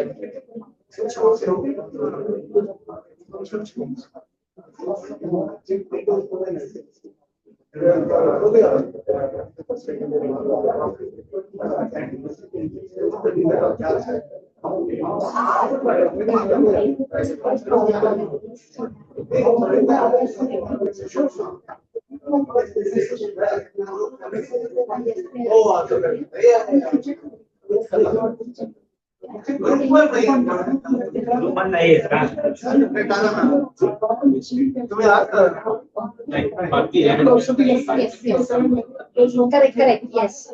Okay, done.